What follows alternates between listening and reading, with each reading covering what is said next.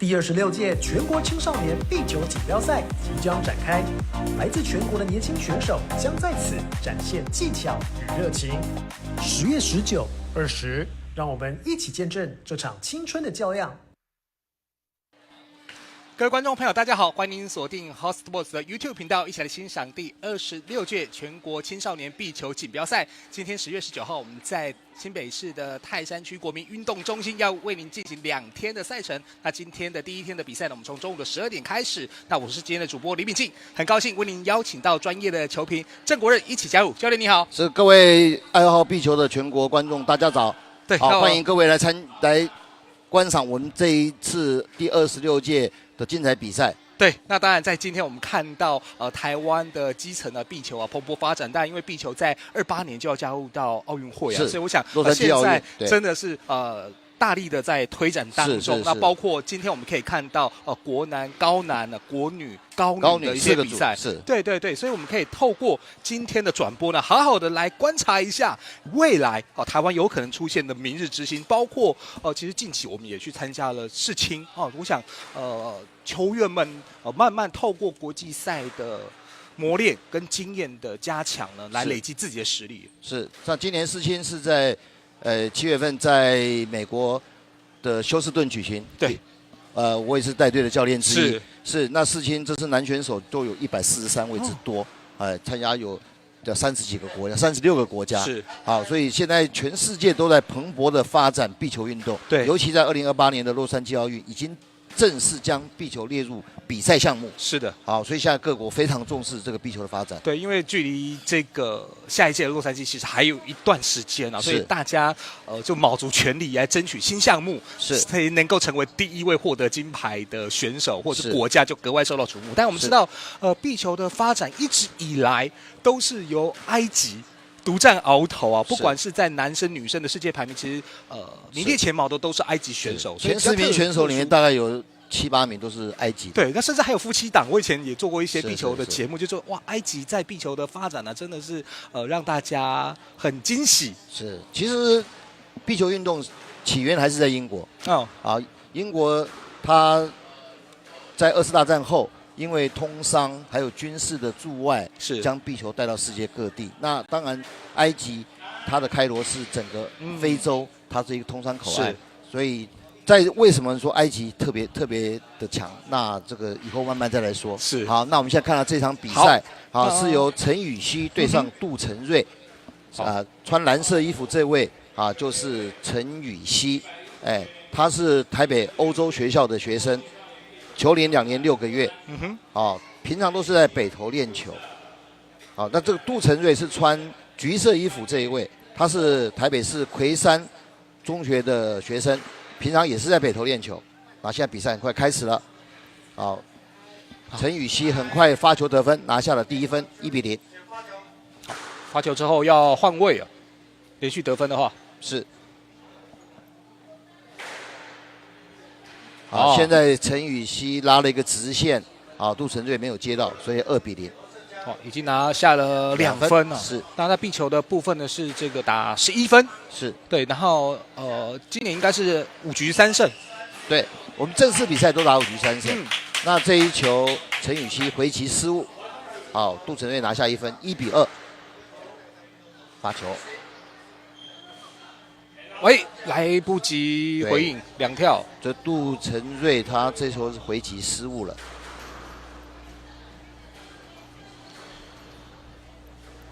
这是当吗？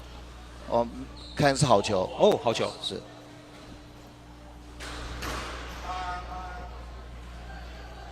这个发球直接得分了，因为杜承瑞没有做截击，让球直接落地，拿下了第5分。裁判认为这一球已经压线奥赛了。对，那因为在壁球的项目跟我们一般的认知，可能跟篮球比较类似都是压线就是出界了。是。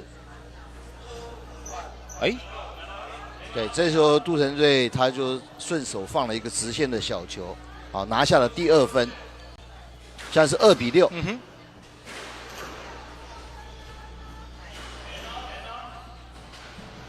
那这一球还是回击过，回击失误，压线了，所以是由陈雨希拿下第7分。哇，好，又喊出界了。对，又罚球失误，8比2。只要超出我们画面上方的这条线啊，就是出界球。是。当然在回击的过程当中呢，也不能低于我们画面上看到最下面的这条线。是，像因为我们有三条红线啊，就是最下面这一条第3条。是。好，这一球裁判直接给了2跳，所以说是由杜承瑞拿下了第4分，4比9，啊，暂时落后。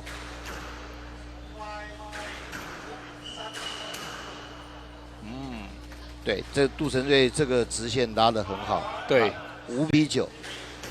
陈雨希但发球失误，白白送1分，因为发球不一定要发在上中线之间，而且不能压线。是。刚才那球第1条跟第2条线的中间。对。所以刚才一球杜承瑞他就压线，就上了1分。那接着陈雨希回击了一个直线，拿下了第11分。对，以11比5。对，拿下了第1局。那每一局中间休息时间是90秒。那这一场的裁判是有很资深的裁判，他的绰号就是 Amigo 许兆明先生，搭配这个不好，应该是说主审是吴佩君小姐，Mark 是许兆明先生，这2位都是我们很资深的裁判。那局跟局之间休息时间是90秒，是 OK。那这也是一般比赛的休息时间。对，但是比赛时间还是随着大会它的赛制来决定。OK。也有可能休息1分钟的。如果比较紧凑一点，场地少，选手人数多，他有可能调整休息时间。是。但如果在正常的状况之下，都是休息90秒。好，那选手可以利用这90秒。当然第一个休息第二个来思考一下前一局的一些状况。那他的随队教练也会顺便给他做一个 coaching， 给他做指导你这一局是哪些地方有失误对方弱点是哪里你要怎么攻，要怎么守，是利用这90秒。在15秒的时候，就距离开始时间15秒，裁判会喊 15 seconds 提醒选手说还有15秒钟你要进场比赛了。那到了时间，裁判会喊 time OK。那第1局谁赢，第2局就是由谁来先发球，所以现在0比0，陈雨希发球，杜承瑞又接发球失误了，所以说现在1比0，由陈雨希领先。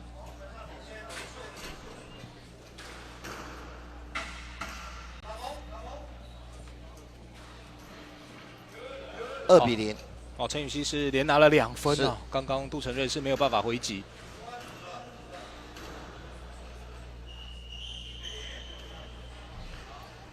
杜承瑞再度的失误，所以现在是3比0，陈雨希领先。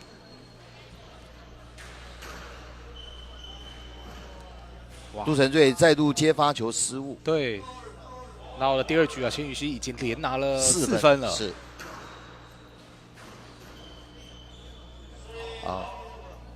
再度接发球失误，5比0。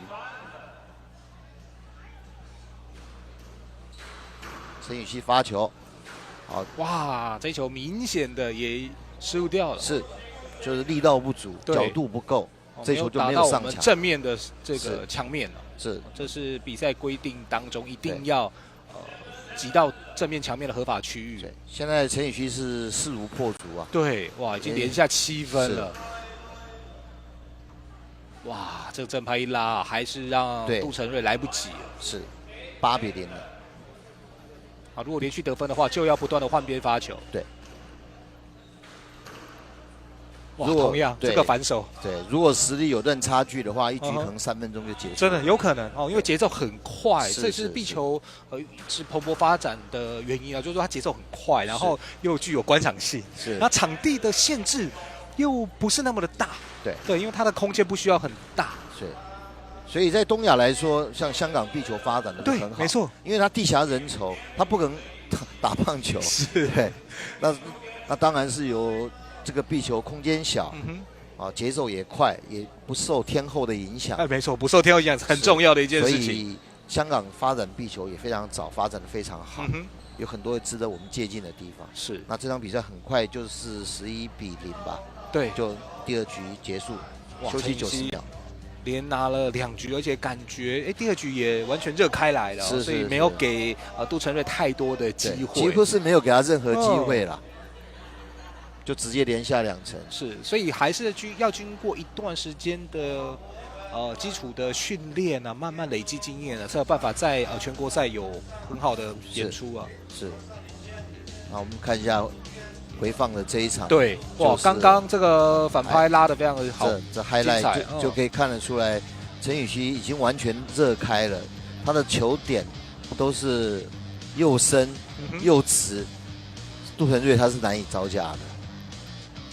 放个小球，对，哇，这种长短之间的搭配，对，长短搭配，他球点的变化，看这一球直接打到杜承瑞的左后方后场深远的位置。哇，这是最难处理的地方啊！是，毕竟这2位选手实力是有点差距的。好，15秒时间到了，所以现在准备打第3局，那当然是由陈宇希来发球。对，宇希已经连拿2局了。是，比赛开始，0-0。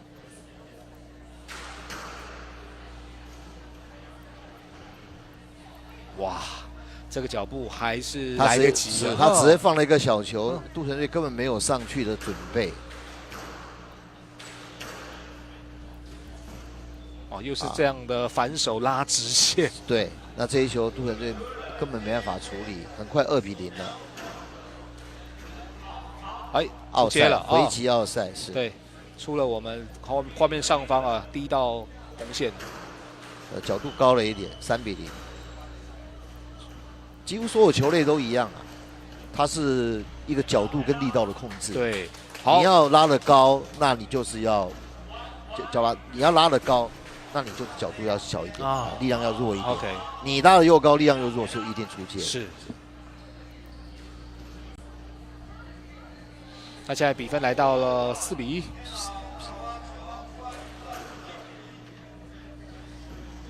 像这一球。陈宇希发的球是又深又远，对，如果你不截击，那落下来根本就没有机会。都是很深远的发球。哇，又在这种根本没有办法出拍的空间所以让陈宇希不断的添加分数。是，那如果杜承瑞这位选手要进步的话，他回去看完这些影片，他就要加强他反手的截击。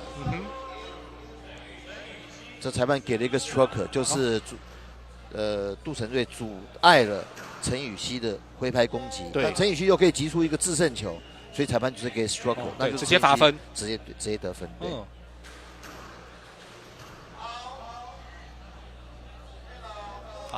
这一球还是太低了 ，down。是。很快到了9-1了。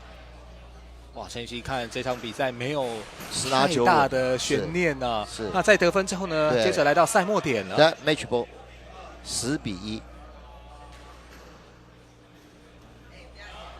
down。对，这毫无悬念的，陈宇希以3-0就击败了杜承瑞。对，哇，刚刚第2局11-0，第3局的11-1陈宇希确实在实力上是。比杜承瑞在更有经验，那可能训练时间比较久，所以也恭喜宇希在今天国男组的第1场比赛呢，就是以3-0击败了杜承瑞，也首开纪录。是，看到陈宇希他球龄也比杜承瑞要多了1年。好，那这个就是陈宇希的妈妈，天下父母心。对，哇，真的跟着宝贝儿子这个是。那我们恭喜陈宇希晋级到下一场比赛。好，恭喜宇希3-0击败杜承瑞晋级。是，我们大会安排的比赛是会将前8名再做最后的争夺前5名的比赛。是，所以如果你第1场落败是落在9名以后的，那就只有1场比赛就淘汰了。是的，因为我们打的是算是淘汰赛。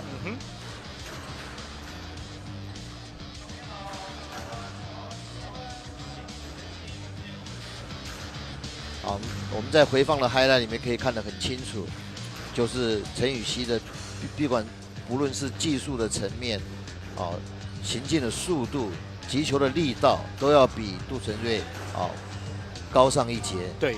整个挥拍的流畅性啊，看得出来，是有经过更多的训练。是。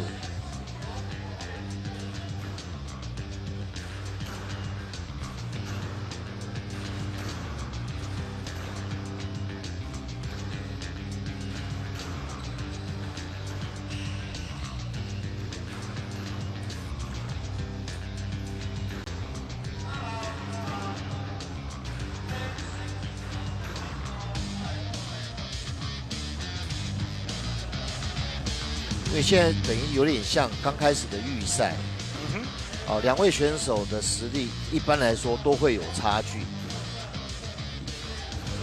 因为这根据国际的比赛经验，你排名高的选手都会先碰到排名比较低的选手，也就是说排名高的种子选手，他是在比赛的后段才会碰面，所以刚开始的比赛的实力都会有一段差距。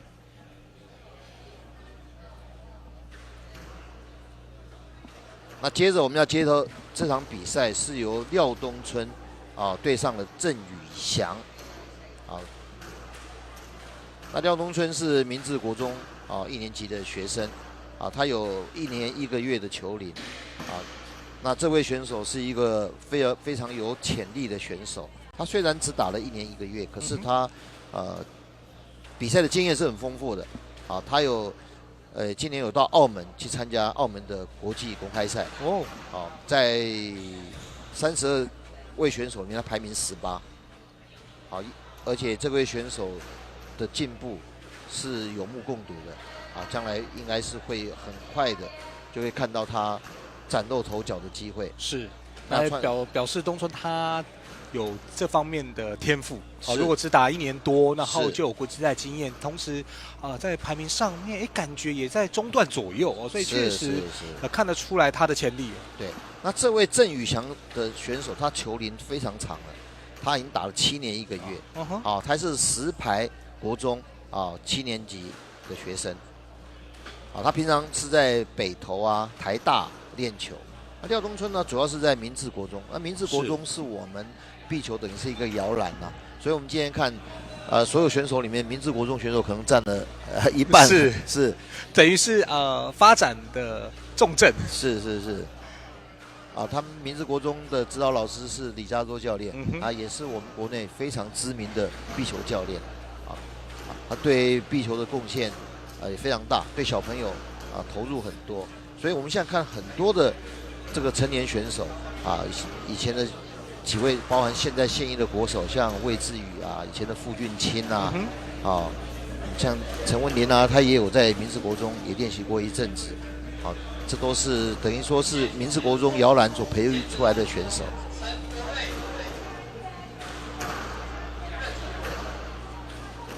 这廖东春目前就是明治国中所培养出来的这个明日之星。那当然郑宇翔实力也不容小觑他毕竟球龄长，他打了7年换句话说可能从小学1年级就开始了。对，他一进石牌国小就参加他们石牌国小的壁球校队。那石牌国小其实也是训练出很多我们国内的壁球精英。那像现在我们高中组排名第1的潘永瑞，第2的彭少谦，跟国中组排名第1的彭少宏这些都是石牌国中培养出来的选手。是。当然，这位郑宇翔他征战的经历非常的丰厚参加过北投的各项比赛，包含理事长杯三重运动中心的比赛还有台北市壁球协会所办的中正杯都有他的踪迹。所以这场比赛马上开始了。穿绿色衣服这位就是廖东春，明治国中1年级的学生。接球穿橘色衣服这位是郑宇翔是石牌国中1年级学生。很快廖东春发球得分，1-0。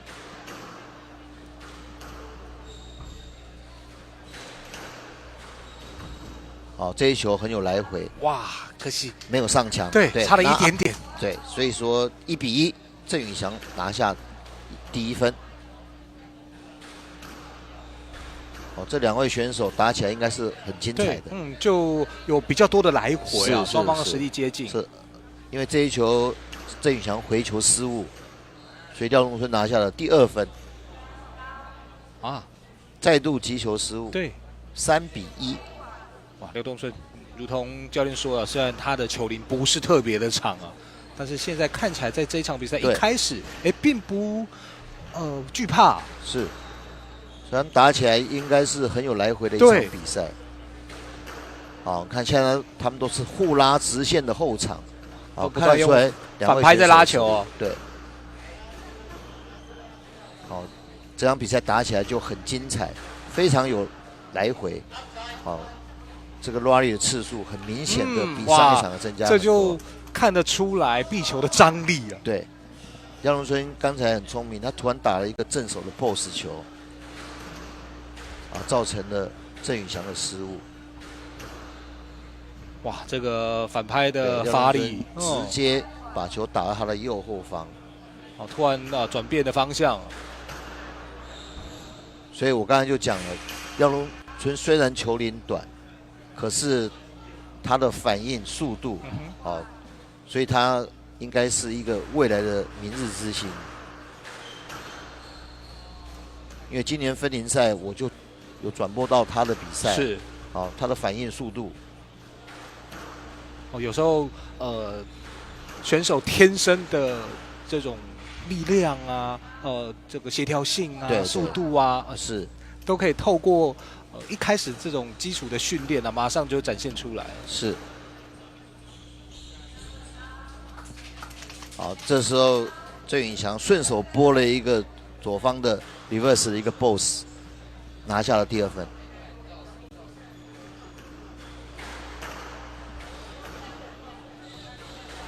好，你看他们互拉直线，可以知道这2位选手的实力。你看戴荣春，他突然做了一个变向，对，哇，这个变线球从反手到正手的右后方，就直接压迫到郑宇翔了。好，但是这球 down， 对，打在线下。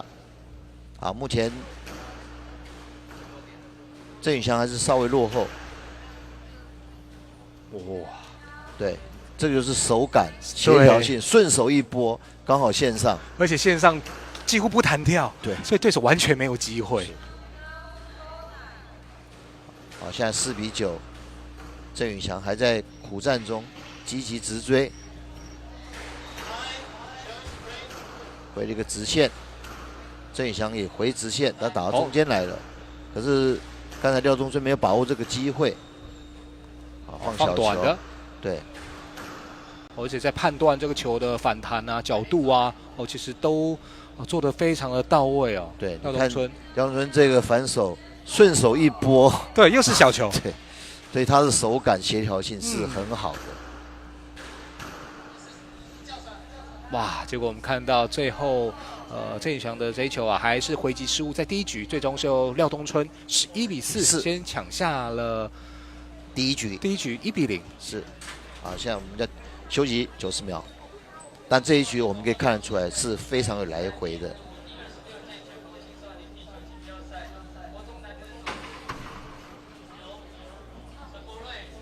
是一场这一局打得很精彩，好，他的来回。跟上一场比赛，我们就可以看得出来是有所不同的。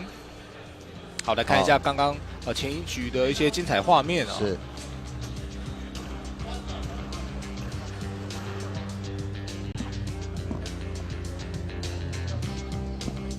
顺手一拨到前面，造成郑宇翔的失误，放小球，拉直线。再给一个 boss，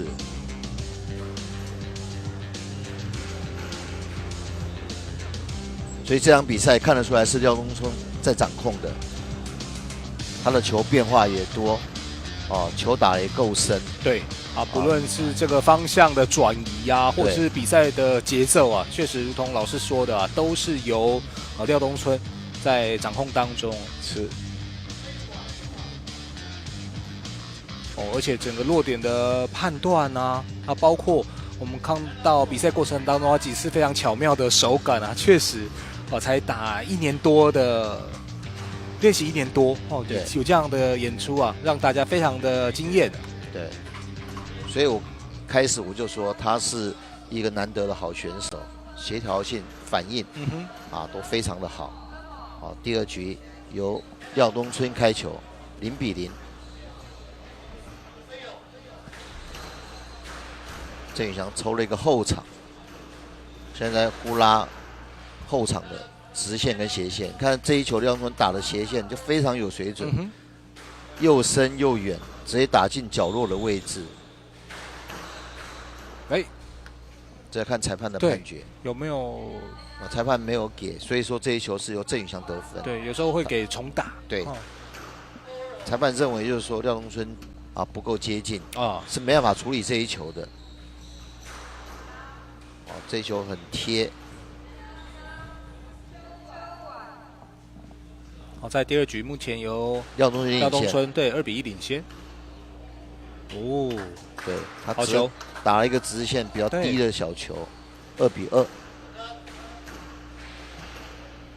再一个，他虽然球弹到中间，但是他压得够低，廖东春也没有上前的准备，就拿下了第3分。郑宇翔领先哦，是还有机会。对，哇，再度得分。现在郑宇翔，毕竟以经验来说，郑宇翔会比较好，但是廖东春就是他本身的反应速度击球的力道，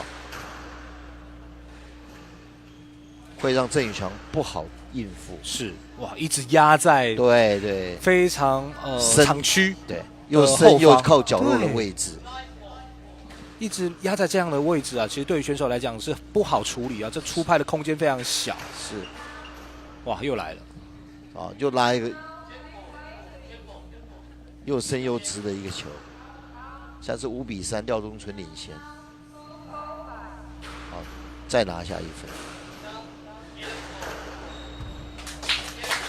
这一球郑宇翔回的就很好了。现在郑宇翔是领先的，6-4领先。但是宇翔这一球没有打好，所以廖东春再添1分，5-6了。是。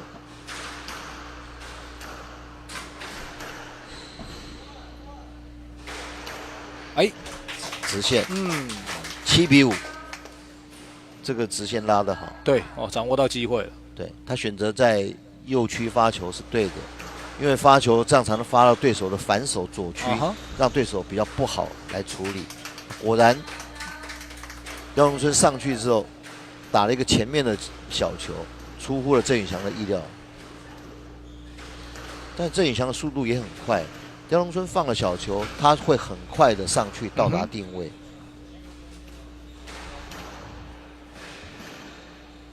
Boss 放小球，哇，这个小球还带斜线呢。对，放得很好，现在7-7了。追上来了。是。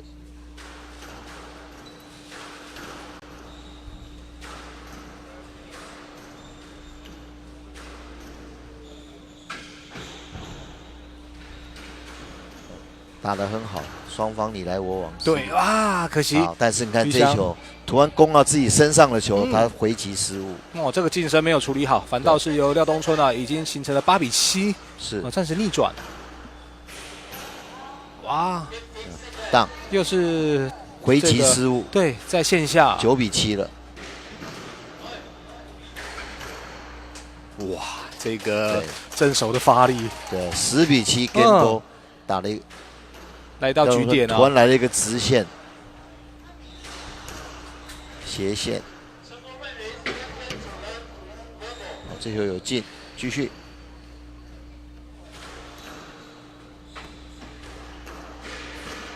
哇，在这个贴近这个壁面，真的不好处理的情况之下，最终在第2局还是由廖东春以11-7收下。现在在局数上是2-0，绝对领先了。休息90秒，让小选手喘口气。不过看到第2局两边的来回更多所以可以看得出选手确实在体能上已经开始有一点流失了。是，所以除了教练给他指导之外，最重要选手赶快调整自己的心态，喝水休息，你看现在各个教练也好啦，球友也好就会给他指导。对，你刚才有什么样的问题？为什么领先打到落后，最后输掉这一局？不过对宇翔来讲比较可惜啊。其实，在第2局的一开始都一路领先，一直到了中后段才被东春给追上来。是。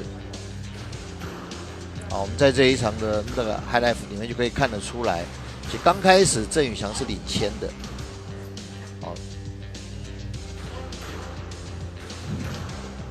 但是到了后段之后没有把握前面的优势，像这一球，郑宇翔的回放小球是非常成功的。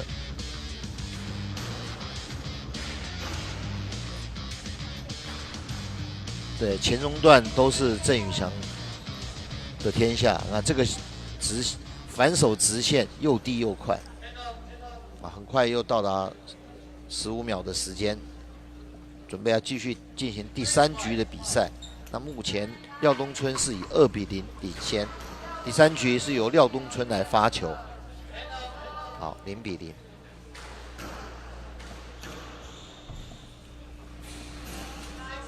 那这场比赛，Mark 是由潘桂叶小姐担任，主审是李明公先生。但是因为2位选手几乎都没有要求判决，所以主审他也没有他发挥的空间，是，所以就是由 Mark 他就能主导这场比赛的判决了。哇！结果我们看到宇翔的这球还是危急失误，对，还是太低了，2比0。目前郑宇翔还是在暂时的落后，放小球，但是廖东春速度非常快，对，放完小球他立刻就到了，而且立刻在正手就回了一个他的斜线到他反手靠角落的位置，再度失误，3比0。突然的变现确实会让郑宇翔有一些措手不及啊。是，这个要放短球，放小球失误，对，拿下了第1分，1比3。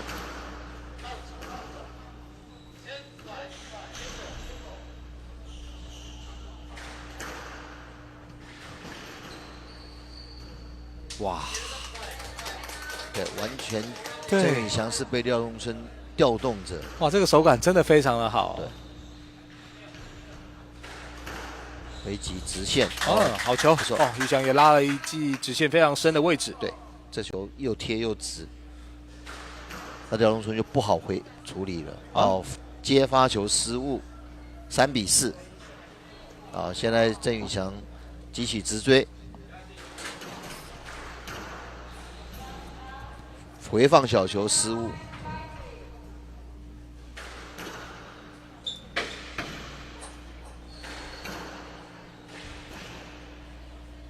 这一球看得出来，廖东春一个反手打得又深又远，对，直接攻入郑宇翔右后方角落的位置，打在线上，所以这球弹起来，很快已经到7比3了。刚刚一度追到3比4啊，但是又被廖东春连拿了3分。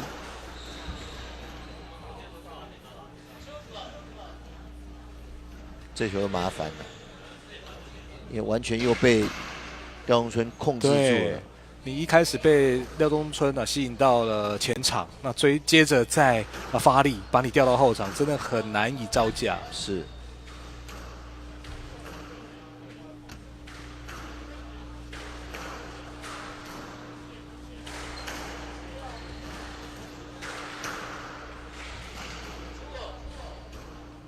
不过这一球多拍的来回，双方还在僵持。对，这一球当然是僵持最多拍的一次。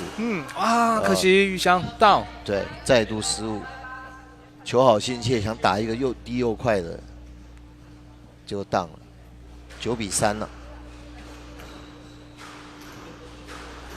boss 直线又 down 了。那现在来到了最后1分了，赛末点 match ball。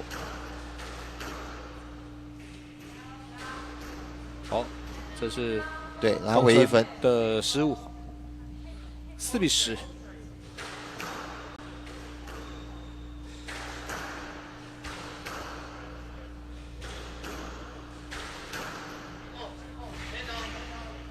哇，这个正手又攻斜线，对，反手角落的位置，郑宇翔已经没办法处理这一球了。所以在第3局最终还是由廖东春顺利的收下，最后是以3-0击败了郑宇翔，也恭喜廖东春。哇，这位球龄不到2年的年轻选手，确实展现出让大家非常惊艳的实力11-4、11-7以及11-4击败了球龄更长的郑宇翔，也拿下了本场比赛的胜利。恭喜廖东春，是恭喜廖东春顺利晋级到下一场比赛。那再来，我们就要介绍就是属于高中组的比赛。好，前面2场都是很精彩的国中组的比赛。好，我们先看一下上一场比赛第3局的 highlight。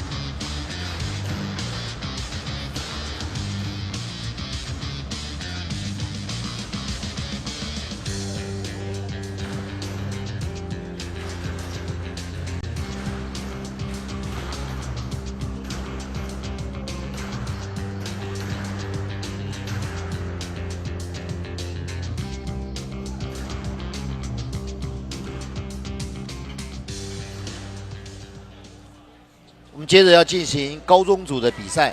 那这场比赛裁判主审是由吴弘一先生来担任，marker 是潘桂叶小姐。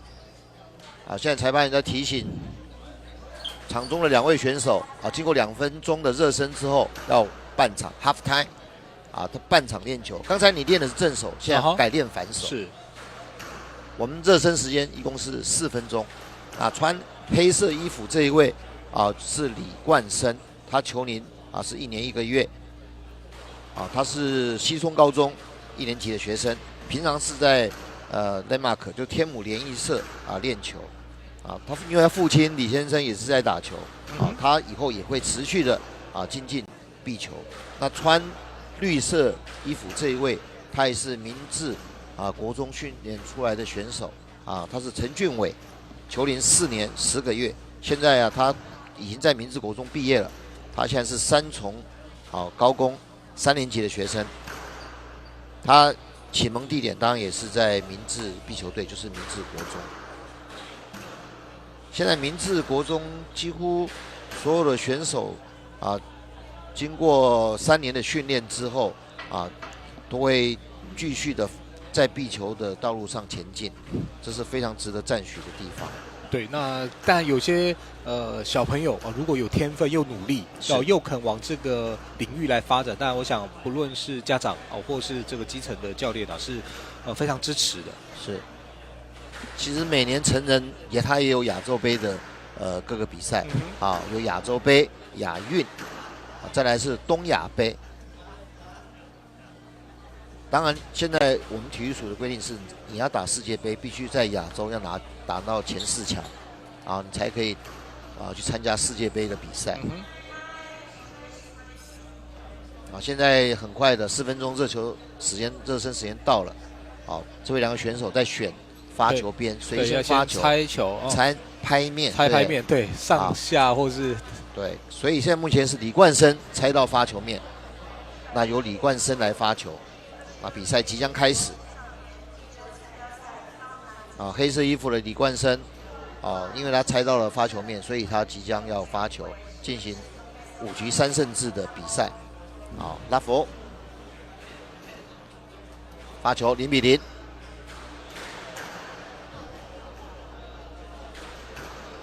陈俊伟回了一个直线，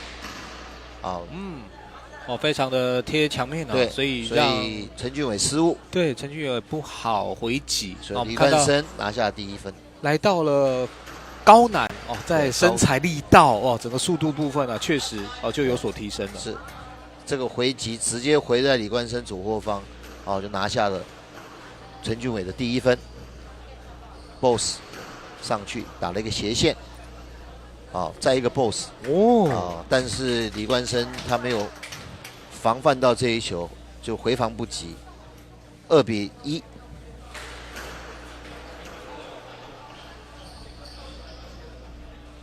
小球，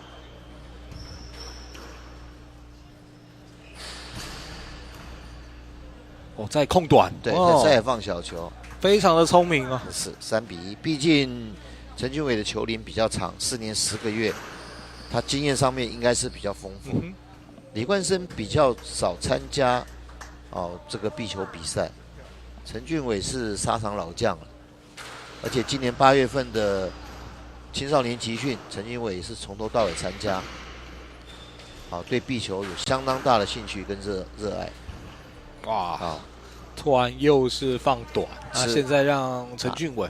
虽然先掉第1分之后呢，现在是连续的得分啊，5比1，现在陈俊伟领先，这是再度回到中间。好，陈俊伟回击失误，对，李冠生拿下第2分，在线下的关系，现在形成2比5，是，冠生的发球到后方深远的位置，造成陈俊伟的失误，再拿1分回来。对，得分就是要强迫换边发球，所以刚才右边发球得分就要到左边来发球。再拿1分哦。是，他这球打得够深远，而陈俊伟他的挥拍挥击的角度跟力道是明显不足的。现在打出一波3比0，打后墙，借后墙力量击向前墙，塞了。对可惜太大了太高。也中断3比0的攻势，现在形成6比4。还有回放小球，7比4。因为陈俊伟放这个小球，李冠生没有上前接球的准备。所以就轻易拿下这1分了。像这一球，他就有所准备了，但是回防不好，那球又在陈俊伟手上，那当然下一球又是你又最不好打的位置。现在已经8比4了。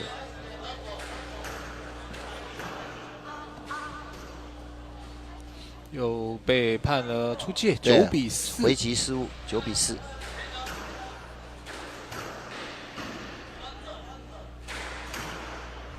好球，是打了一个强而有力的斜线。对，因为刚刚俊伟的回击这个球比较软，是让冠生也有机会直接发力。是，俊伟这位选手他是打点的，其实他力道没有很强。所以每一位选手的特性不一样有的可能是如同老师讲的打点，那有人是力量派的不太一样，有些是 power 型的。刚才冠生回击又失误了，所以俊伟拿下了局末点，10比8是 game ball，10比6 game ball。哇！结果拉这一球啊，还是让冠生啊，来不及。所以俊伟呢，在第一局11比6收下，目前暂时1比0领先的对手。是。对他的球友纷纷上来给予他的祝贺。好，我们可以欣赏一下，好，前面这一局精彩的重播。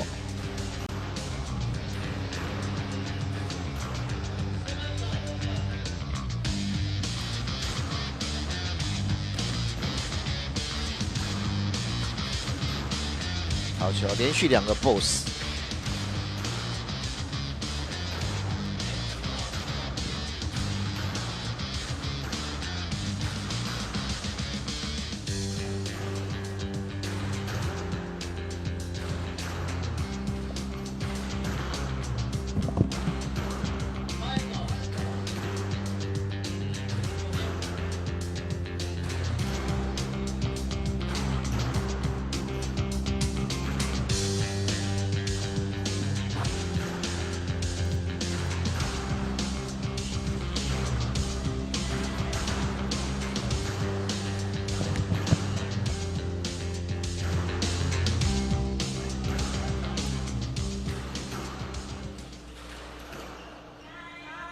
好，经过90秒的休息，很快要进入第2局的比赛。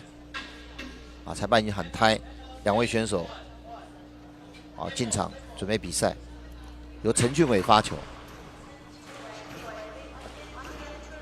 啊，1比0领先 ，Love。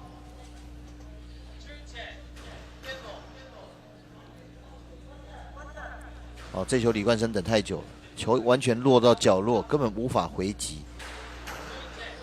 这种球是要果断的进行一个截击，对，不要再让球下落了。落下来如果不弹出来，你只剩下打 boss 或是勾球的机会，对你也是非常不利的。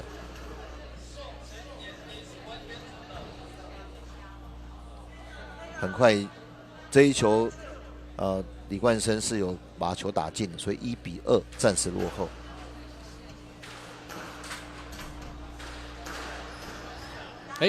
再度发生了回击失误，2比2了。这球打在这个线下。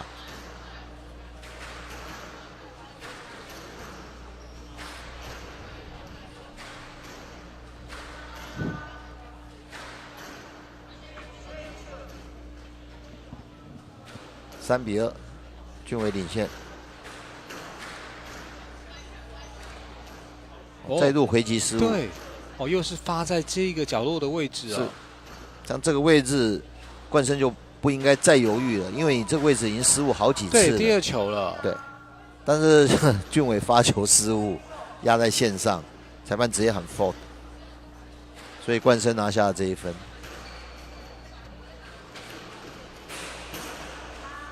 这球也是打在手上的球，送上嘴边的肥肉，结果让他飞了。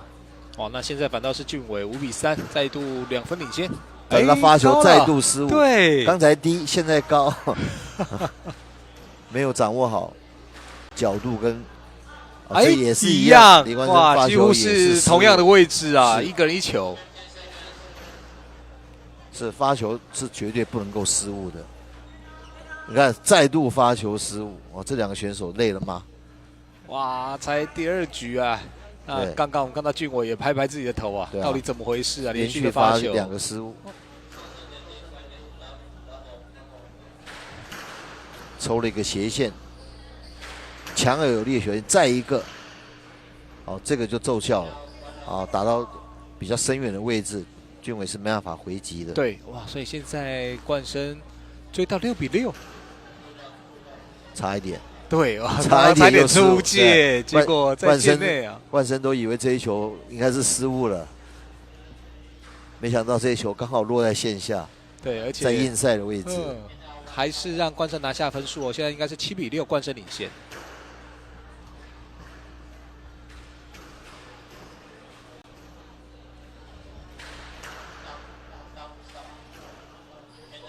球，想要做截击，可惜到了，角度压得过低了，所以这球直接打在线下。哇，冠生8比6，这一局，冠生目前领先2分，但是俊伟发力了，拉了一个又快又直的右方直线，7比8，追回1分。在这球够贴，墙壁边对贴的关系啊，让俊伟没办法发力。9比7，再发了一个好球，10比7。冠生有3个局点了，对，有机会拿下这一局。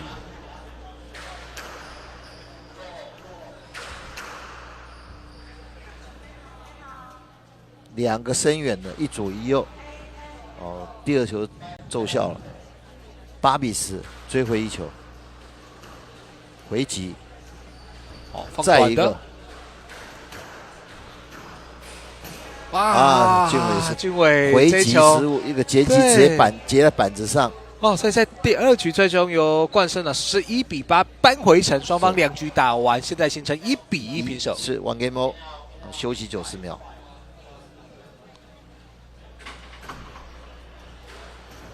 好，冠生今天也是他父亲带他过来比赛。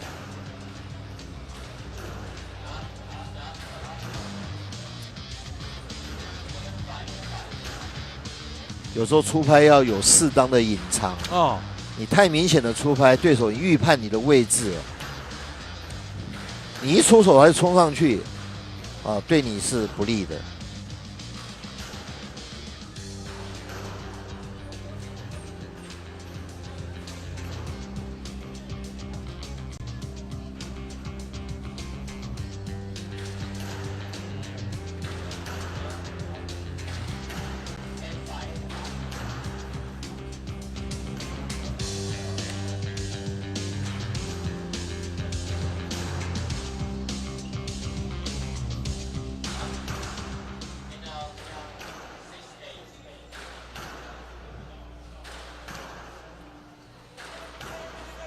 好，很快的，还有15秒，准备要第3局的比赛。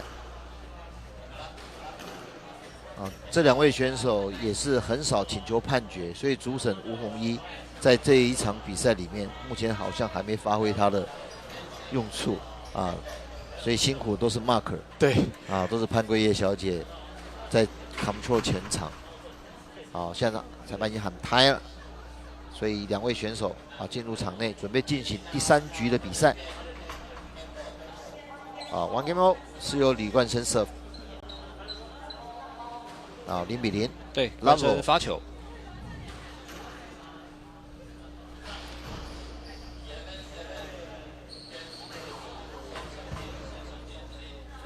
这球没进。李冠生想借后墙将球打进。发生失误。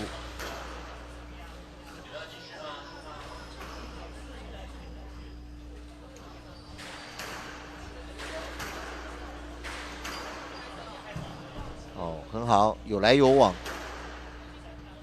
俊伟再拉一个，对，反手直线放个小球。哇，突然，对这个小球放的，对，很有突然性又隐蔽好，又靠右。2比0。这一局目前俊伟领先。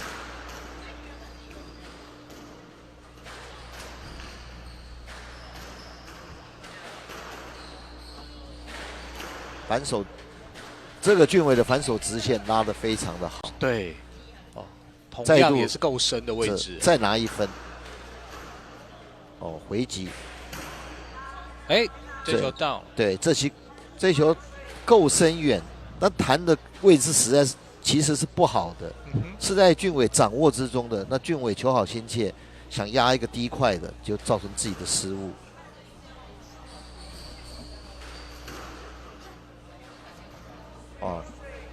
他这球是一个 lucky 球，想用力抽个后场，就打在框上，那球刚好落在前场的位置。哇，非常贴墙面啊！是，所以让冠生的正手没办法出力了。这球是不好处理的。他刚好贴在墙面上。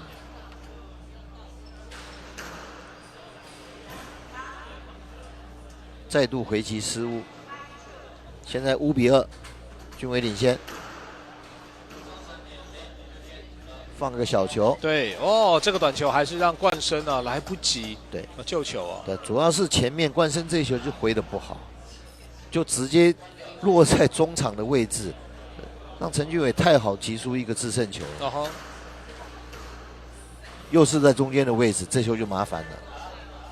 哇，所以俊伟已经稍微拉开比分了，来到7比2。对，回击失误，俊伟可惜了。其实这几球冠生都回得不好，啊，都打在对手手上的球，一步之内，对手太好处理了。你可能还是要让俊伟多一点跑动，对，要让他移动。但俊伟这一球直接下去就逆可了，冠生是一点机会都没有。8比3了，放了一个小球，但是这个企图被识破了，所以冠生早就上去等他了。好球，这个直线拉得好，啊，又深又远。对哦，所以在球路的变化上面或线路的选择，确实啊，俊伟还是比较多的变化。对。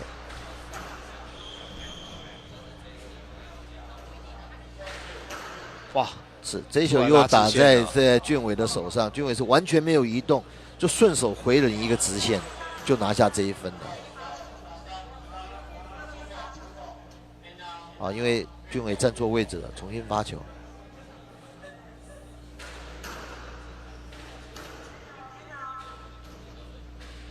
这一球回了好，啊，一个直线。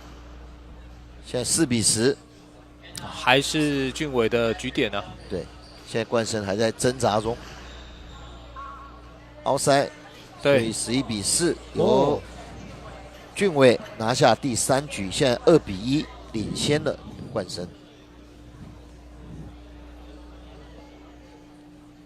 好，俊伟的教练学长都过去给他做一个指导。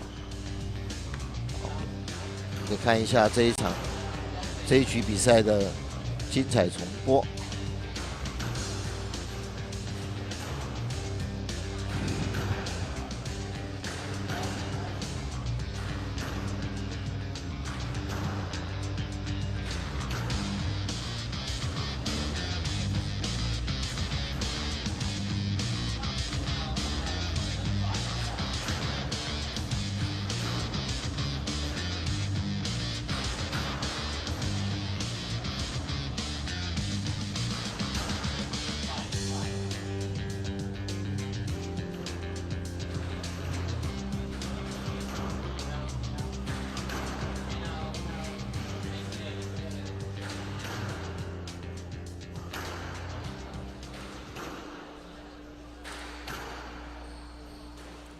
好，经过1分多钟的休息，现在也接近尾声了。好，裁判已经在喊15秒。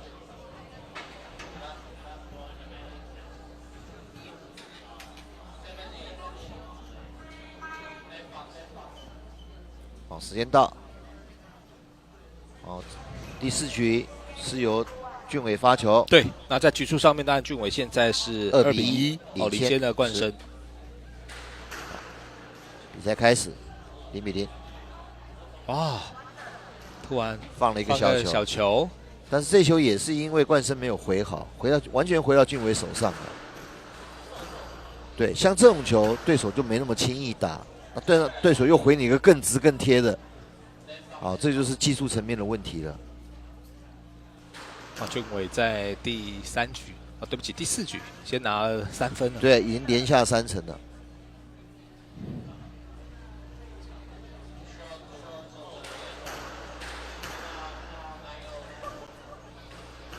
机会。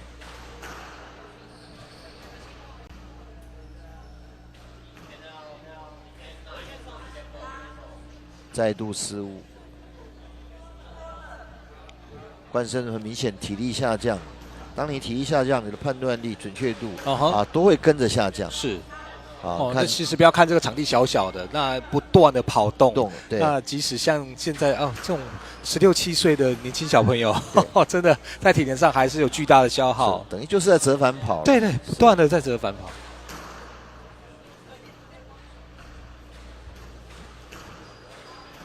高了，是出界。哇，所以到了第4局，确实如同老师讲，也许在体能上受到了一点影响，所以现在呈现一面倒的状态。是，很快赢7比0了。那第8分出现了。8比。冠生看样子他已经无力再继续应战了。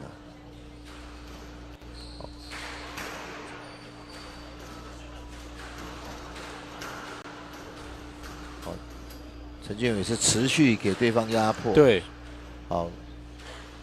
虽然俊伟的位置没有很好，但是他前后还是可以调动到冠生。冠生突然一个回击到反手的反方向的位置。哇！但是冠生的发球拿下1分，发球立刻失误，又奉送了对方1分。放小球。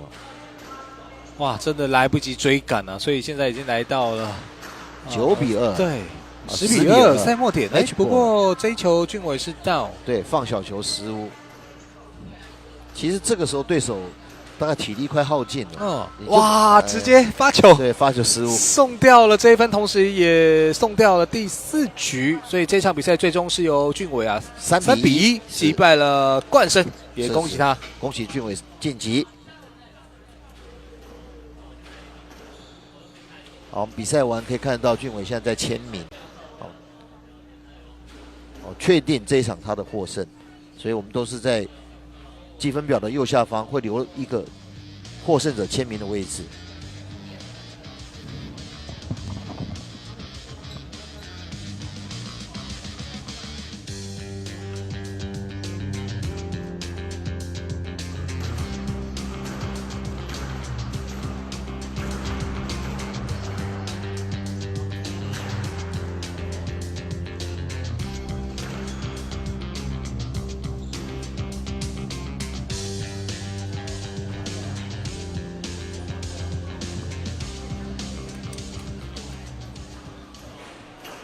好，接着下一场比赛仍然是高中男子组的比赛，是由徐伟恩对陈礼奇。那徐伟恩在这一次赛会里面应该也算是5号种子。他球龄6年，读的是目前读欧洲学校，平常在台大练球。徐伟恩也是我们在赛场中常见的这个沙场老将了。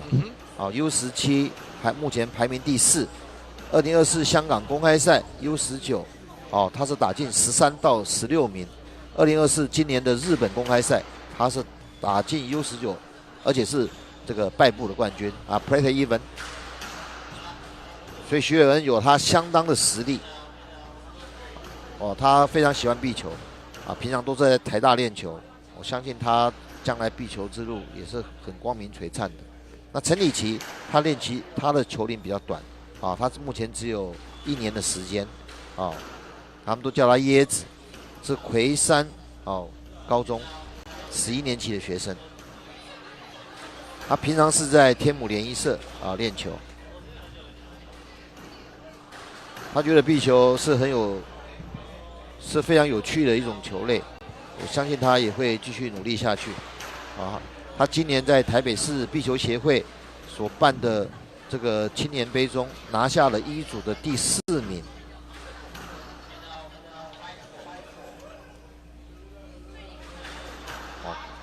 所以希望这一次比赛2位都有这个很精彩的表现。那很快到了2分钟中场换场时间，我们热身4分钟，所以2分钟就会做一个换场。是。现在穿黑色衣服个子比较高大这一位他就是陈礼奇，他身高有187公分了，也是非常好的身材。那徐伟恩他绰号是 Wayne， 他是身高173公分。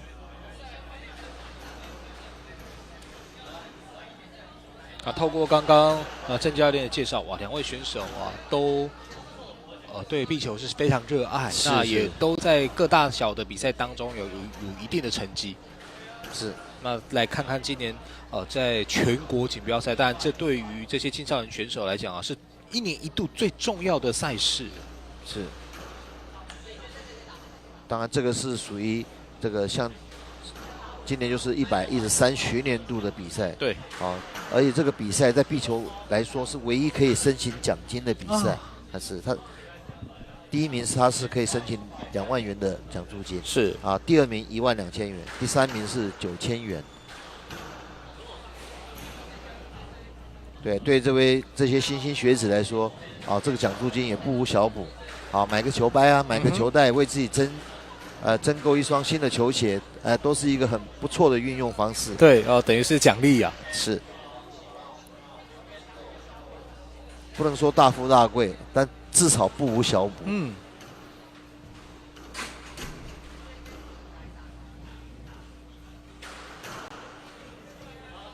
当然，这2位选手以过去的战绩、球龄、以实力来说，当然薛尔应该是略胜一筹的。比赛很快到了4分钟结束，就要选发球、猜拍面，就看样子是徐伟恩猜对了。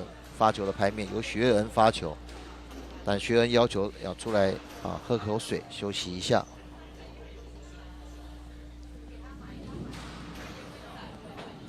今天的裁判主审是许兆明先生Amigo， Mark 是吴佩君小姐他们照这样来看来，这2位裁判他们应该是一个组别的，轮到他们就是前一场当 Mark， 下一场当主审，是他们是2位自行轮替这2位当然在我们国内来说都是很资深的裁判。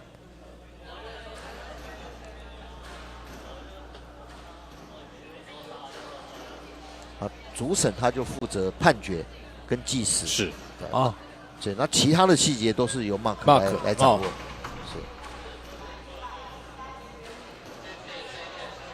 像例如说 ，Mark 喊说 15 second 就还15秒，他也是根据主审他的计时给他的指令，他来附送。是。那如果有判决 ，Mark 要附送主审的判决。好，现在开始，徐伟恩发球0比0。那李琦就接发球失误，1比0。韦恩的发球是马上拿下了分数。回击。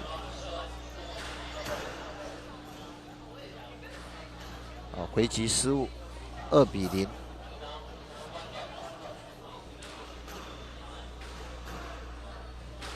李琦回击。当然，学员的球现在打的都是近边靠脚，李琦是不好回的。哇，这个假动作是突然放了一个小球，对，让李琦是完全没有启动的状态之下呢，拿到第4分了。是。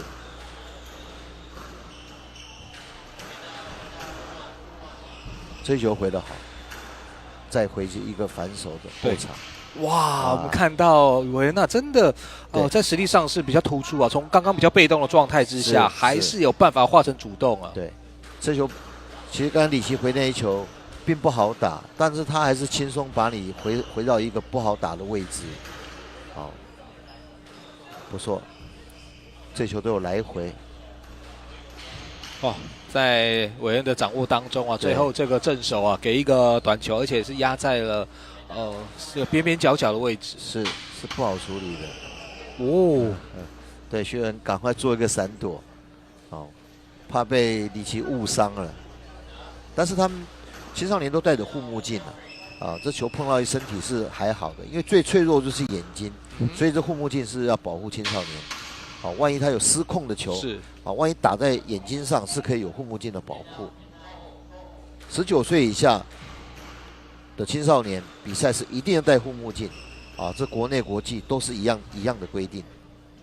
而且像参加国际赛，甚至主办单位会要你写一份切结书，就是你自己要切结，你这个护目镜是合于规范的，合于规定的。好，我们看到已经来到 game ball 了。是哦，我们看到韦恩确实在比赛的一开始到目前为止都在掌握当中。是，我觉得韦恩这一球是故意发球奥赛，对，因为他不想让选手11比0。对，有点像桌球的味道啊，桌球也有这样的潜规则。是，我还是让你得1分。对，因为11比0说实在是不太好看。对，那桌球选手也是会在第11分的时候故意发球下网。是，那这一球李琦很好，上去放了一个小球，拿下第2分。好，李琦继续发球，发球奥赛，对，直接结束了第1局的比赛，11比2，由韦恩拿下第1局。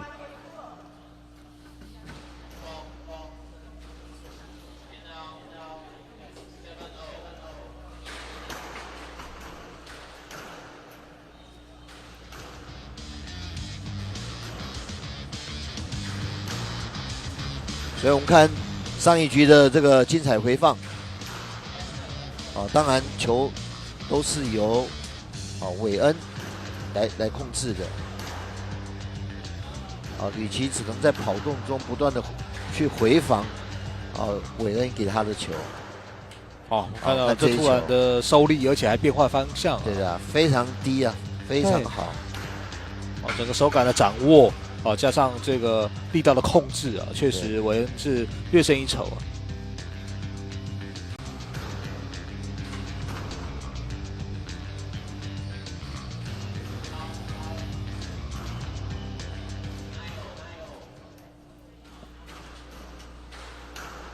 好，经过短暂的休息，现在主审许兆明先生一直在看他的码表，他已经告诉Mark还有15秒。所以Mark马上附送15 seconds， 就是说下一局，距离下一局开始的时间还有15秒。那2位选手这时候就要进场，准备要进行下一局的比赛。好，第2局是由韦恩发球。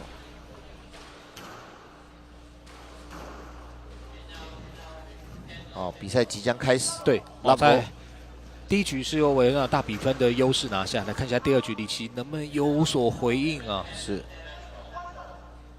李琦第1球回击就失误了，压线，还是压线。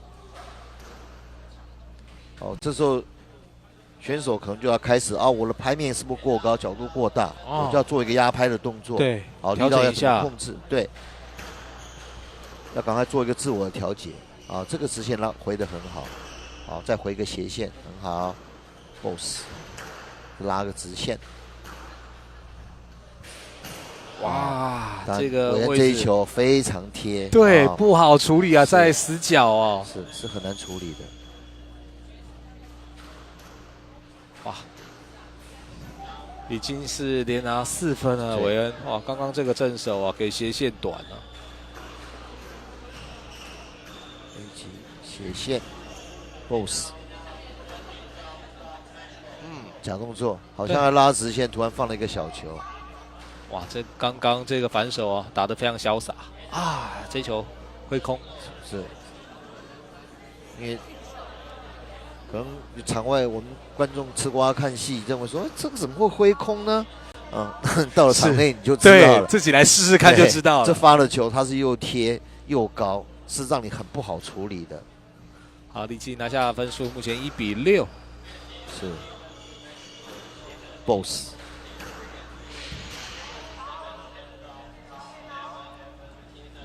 所以这很明显，李琦他的拍面角度过大，所以他的球出去之后几乎都往上奥赛了。突然的发力还是被韦恩给控制住，结果再衔接一个短小球，这个很聪明，这个位置打得很好。突然正手转身放了一个小球，因为韦恩是在后面准备要接长球的。一样，这一球非常的贴，非常的深，让你不好回击。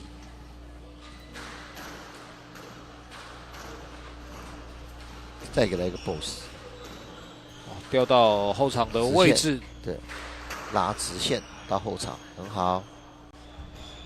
反手上去，但是韦恩一出手，你看这球就逆可了，啊，你上去也没有用，那时候就是角落直接2跳逆壳。那刚刚我们也看到韦恩的这一个反拍啊，真的是他的杀手锏啊！是哦，只要在这个位置，他的反手哦可长可短，就会让李奇啊第4针很难判断。是。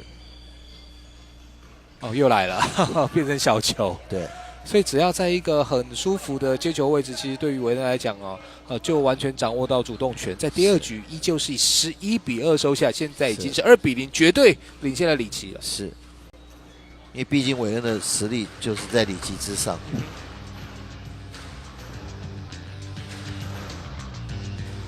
但是这一局里奇打的就比较好，比第1局要稳定很多啊，球的来回，他的选点啊。就要比第1局进步很多，这就是持续进步。对，那还是要透过比赛了哦。那找到自己的缺点，那再加强训练。那当然，比赛经验也是选手呢能够进步的指标之一啊。是。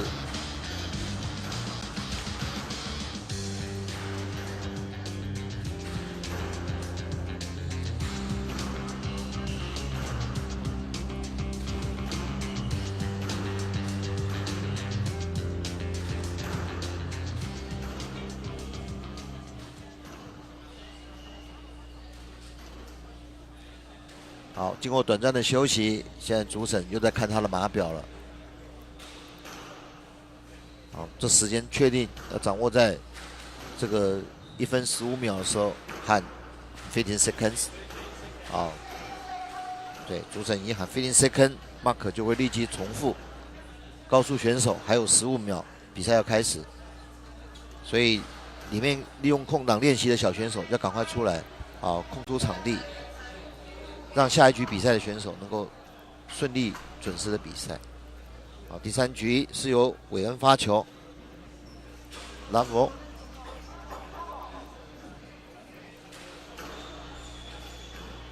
李奇回击，推了一个后场。对，哦，还是压在后场，拉起来，拉后场。哎，想要突然给小球，但是韦恩失误了，难得很少见的失误。对，哇，那反倒是里奇先拿到第1分呢。是，首次领先。发球，再来一个，哇，没办法了，让他跑这个最远的斜对角，是，这也是完全来不及。就是术语说多，打到对手最遥远的位置。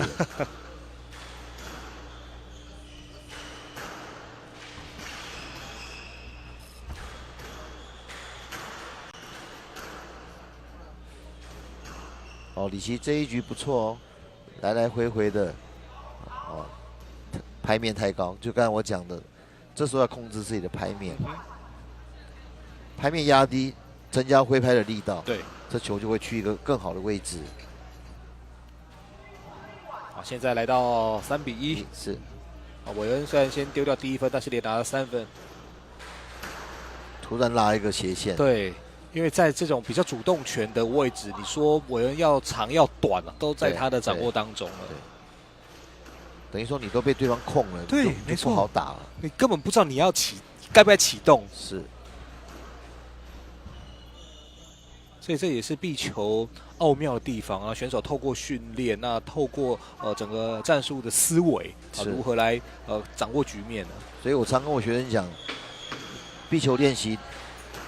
第1步就是要打到球嘛，对，想办法，你就是要把球打起来，打到球。那第2个，你就要想到说，这球打到哪里去，是对手才不好打。没错，而且在瞬间当中要判断。那当然，这个判断的好或坏，就是透过训练、透过比赛经验，慢慢的累积。因为一位优秀的运动选手，绝对脑袋是非常的聪明的，他知道什么时候我要做什么事情。那第3步呢？那就是要贯彻你的意志，你知道第2步就知道把球要打去哪里，那第3步你就知道确实贯彻你的意志，OK， 把球打到你想去的位置。那时候你就是一个好选手，是，好，都知道球要去哪里，都能很完整的控制，很准确的控制你球去的方向。那你好打了，对手就不好打，这就是相对论了。哦，李奇现在很明显他的拍面都过开了。对，所以我们看到韦恩很快的已经来到了赛末了。是。抽了一个斜线。对，还有哇，可惜李奇这一拍还是挥空，在第3局最终韦恩还是大比分的优势收下，3比0，恭喜徐文恩击败了顺利晋级。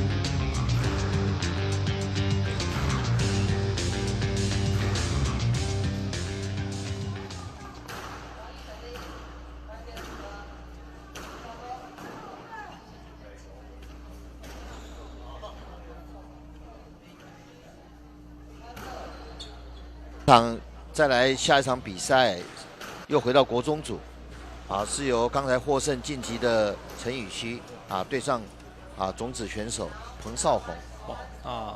彭少宏但战绩是相当的出色，在台湾所谓 U 层级的比赛当中时常是名列前茅的。是，那现在彭少宏是台湾U15以下的排名第1，对，全国第1。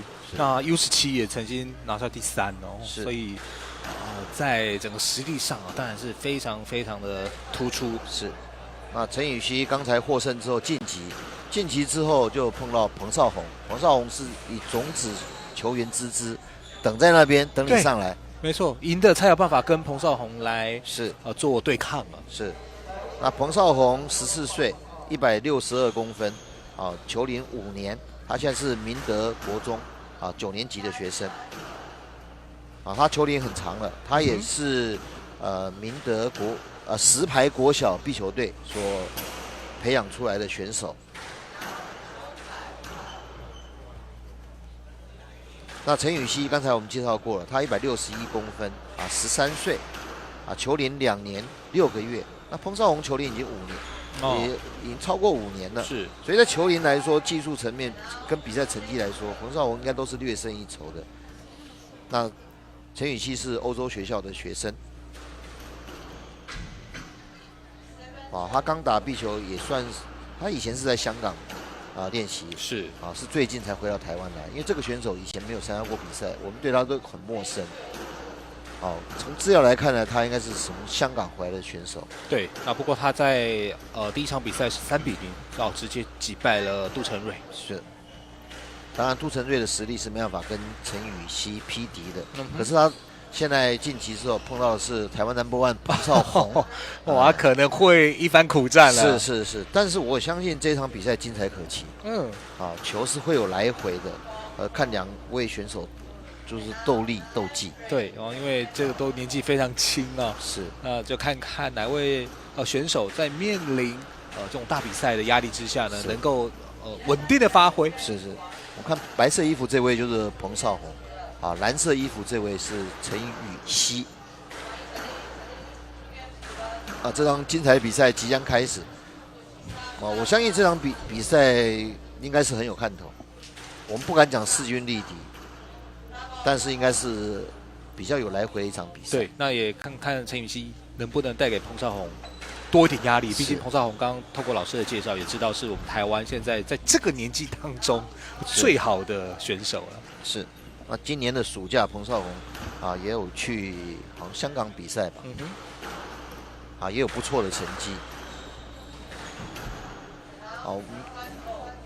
现在我们国内壁球渐渐风行，所以在亚洲这些公开赛，国内选手他们也会自费透过协会的报名去参赛。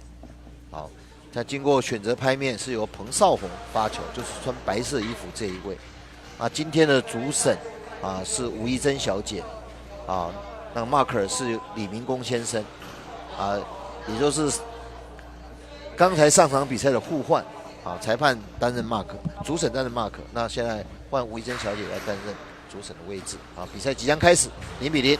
好，彭少红的发球是彭少红拉了一个直线，又深又远。陈雨希很明显这球回得不好，对，就回到中间，在彭少红手上了。彭少红顺手一推一个小球，拿下第1分。长短的搭配，彭少红首开纪录，就是让对手移动。你每一球打到对手手上，那你就没得好，你就没得打了。好，虽然很挥空不过这个脚步还来得及。哇，可惜雨希又来到了前场的位置，最后是 down。对，因为这一球彭少红给的位置并不好打，回击深远，但彭少红马上回他又是一个直线。又深又靠脚的直线，让陈雨希很难回击这一球。很快到3比0了。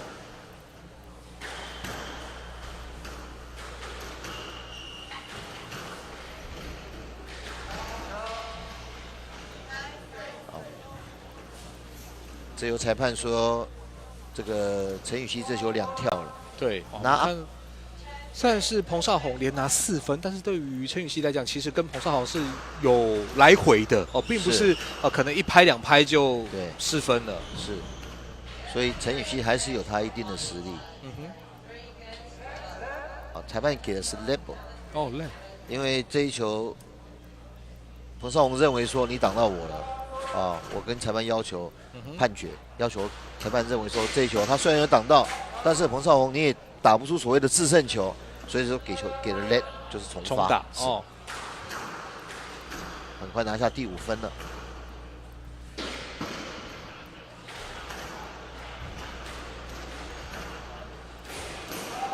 又到了陈雨希。对，那彭少红就稳稳跟你打，我就等你失误。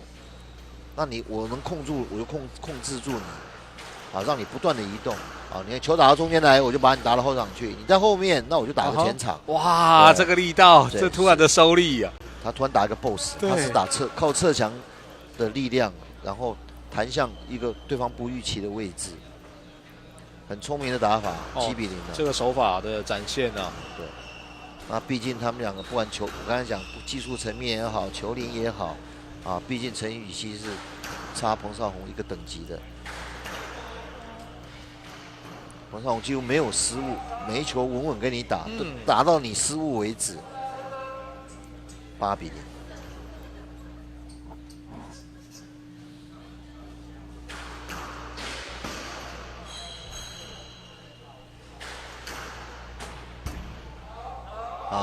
终于拿下了1分。雨希对，拿下第1分，打得很好，打得到左后方很深远的位置。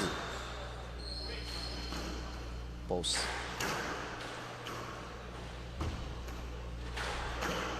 直线，反手直线，还是给直。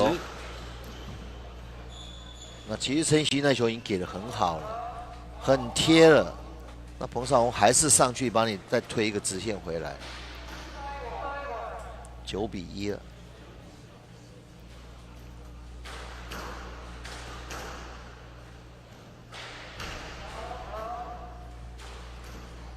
10比1。对，来到了 game ball。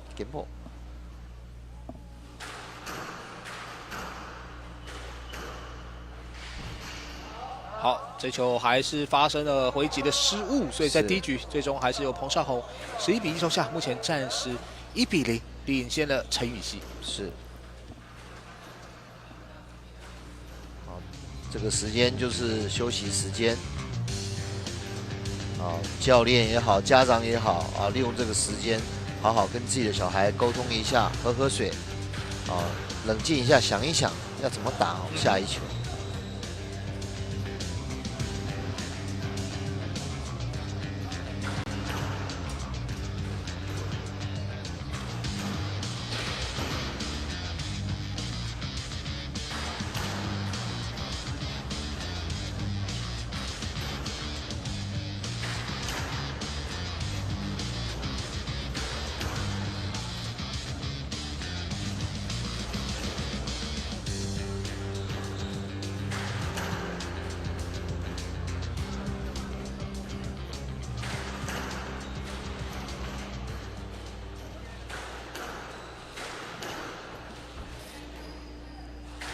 经过短暂的休息，你看陈雨希的妈妈再三叮咛，然后帮他擦汗，告诉他要稳稳的打，尽力就好。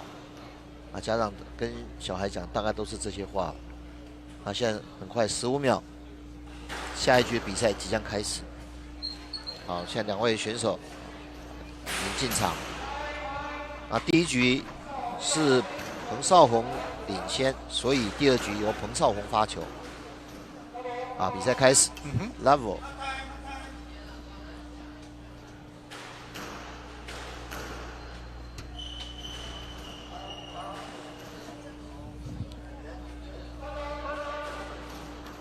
彭少红突然给一个 boss， 对，哇，这一球雨希完全非常非常的精彩啊，定在原地。有了，是这一球，少红回到中间来是雨希的机会，1比1拿下了第1分。放个小球，可这个小球太明显了，还没有出手，彭少红已经在移动了。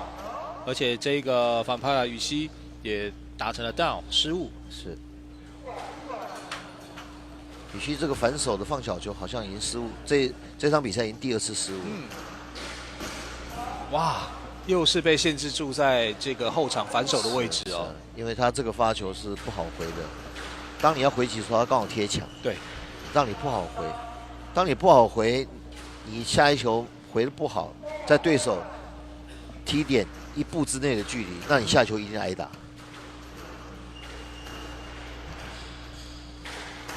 又给直线，对，所以如同教练讲的，你第1球就打出80%，你越来就越劣势，你的第2拍就变60%，是第3拍可能剩下30%，是的，存活率是越来越低的，对。出界了，是，那时候对手只要不失误，后面就是被打到死为止。6比1。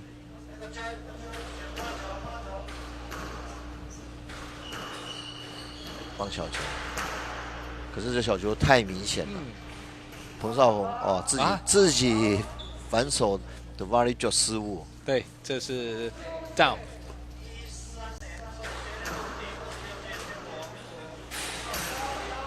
这边陈雨希也是对回击失误，对，在线下球好心切，压太低了。所以你是个稳定的选手，你很难打死你，对方也会急，他也会越打越低，也造成自己的失误。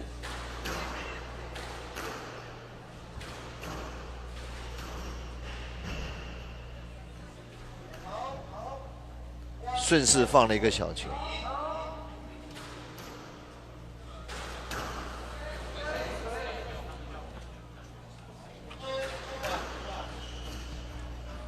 8比3了。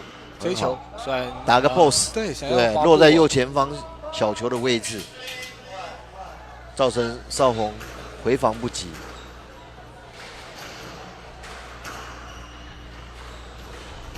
再一个斜线后场，前方小球，对，哇，再一个拉拍已经是完全拉开空间了。就是刚才主播您讲的，从80。再来是60，再来30，再来就0了。对，存活率一定是越来越低，越来越低。因为你每一球回的给对手的威胁不够那当然就是越来越不利了。很快到了局点了，10比4，来到 game ball 了，直线放了一个小球。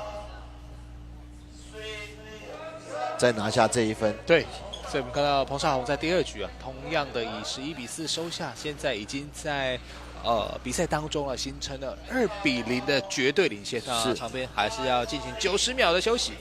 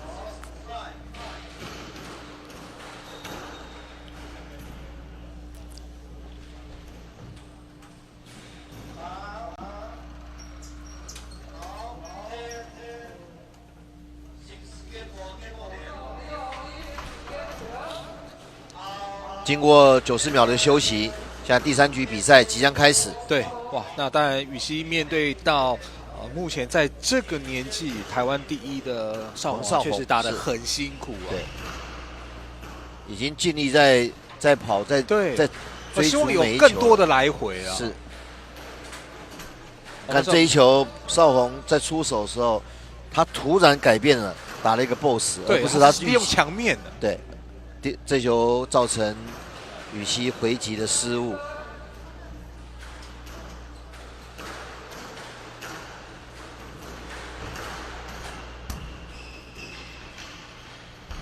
哦，这个脚步来不及。对，羽西这一球小球放得非常好，拿下了分数了。是。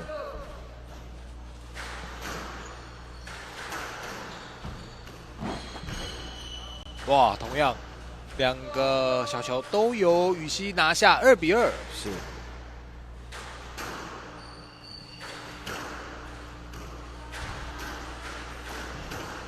羽西上去有个好机会，对，结果打长。对啊，抽了一个斜线。哦，那现在羽西是3比2领先了彭少宏。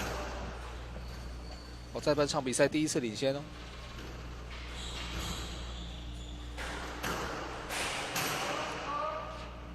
对，这一球打的右边够直够贴，造成邵宏的失误。哇，领先2分啊，羽西。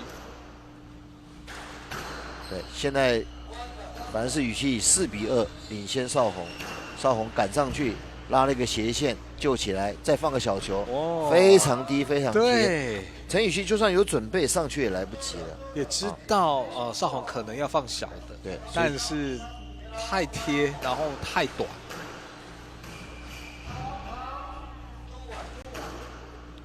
这一球完全是掌握在邵宏手上，他突然反手切一个小球，羽西上去也来不及。现在4比4平手了。当邵宏回击失误，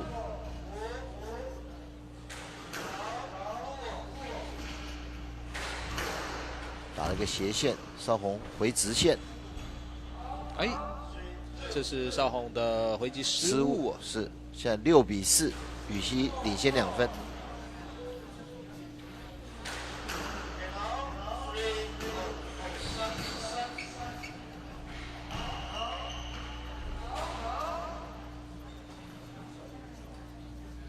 刚才羽西球好心切，放了一个小球，放太低了。好，邵宏追回1分。现在是5比6，暂时再被压制在后场的位置啊。形成了回击失误，那邵宏再度追平6比6。不过在第3局啊，羽西大部分是处于领先的。是。好，这个转身之后还是给反拍，是放个小球来不及，对，会空了。其实这一球羽西早有准备了，一出手羽西就已经上前，但是毕竟这球不好处理。羽西绑了一下鞋带，稍微喘口气。在我们壁球裁判规则里面，潜规则里面就是你在1局里面，你绑鞋带只能绑1个脚，只能绑1次。OK， 是。你不能说我没事就蹲下去绑鞋带，不是绑鞋带，跟拖延上是不可以的。我们裁判会让你允许你有1次绑鞋带的时间。这一球，邵宏回了一个反手的直线，重新拿回领先，8比7。再度回到邵宏手上，对，好，冲上去再拉直线，对，羽西根本回防不及了，因为这是一个套餐的，对，因为你放那个小球已经被邵宏掌握了。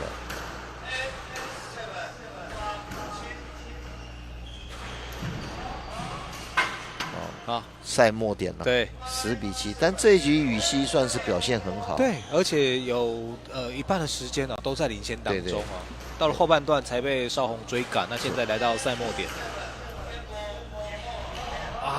2跳了，对，裁判认为说来不及了，非常尽力的想要挽救这一球不过最后是2跳的状况，由邵宏在第3局同样以11比7收下，最终是3比0，彭少宏击败了陈羽西，也恭喜邵宏往这个晋级之路再度迈进。是，毕竟台湾 U15以下，Number One 不是浪得虚名。没错哦，在这个成绩啊，确实是不是目前的台湾第一哦，所以面对到陈禹锡的挑战呢，也毫无悬念啊，3比0、11比1、11比4以及11比7胜出。是。所以刚才那一场国中组的男子决赛非常精彩。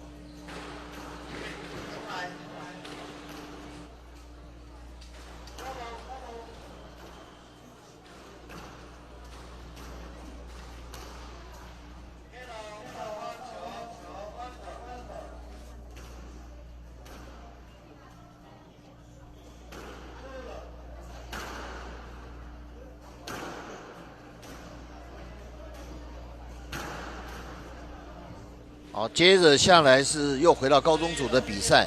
那这场比赛是由刚才晋级的陈俊伟。好，陈俊伟，我们简单介绍一下，162公分，今年17岁，球龄是4年10个月，目前3重高工3年级的学生。他也是明志壁球队的成员，从明志国中开始在练习壁球。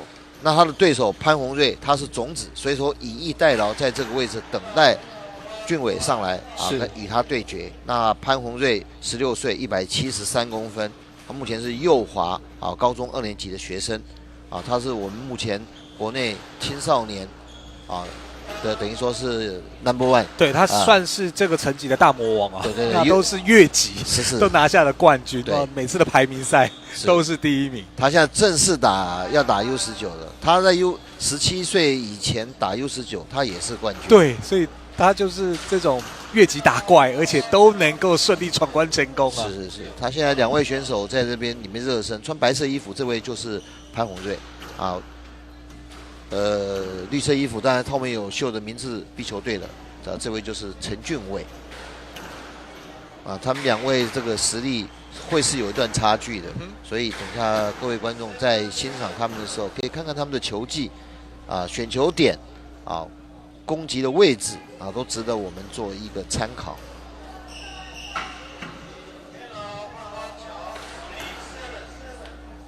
宏瑞也有代表台湾到美国去参加世界杯事情，像今年我带他们去美国休斯顿打这个2024的世界杯青少年壁球锦标赛宏瑞也是我们的主力球员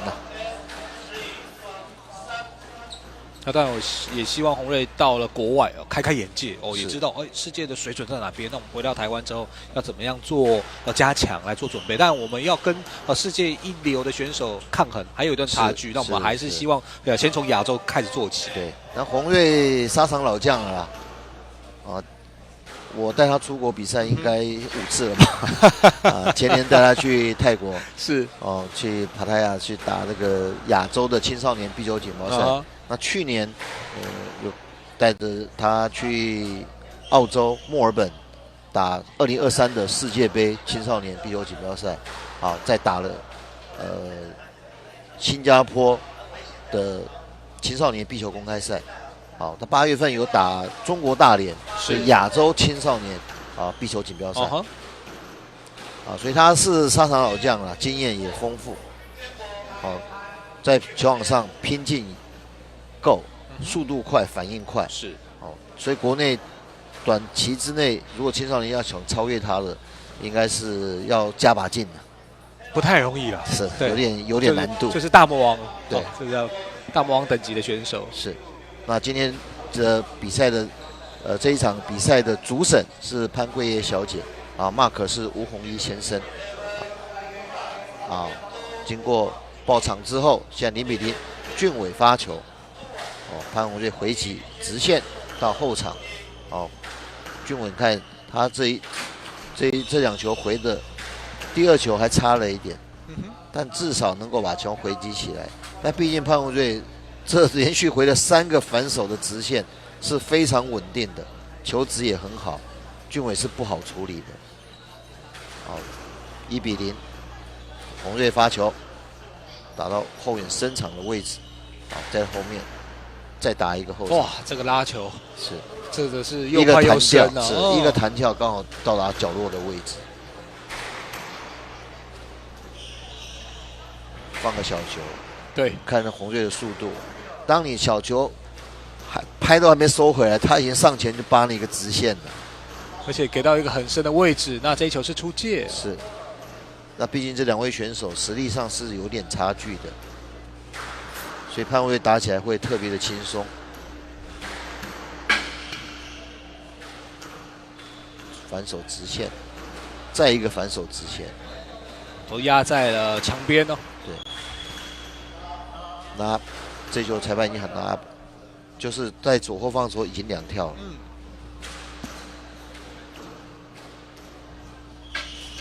第一时间挥空，再补一个。哇，没办法，来到右半边了，还是要宏瑞再拿下分数。宏瑞刚才右手是。我们可以看到，他先做了一个假动作，俊伟开始往前移动，他在第2个动作才将球往后扇。是。俊伟拿下了第1分，因为宏瑞自己的失误。直线、斜线。刚才俊伟回击失误，现在很快到了7比1了。放小球。俊伟上去，再推一个后场。对，就是一个最远距离。再一个后场。当俊伟这球回防放小球没有进。所以我们看到宏瑞在整个球路的配置部分都有他的想法。是。他也是观察俊伟在场上的位置跟状况给予。这球 stroker 了。对，因为他球俊伟打到他身后。他完全没有让的动作，那宏瑞已经在前面要急拍，已经在后面准备要拉拍了。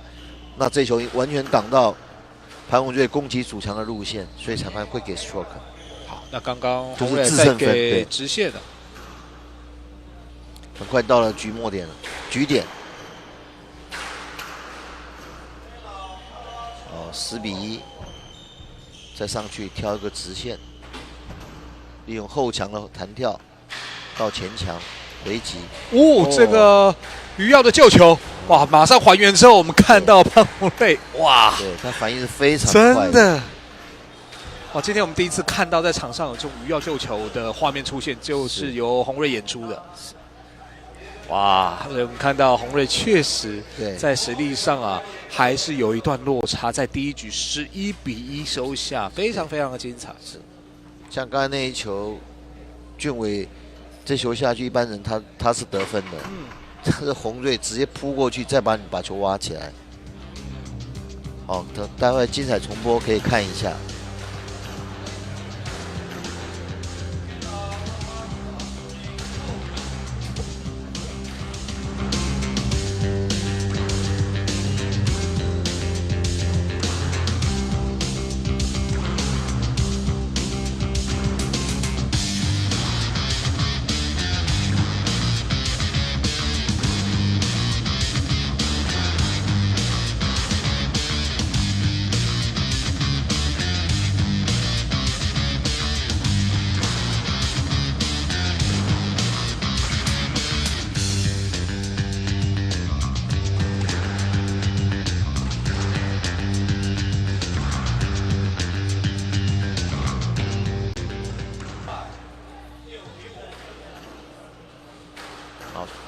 经过短暂的休息，主审提醒 Mark 说15秒。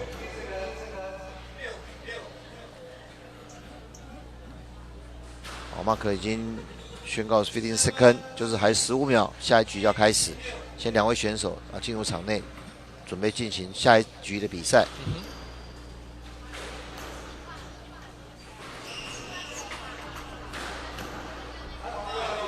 那第一局是由红队获胜，所以第2局红队发球。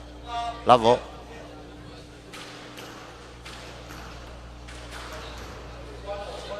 直接放了一个小球，1比0。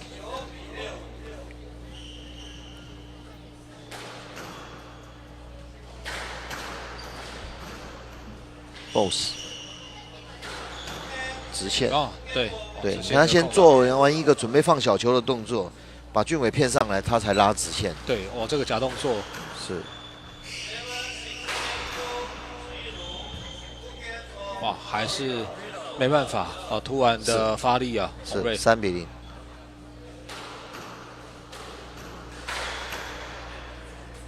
4比0。因为俊伟他的回发球都没办法回到一个很好的位置，几乎都是在红队控制的范围内，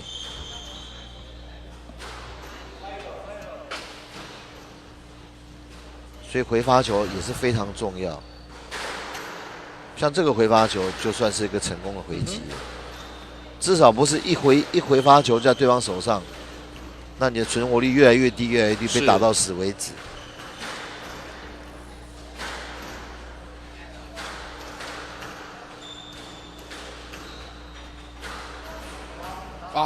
可惜俊伟还是 down， 6比0，红队在第2局完全领先的对手。哇，拉了一个直线。对，7比0。主动权都控制在红队这一边了。是的，再回一个斜线。哇，连拿8分了。对，看俊伟这个接发球，又把球回到中间来，那你所站的位置也就有限了。就会受到相当大的压迫，又回了一个直线。对，而且这个假动作让俊伟其实在一开始的判断是失误的。对。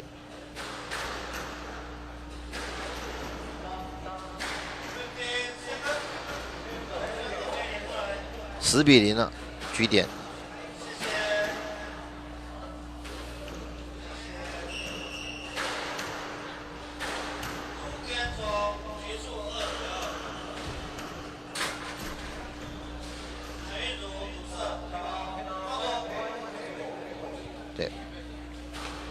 俊伟拿下了第1分，是。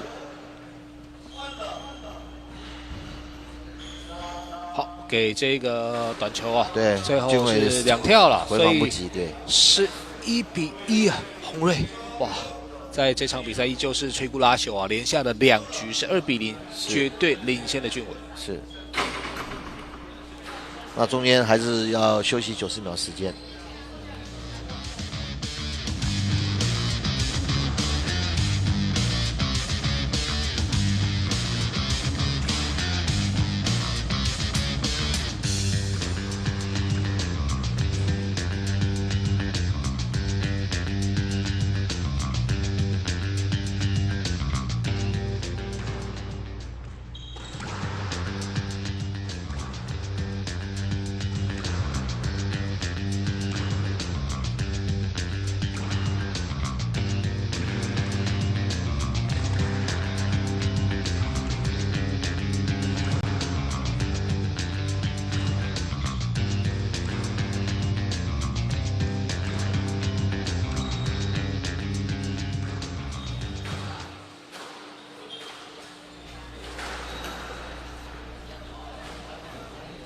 主审现在潘桂叶小姐在看码表，她高出了 Mark， 现在还有15秒 ，15 seconds。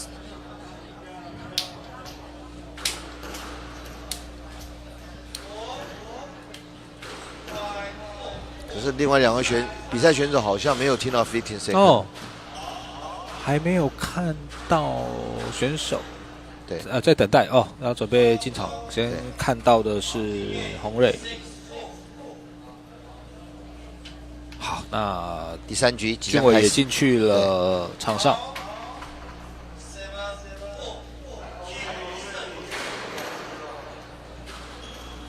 好，洪瑞来发球，0比0。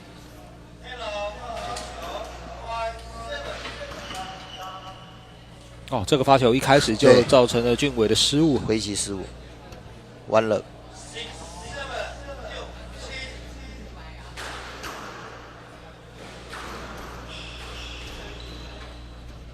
高调到后场，放个小球，直线，这个直线俊伟就不好回了。对，哇，我们看到洪瑞的发力啊，都有经过计算啊。是因为他是刚才洪瑞是先做一个假动作，调动了俊伟之后才做拉拍的动作，所以俊伟他就回防不及了。好，这球也是 down， 是，所以我们看到在第3局，洪瑞是连拿4分，是。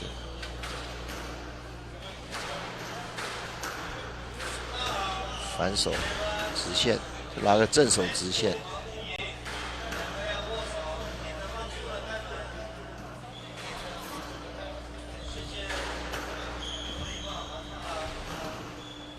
突然一个，攻击型的 boss 好像要拉直线，出手打向侧墙，打成一个 boss。哇，失误，是直接打在板子上，这个高度就有点差，不是打在线上，是打在那个板子上。对，误差至少10公分以上。啊！突然放了一个小球，你看俊伟这一球回击完全是在洪瑞的手上，洪瑞完全没有移动。哇，又是这个反拍过低，是，所以现在洪瑞已经来到7比1了。哇，这个发力完全把俊伟压制在了后场啊！对。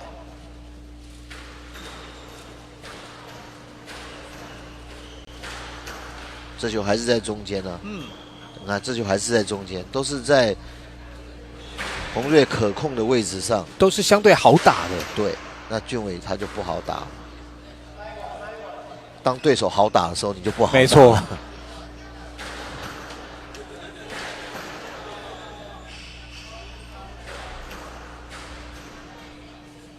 哇，直接斜线 boss， 对，哇，太被动了。赛末点。洪瑞不愧是现在在青少年选手层级当中的大魔王啊！是，在这场比赛啊，对，这是完全掌握的优势哦。对啊，刚才洪瑞自己产生了一个失误，这一球还有啊，但是俊伟对压球压太低了。这个正拍的出界，所以在第3局依旧是由洪瑞以11比2收下，最后潘洪瑞还是以3比0击败了陈俊伟，是持续的往冠军来迈进。恭喜潘洪瑞，3局的比数11比1、11比1以及11比2。哇，洪瑞确实在这个成绩当中啊，到目前为止的实力啊，还是非常非常的突出。攻击洪瑞，那俊伟这场比赛啊，挑战失败。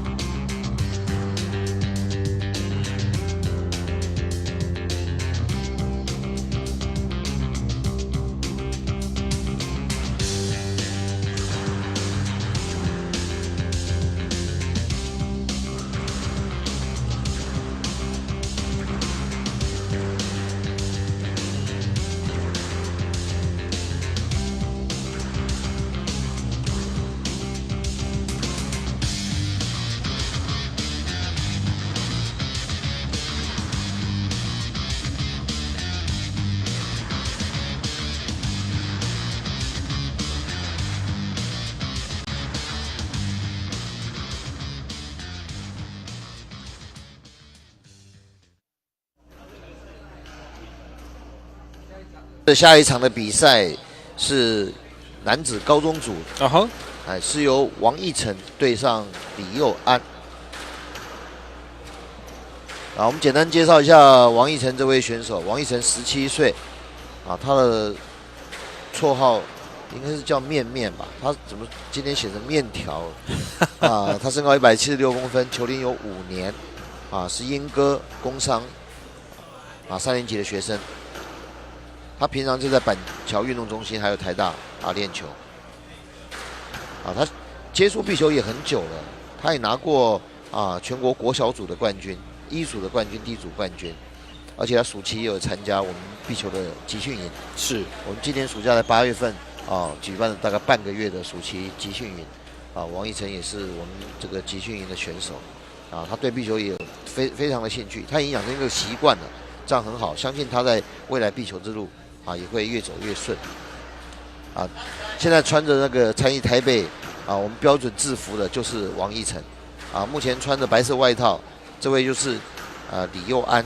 李佑安年龄16岁，他身高大概165公分，他的球龄4年2个月，目前是延平中学11年级的学生，练球主要是在台大。他打过民国110年这个各组的冠军，中正杯一组、D组新人组各组的冠军他都拿过所以说这一场比赛两个实力相当，应该也是一场精彩可期的比赛。是。那佑安在目前的 U17也是名列前茅是，像去年的这个比赛中高中组第一名当然是潘宏瑞大魔王了，那第二名是彭少谦。对目前好像还没有看到他露脸等一下应该会介绍到他，有机会对，绝对有机会。那第3名是陈佑君，陈佑君他也快满19了，当然今年年底打完这个马来西亚，他大概也差不多，明年应该2月份的香港青少年公开赛他还可以参加，5月份他就满19了。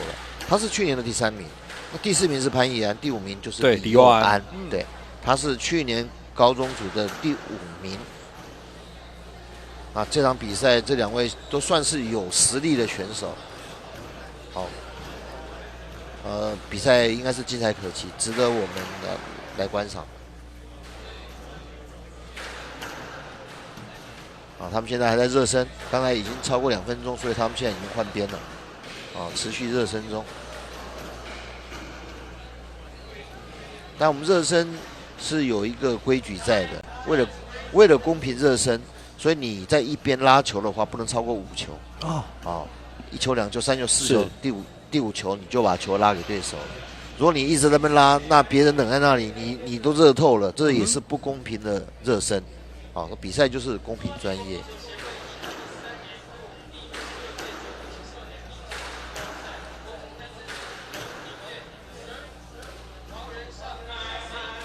好，现在他们热身的时间也到了。这场比赛的主审是吴佩君小姐，marker 是许兆明先生。所以他们选发球的结果应该是李佑安发球。李佑安出来换装。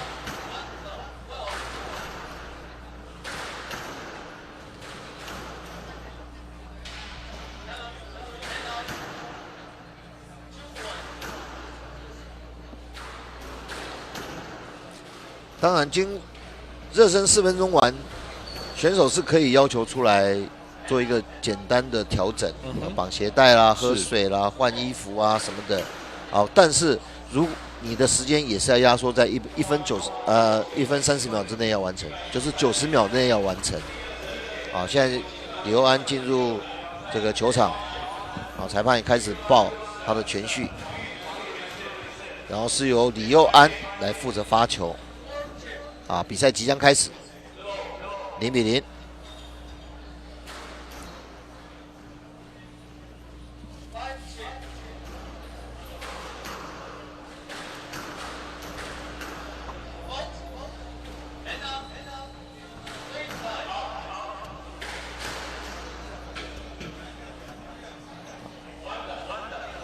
王奕晨发球失误，回球失误，现在1-0。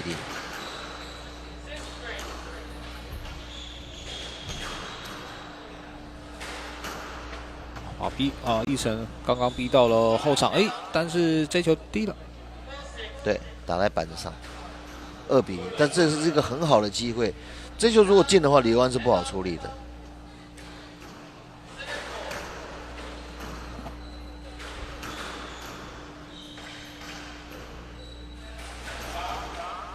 再度失误，王奕晨今天这个球好心切，可能现在刚上来，手还有点僵硬。好，连续2个小球都失误，这李佑安3比0领先。结果佑安在后场的反拍，对，失误，没处理好。那这一球也是王奕晨打得好，一个弹跳直接进角落。佑安是不好处理的，自己失误。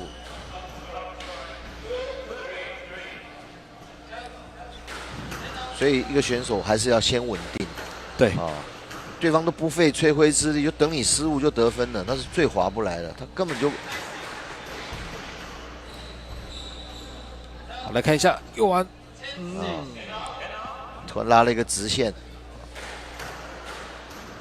小球，所以王奕晨是在后场没有任何动作的，那就让李佑安拿下这一分了，4比2领先。失误这一球出拍的时候已经被王奕晨挤到了，拍面没有向上，回击失误，4比4。哇，两边的分数咬得很紧。没错奕晨要来挑战一下佑安。佑安打了一个前场 boss， 有很好的效果。因为奕晨这一球也没回好，刚好回在佑安的手上。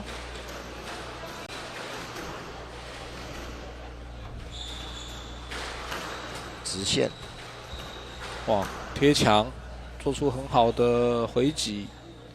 可惜，因为奕晨的这球没有回击好，刚好在佑安手上他顺手就打了一个逆向的 boss 了。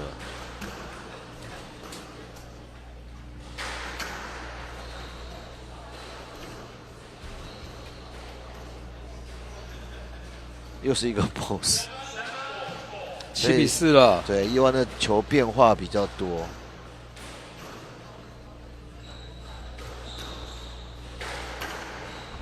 直线、斜线，又是逆向的 boss， 奕晨都没有注意到，佑安这一招一用再用。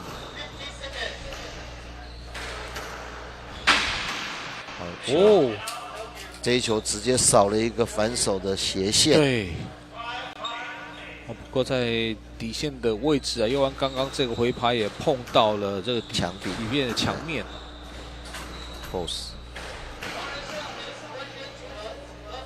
佑安他这一球回击失误。两边的分差还是相当有限对，裁判通知告知奕晨你要在左边发球。这一球麻烦了，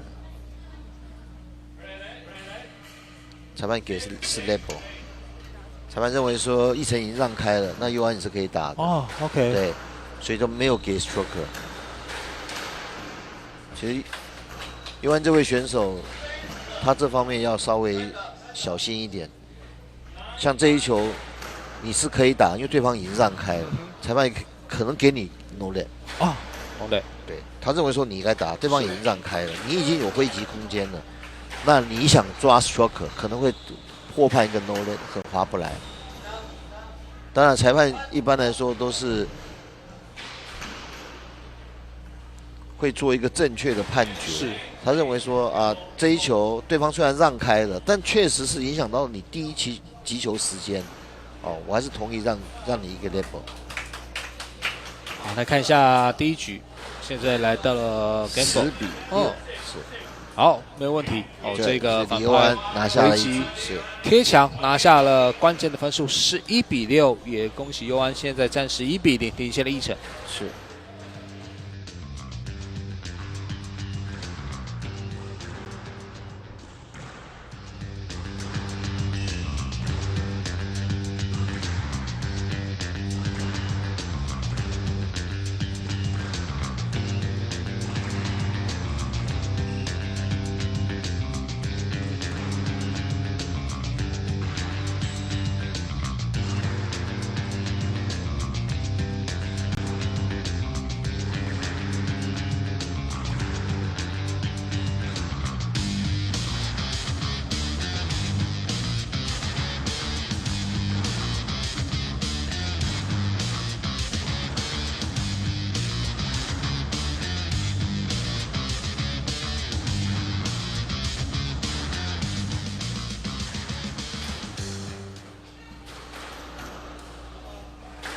好，现在主审已经在看码表了。好，主审告诉 Mark 说还有15秒，所以向 Mark 附送15 seconds。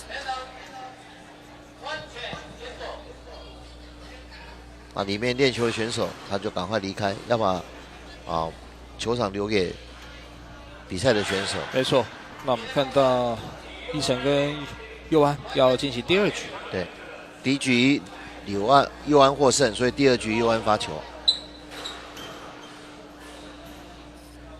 好，0-0 ，level。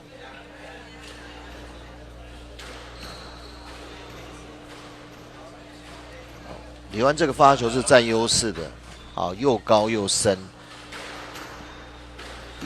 一晨没有回好，是，是一样，你没有回好，那你就会挨打了，对，就会接受对方一连串火力的猛攻，所以球就是要靠边，要靠脚，让对手不好处理啊。这球也是啊，直线靠边靠脚，就是要让对手打起来不舒服，对，一晨就不好处理了。好，看又没打到球。佑安发球是有他的优势，他发球高深远，落下来就让你不好处理。那不落你截击也不好截。OK， 怎么打都不对呀。对。你看你一回出去，那个球几乎都是在，因为这一球佑安发球失误，裁判认为他压到线。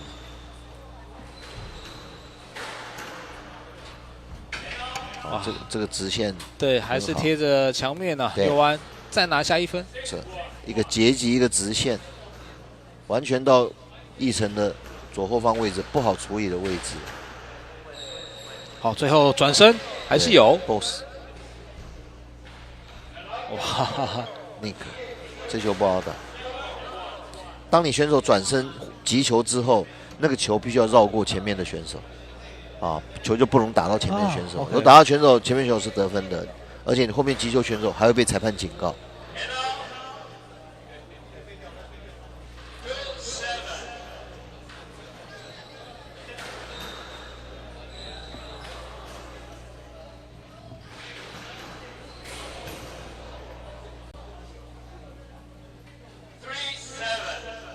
3-7。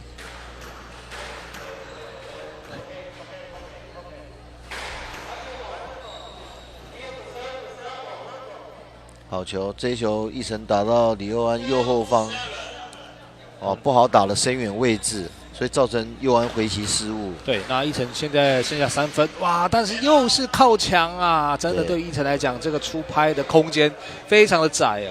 是。这2位选手最大的差别，我想造成分数目前的差别是发球。佑安的发球是让你不好回的，那一晨的发球佑安都很好处理，然后再加上一晨自己击球的失误，所以我们看到佑安到了第2局啊，依旧是维持比较大比分的领先。是。你看你看这一球一晨完全没有一个击球的心理准备，也没有实际的行动，就看着球掉下来。好，没有太大的问题啊，在第2局啊，同样是以大比分11-4的优势拿下，目前佑安已经是2-0，绝对领先了对手。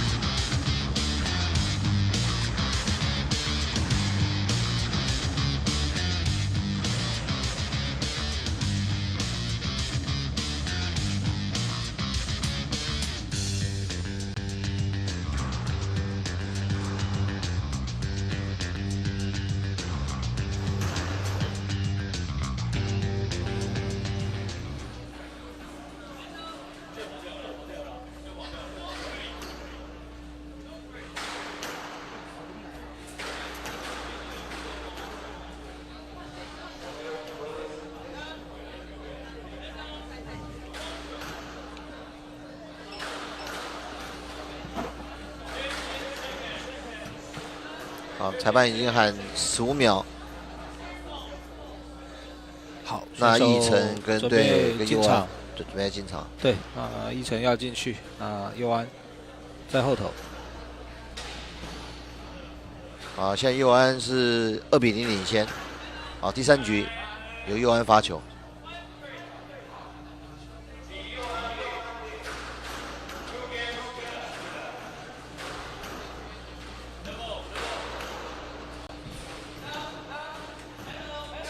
好 ，level。第3局开始。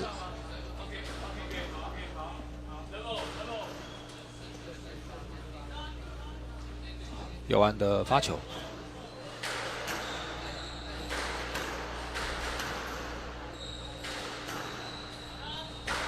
两边一开始都发力啊，把对手锁在后场。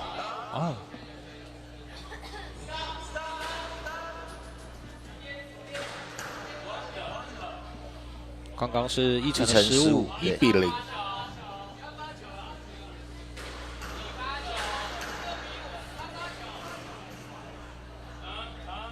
当对，所以佑安是回击失误，1比1。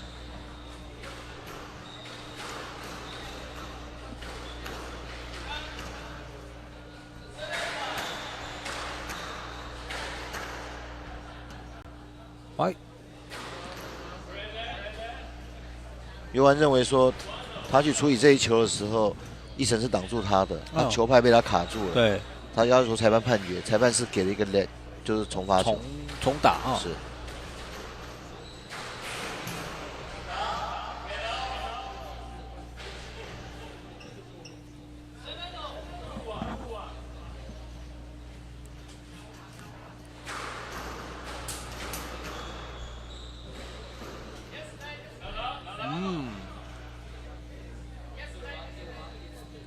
这球。佑安哦，还是打得非常巧妙哦。现在佑安3比1领先。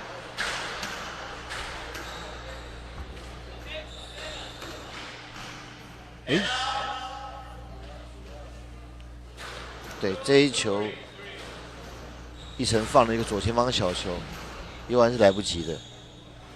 这个发球贴墙，佑安没有打到。那现在奕晨将比分追平3比3。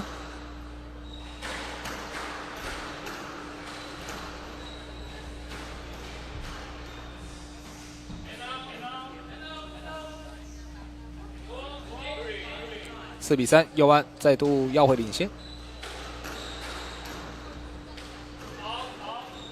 压线是前场压线。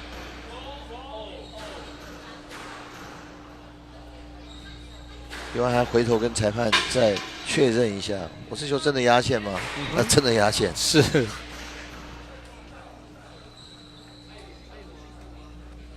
好，奕晨认为这一球压线了，可是裁判没有喊。这给大家一个经验了，裁判没有喊就继续打，对，不要自己当裁判。对，我想老师应该也都耳提面命啊，交代自己选手们，真的在场上就除了裁判喊之外，比赛持续进行当中，不要停下来，就每一球尽全力去打就对了。不要说自己认为奥赛把球挡下来，那裁判不认为啊。对，没错。是，所以那球奕晨就自己当了裁判，就没想到裁判判决跟他是不同的。那明明那一球根本没什么特别的，是很好打的一个位置，而且你这样也会影响到自己的心情。就奇怪，裁判看着跟我都不一样，判决都不是我要的，到底在干什么？就越打心情越差，心情越差，打了就越差，恶性循环，还搞不清楚就输掉这一局。是，好，那我们看到在佑安的部分呢，在第3局已经来到了8比4。8比4是，其实前面。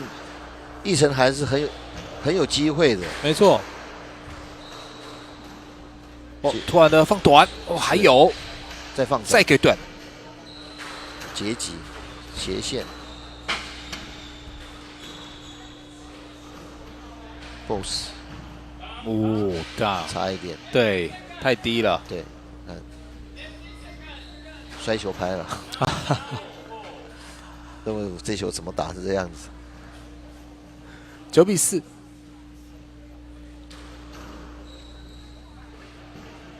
又是一个落地得分。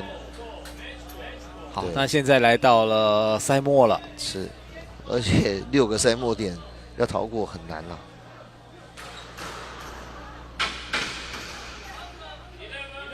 好，后面连续2个发球。对，所以在第3局，哇，李佑安最终是11比4啊，再拿下，最后是以3比0的比数击败了王奕晨，也恭喜佑安晋级到下一个阶段。是。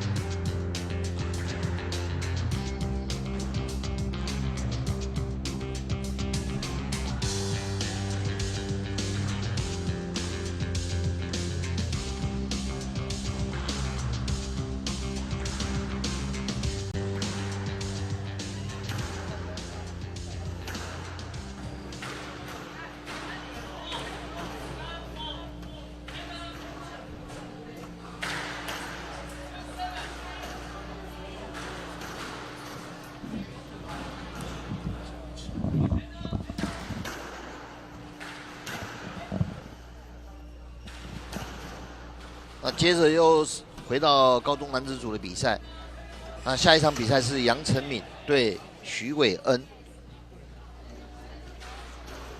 那徐伟恩刚才是轻松的晋级到这一场的比赛。对。那杨成敏是我们今天第一次介绍。杨成敏今年16岁，身高174公分，球龄有3年10个月将近4年的球龄。他是新北高中2年级的学生。这个杨成敏也是明志壁球队的成员，也是明志国中所培养出来的选手。那平常他就是在明志跟泰山运动中心比赛，这边是算他的主场。是。那杨成敏在这一次暑假8月份这个青少年的集训他也有全程参与也是一位很认真的选手。就战绩来说，当然徐伟恩略胜一筹，但是我相信实力不会差很多这场比赛应该是很精彩。那徐伟恩刚才我们也介绍过他了，他们俩身高差不多，他是173公分，有6年的球龄，但球龄看样子是比杨成敏要长。他是就读欧洲学校，是平常在台大练球练球非常的勤。那当然，徐伟恩也拿过这个全国U17的第4名所以在台湾的战绩也是相当不错。对，那今年也是日本香港公开赛他都有去参与。杨成敏好像有出国一次去香港打公开赛。那我们现在是在热身每边的热身时间是2分钟。就是刚才我有提过了，国内选手也要注意。对。当你热身，你大概5球就要给对手了。没错。在香港的裁判执行这个非常严格。OK。你只要超过第6球，他立刻就给警告。没有什么提醒的。因为他认为这就是不公平热身。那我们国内裁判都比较客气所以但是如果来到国际上，确实会比较吃亏，所以还是要提醒选手养成这样的习惯。是，对你只要记住这个节奏。像我们国内的裁判一般都是说提醒你，然后你要公平热身。到了很多国外比较严格的裁判，他是直接就给你警告了。他现在转拍面，选发球。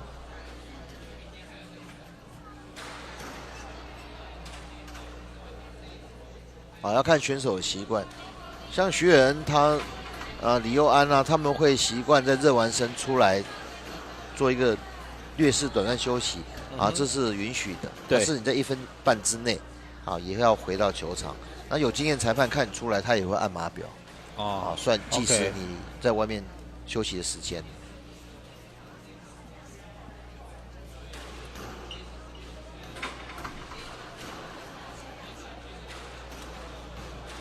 杨振明也算是经验丰富的选手啦，因为我们每年都有6次的排名赛。没错。杨振明也都有来参加我们的比赛。9月份才刚进行完第6次的排名呢。是，所以杨振明来先发球，0比0，比赛开始。杨振明拉了一个后场。还有是给到后场，对，杨振明认为那球2跳，对，2跳，但裁判并没有抓，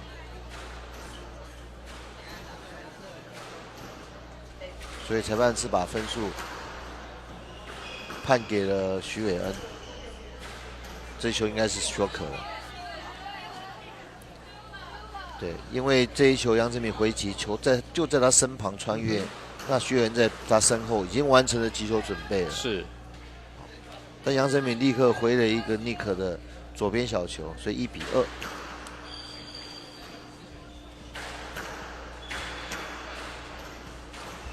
直线 ，OK， 斜线有了。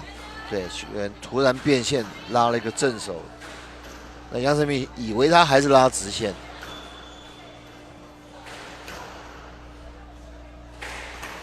直线反手，想要给放小球，自己小球，但是 down。对，这是一个得分好机会啊！你没有掌握好，应该自己得分，结果反而送分，这是很伤的，因为来回差2分。没错。那刚刚我们看到徐伟恩的正手也是放小球失误，2比4。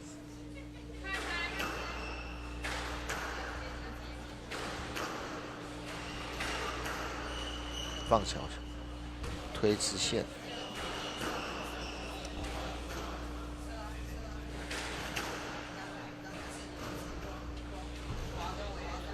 在脚步上面都完全赶到了。对，再发力，两边你来我往伟恩这个小球失误，对，就球好心切，放太低了，3比4。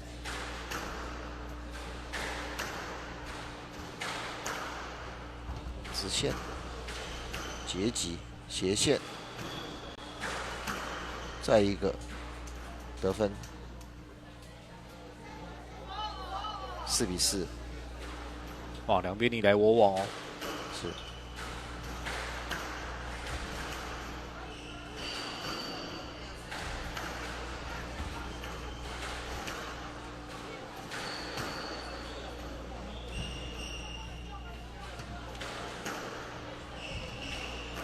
所以这2个选手目前看来打起来是势均力敌的。又是一个多拍来回分不出胜负。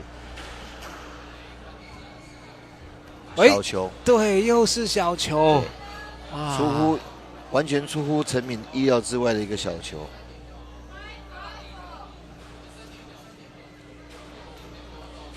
现在5比4，韦恩是领先1分的。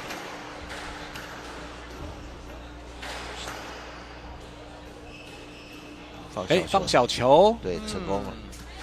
这个手感的拿捏，力道的掌握非常好，所以在追成的平手5比5。这样比赛实力是非常接近的。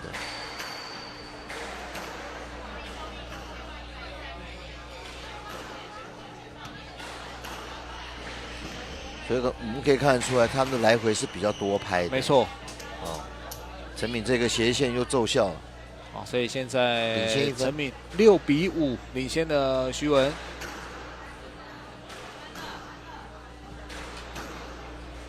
再直线。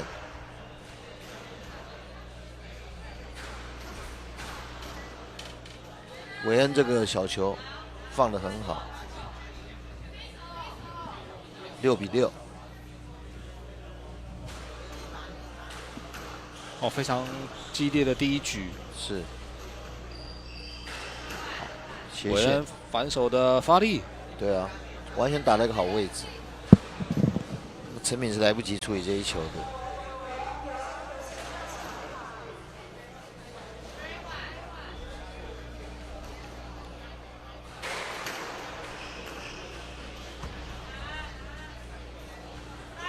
好，这球 down。对，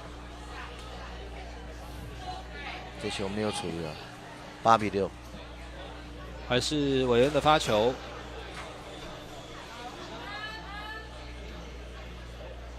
这个发球发得很好，发到陈敏一个不好回击的位置，所以发球直接得分了。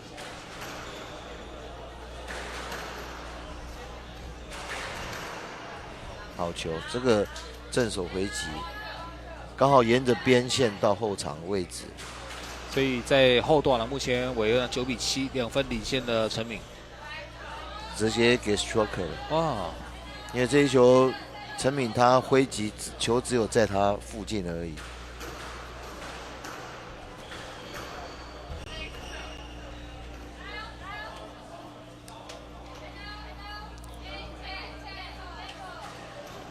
8比10。是。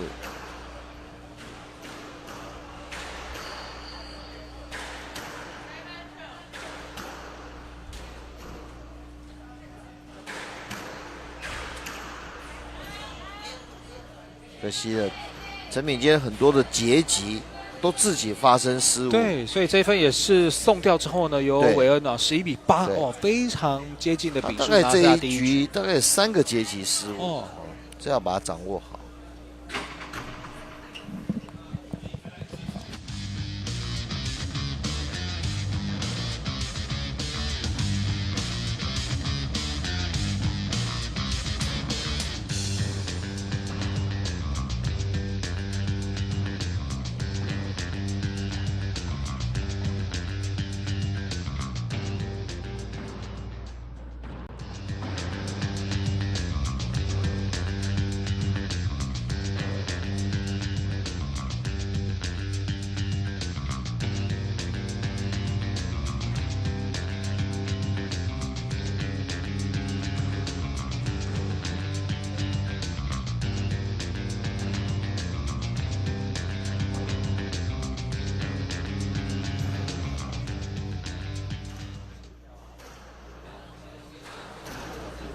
好，经过短暂的休息，现在2位选手准备要进行第2局的比赛。对，那他在第一局韦恩跟陈敏之间的差距是非常有限的，11比8，是有来有往。对，现在裁判已经喊15秒了。那今天的裁判主审是李明公先生，Mark 是吴一珍小姐。现在 Mark 刚才已经喊15 second， 所以2位选手要进去准备进行第2局的比赛。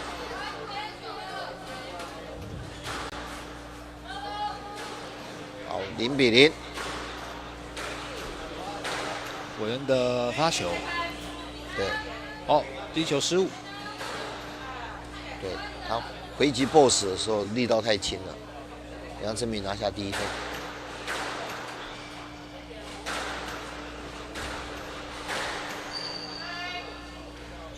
还有再放短，哇，应该是没进，所以陈敏拿下第2分。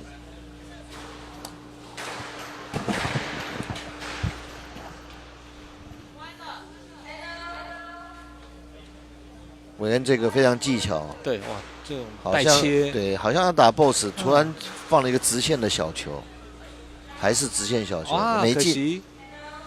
稍微低了一点。对，韦恩这个位置，这场比赛第1局有一个，这1局有一个，2个放小球没进，直线。好，现在互拉正手直线，韦恩突然变线了，啊，当打在板上。对，哦，光声音就不太一样。那目前陈敏啊4比1领先了徐伟恩。哇，丢掉第一局的陈敏在第二局有很好的进攻机会。对啊，急起直追，又给直线啊，很聪明。再放小球，哦，哇，还有再给 boss，哇，利用侧墙的反弹 ，boss 打得很好。那徐伟恩这一球完全是被陈敏调动。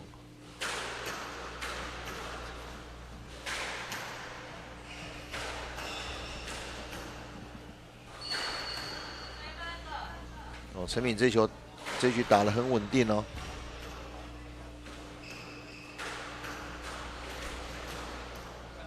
啊，打得很稳定。对，球非常的再给深的位置，再回反手直线，截击。哦，这球有了。当徐伟恩球打到中间来，他先把选手往后逼退，再放右边一个小球，徐伟恩根本反应不及了。哇，陈敏已经来到6比1了。对。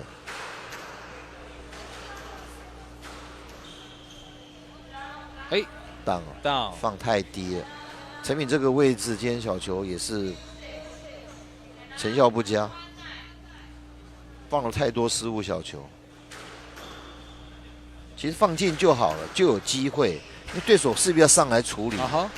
这时候你就有机会来再稳稳的打出下一个致命的球，而不是说自己一放荡，对手躺那边就得分了。哎，哇，那这一球又是 down。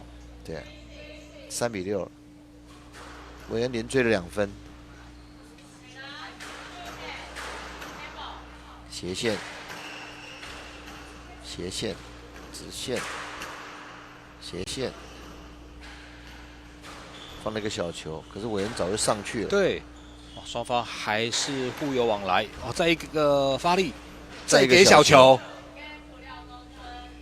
哇，不断的把这个韦恩啊，是逼在了前场的位置。那刚刚韦恩给斜线呢是 down， 所以现在陈敏7比3啊，在第2局4分领先的徐伟恩。是，而且这一局很明显是陈敏站在一个主控的位置。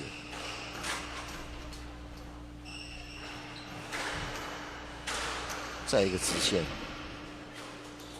哇！等于韦恩完全这一局都是被陈敏做一个调动，太被动了。是。那现在在第2局8比3，杨丞敏5分领先的徐文。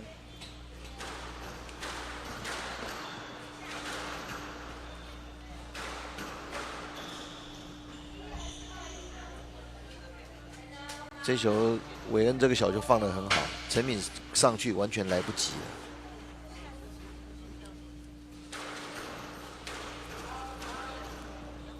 哎，这是自己的失误啊，所以分数在又追回来1分，5比8。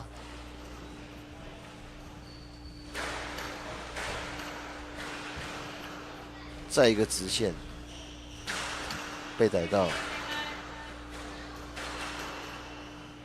哎，陈敏这个位置的小球，我们可以看得出来是一再的失误。哇，那现在韦恩追上来了，6比8。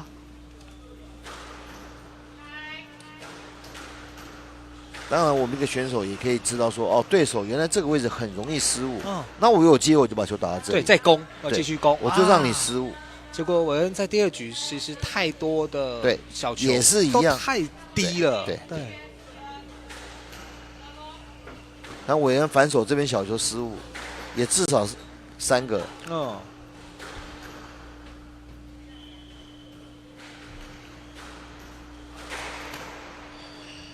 小球，你看陈敏反正右边的小球都很犀利，哦，推下去就有了。反正是反手的小球造成自己太多失误。哇，他现在陈敏在先丢1局的情况下，第2局有机会扳回来哦。是。所以前面刚刚开始我介绍的时候，我就说了，其实这2个选手实力是差不多的，是都有机会打赢对手的。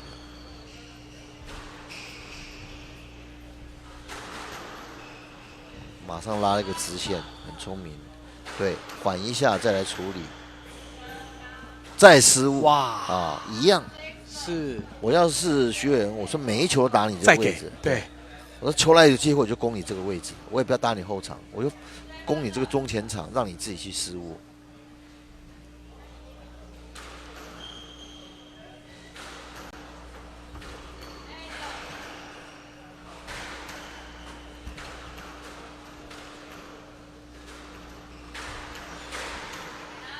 有了哇！所以我们看到在第2局啊，杨成敏11比7拿下了第2局。没错，那现在把局数给扳平啊，双方1比1。1 game more。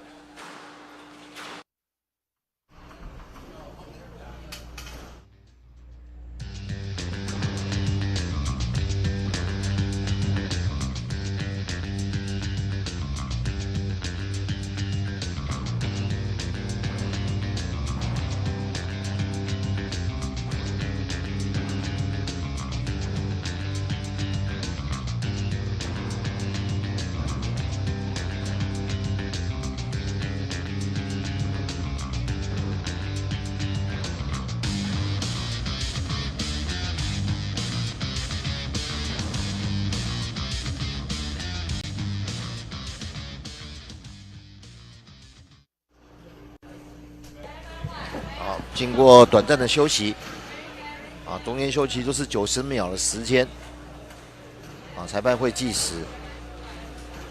现在准备要进入第3局的比赛。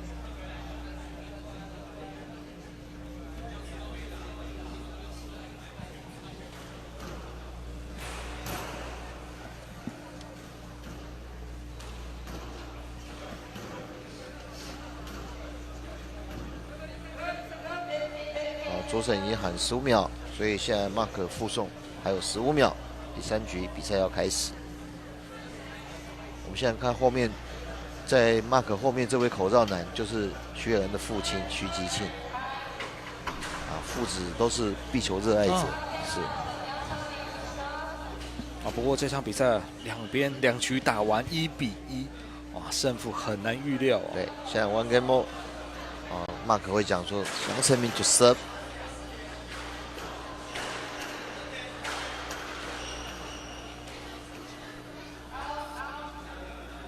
韦恩这一球位置过高，压线了 outside， 所以杨成敏拿下第1分。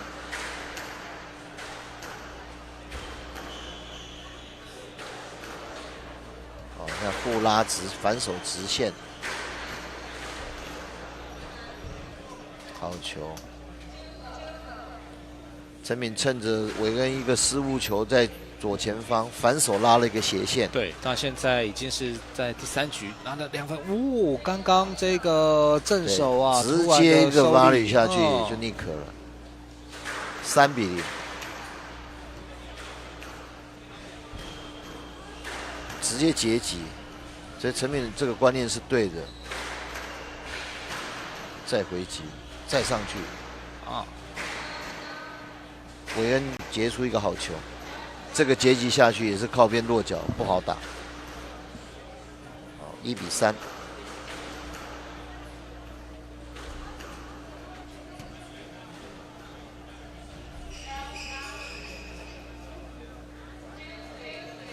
当，2比3，韦恩再追回1分。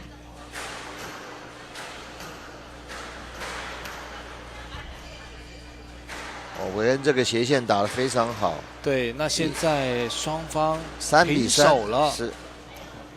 哇，局数上1比1，在第3局3比3。分数3比3。哇，完全平手。再放。但是这球被韦恩抓到了，他已经先上去了。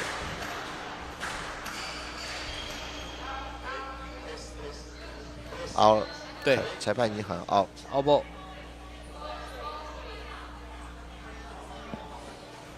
4比3，咬得非常紧，实力相当。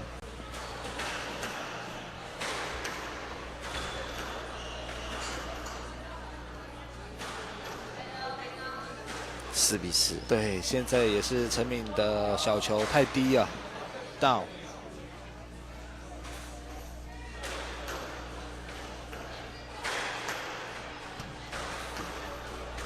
很好。现在呼拉后场，好给短，做个假动作，对，再一个，我裁判很纳阿本啊，对，就是韦恩这一球没进，5比4。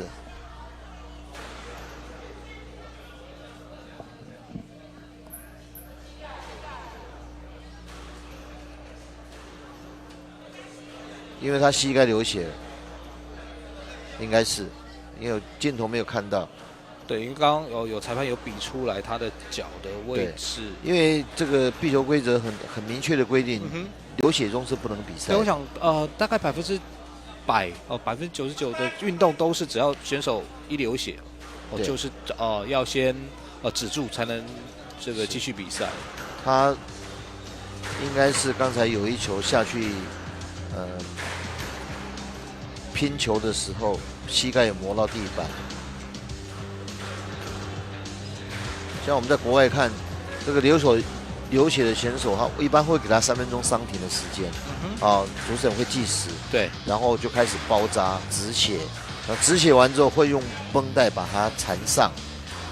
如果绷带是白色的，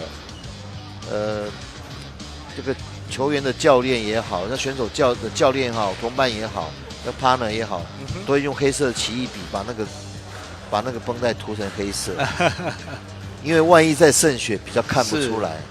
因为规则很简单，我给你3分钟伤停了，你进去比赛中血又再流出来了，就要放弃这一局。然后放弃这一局，你出来做伤停，自己做1分90秒的休整。你进去再流血就停止比赛。所以现在就进入3分钟的伤停时间。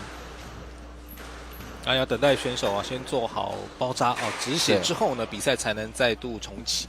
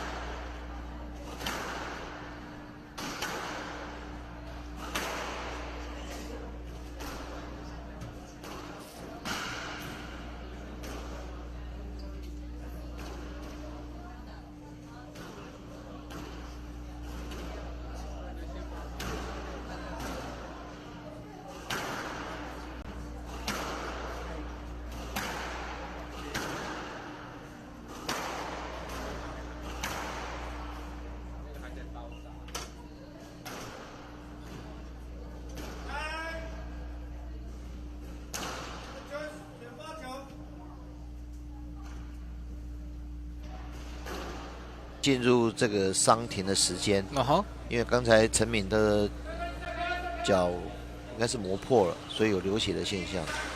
现在经过2分45秒的休整，裁判主审已经喊15 seconds 了，就15秒之后，你的选手要进入球场，准备继续比赛。如果选手也好，还是教练也好，认为说他的选手不能比赛，那你就要放弃这一局。是。好，那陈敏回来了。他脚经过包扎之后回来，当然经过这种包扎，因为有个绷带缠在那边，还是一点点心理会有受影响，心理的因素、怪的身体的行动都会受到影响。你像他现在都是用白色来包扎的。如果在国外比赛的话，他们会赶快用黑色的奇异笔把那白色部分全部涂黑，因为你白色渗血出来很明显。对，那黑色基本上看不到。对。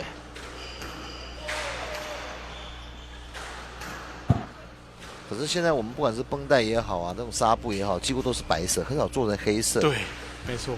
哇，连续的放小球之后的发力，对，这一球打得很好。这个直线没有很贴，但是我就直接窜到后场。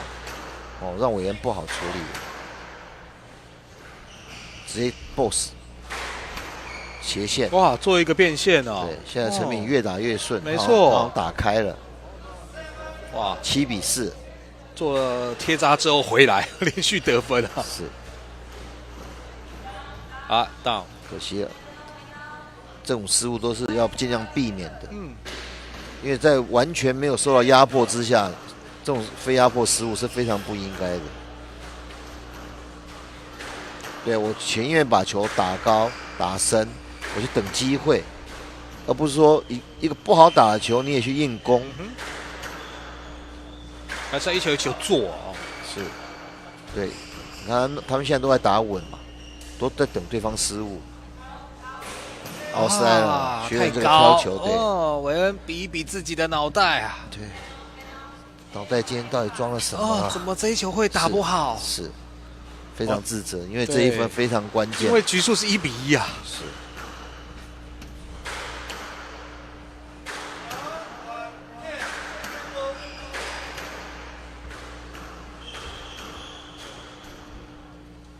这球很好，打得很深很远。陈敏没有在他落地之前做截击动作，你等他落地弹下来，那个球到墙角根本没办法处理。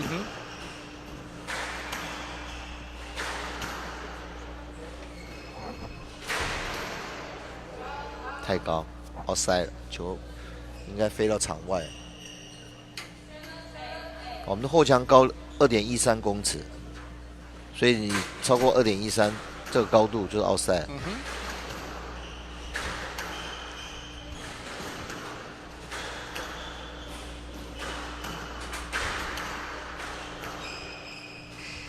所以你看这场比赛，它就是很精彩。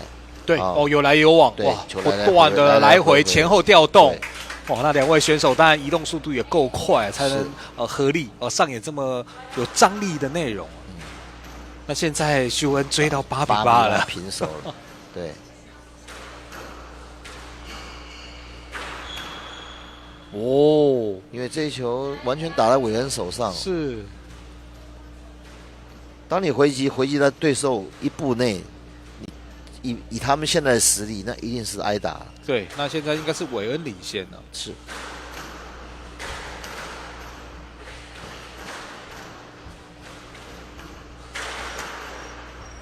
哇，突然的发力，还有再给斜线，小球，还有，韦恩真的绝不放弃的精神。还有哇，结果是陈敏打到你失误为止，反拍自己失误，所以韦恩逼出了2个 gamble。是，你看刚才我们一直讲说，陈敏这个反手前场的位置失误太多。哦，哎，到，对，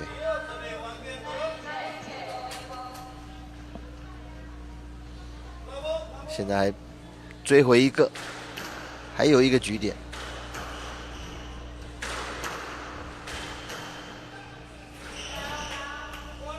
看，不应该去拼这种险球。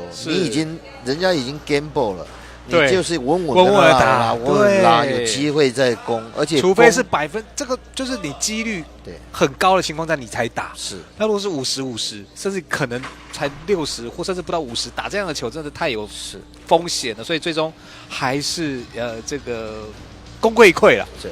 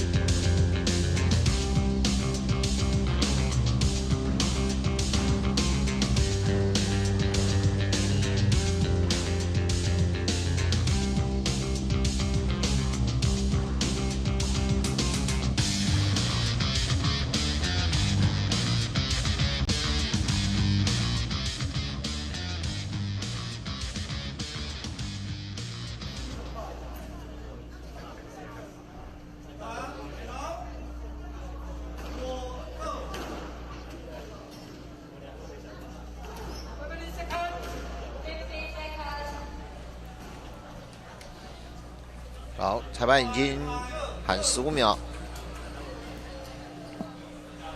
准备要进行第4局的比赛。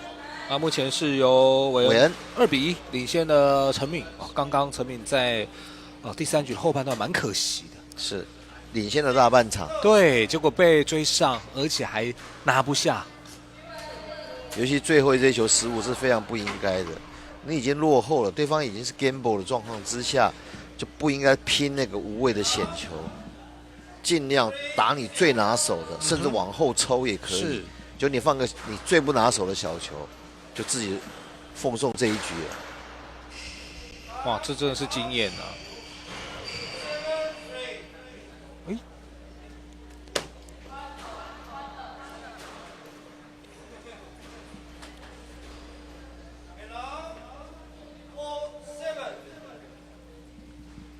裁判把这一分判给了韦恩，他认为是这球进了。哦，裁判没有喊的状况之下，你陈敏就自己停下来，没有继续比赛。那韦恩这球有进，那当然就是韦恩的分数了。所以就是自己不要当裁判，裁判没有喊任何动作之前，你就是打球，就是打球。对，我们已经在比赛过程当中多次提到这个样的观念。不要认为有状况自己就停下来，裁判没有喊就是继续比赛。是，所以一转眼3-0了。没错，已经是没有退路了。陈敏在第4局现在一开始先落后3球。是，如果实力，哇，这个拉拍，对，4-0了。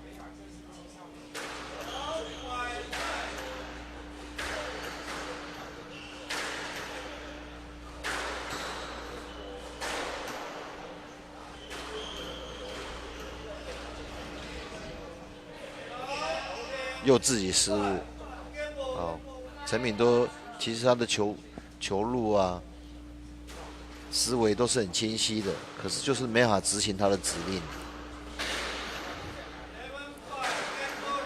位置都很好，去的方向都是正确的，但他就是没法执行自己给自己的指令。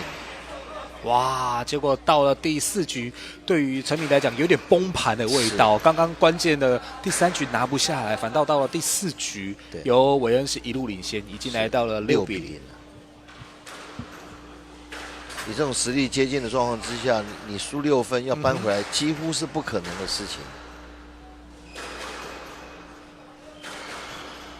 而且现在优势还在对方他这一球正拍的小球终于放进了。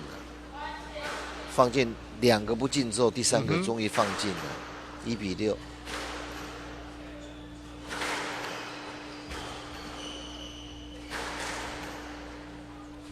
斜线。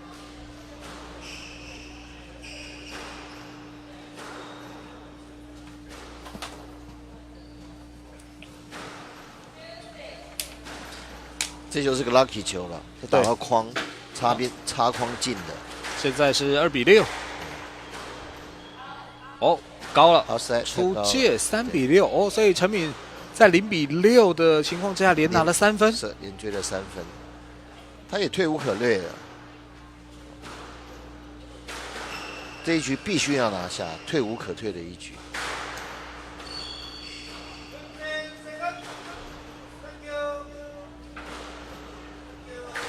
还有。不断的拉长球，再掉，再拉直线，再拉直线，还是直线，在互拼正手时，突然韦恩转向，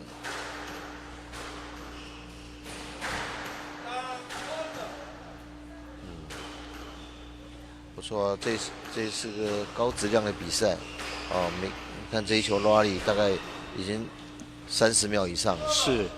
哇，还有还在 rally 当中，哇，这个体能的考验呢非常巨大，都是在瞬间当中的这番跑。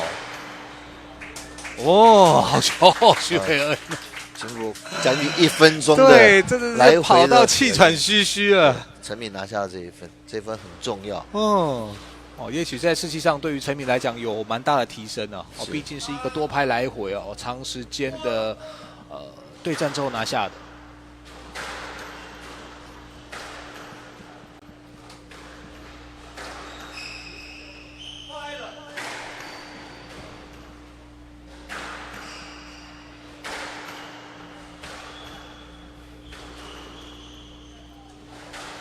这球这个放掉是聪明的。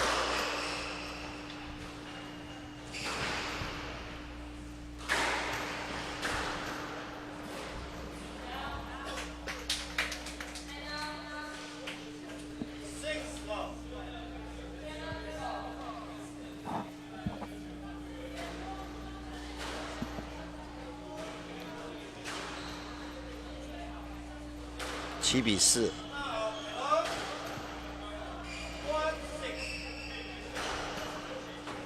还是压在后场。最后变线。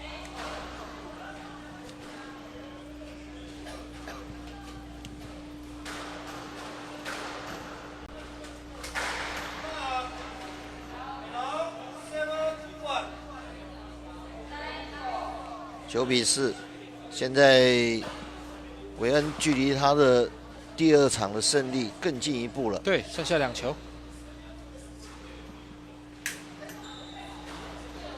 而且优势持续掌握在他手上。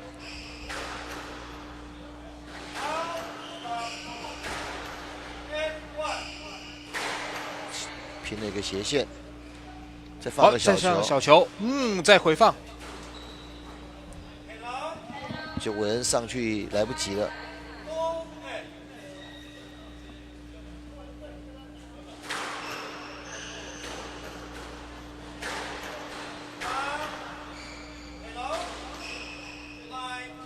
非常的贴墙，还有，哇！对，这球陈敏一点机会都没有。那球完全挤在墙角的位置。哇！所以我们看到韦恩来到了赛末点了。是 ，match ball。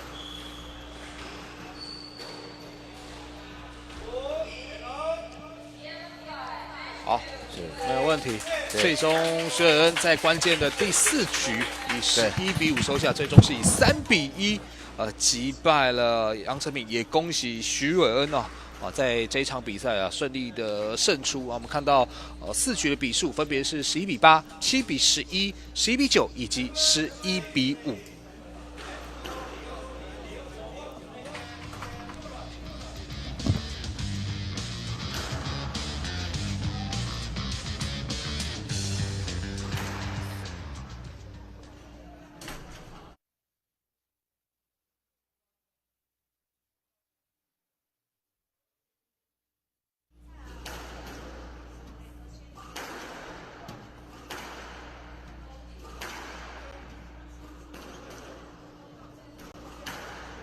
比赛的中段我们特别邀请到明志国中的教练李教练来到现场，跟我们聊聊。其实刚刚我们在转播的过程当中就有提到，明志国中其实在整个壁球基层的推广上面是台湾非常重要的一所学校。那请李教练谈谈如何带领这一批所谓台湾未来的新生代的球员在这个壁球的发展当中呢带领他们持续前进。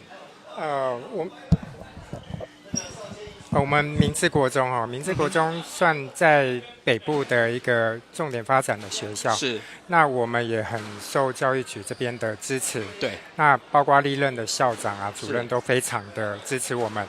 那我们也是都非常的尽力在推广以及带领球队往好的成绩这一个方向。是。那我们台湾就是会比较吃亏，打壁球的人。尤其青少年太少了，对，跟香港比，跟一些欧美来比，我们真的少太多了，所以在选材的方面可能也会比较受限，那成绩也会比较受限。对，不过我们也知道，现在壁球已经正式加入奥运。我想加入奥运之后呢，可能第一个能见度提高，那第二个也政府也会投入更多的资源。那这一个部分，教练有什么样的想法？当然，如果说我们有奥运的一个培训计划，那当然我们的成绩会慢慢的进步。是。那我觉得最重要的还是要从基层开始去做培训，是，包括学校的体育，看能不能纳入壁球这个项目，还有全中运，对，还有全民运动会，是，没错，这个是我觉得比较直接的一个进步方式。对，那当然了，在这个明志国中的耕耘之下，其实您培育出非常多优秀的选手，有没有介绍几位？您认为现在在现阶段的台湾在青年选手部分非常出色的几位球员？如果像我们刚刚那位高中组的，他虽然国1才开始打，但是我觉得他是一个非常有天分的选手。但因为我们都从13岁才开始正式的训练，所以会有一点晚。那我觉得我们杨丞琳这个选手就非常有潜力。那如果说他可以一直培训到，甚至准备到之后的奥运。那我觉得他是很有机会一直在进步的。对，那刚刚教练有提到，可能13岁，您认为接触可能稍微晚一点。那对，如果您的建议的话，如果小朋友对这个壁球是有兴趣的话，大概什么时候就可以开始拿起球拍？越小越好，越小越好。我们壁球有那种儿童专用的球拍，有儿童专用的，对，它蛮轻的，也有儿童专用的球，那它那个球是比较特别的，比较弹性比较好，比较安全。所以家长其实可以很放心，可以让小朋友从事这个运动。对，很小，大概2、3岁都可以了。2、3岁就可以了。一般像香港、欧美，他们可能5岁就开始在做一些训练。OK， 还有一些比较正规的一个打法。是，所以如果这个观众朋友有兴趣，透过我们转播也了解到这个运动其实蛮安全的，然后又很刺激，又具观赏性，那也不受场地的限制啊，甚至天候的影响，对，所以其实装备也不会消费那么高哦，所以其实是很适合台湾来推广。那其实在这个我们新北的泰山的国民运动中心就有非常好的场地啊，所以请在北部的朋友如果有机会，其实可以体验看看，非常有趣，那也适合亲子吧。对，很适合啊，就是爸爸妈妈跟着小朋友一起运动。我们很多都是爸爸妈妈有打这个球，然后带小孩子一起来做运动或做训练。是，对。所以，那最后要不要谈一谈您对于壁球这个项目您的一些想法，或者未来想要推广到什么样的程度？当然我本身是学校的老师，那我希望我的学校的小朋友可以多认识这个运动。是，那以我们学校来做一个点，那往外推广一个基地。对，然后我们新北市确实对这个运动也蛮支持的，是，给我们一些经费，或是有一些器材的一个费用，那我们都蛮善用的啊。对 ，OK， 对，那也很感谢这个明志国中成绩越来越好，当然也希望台湾的基层的壁球运动能够蓬勃发展。那谢谢李教练来到我们的现场接受我们访问。那我们稍微休息一下，待会就进入到下半段精彩的比赛。好，谢谢。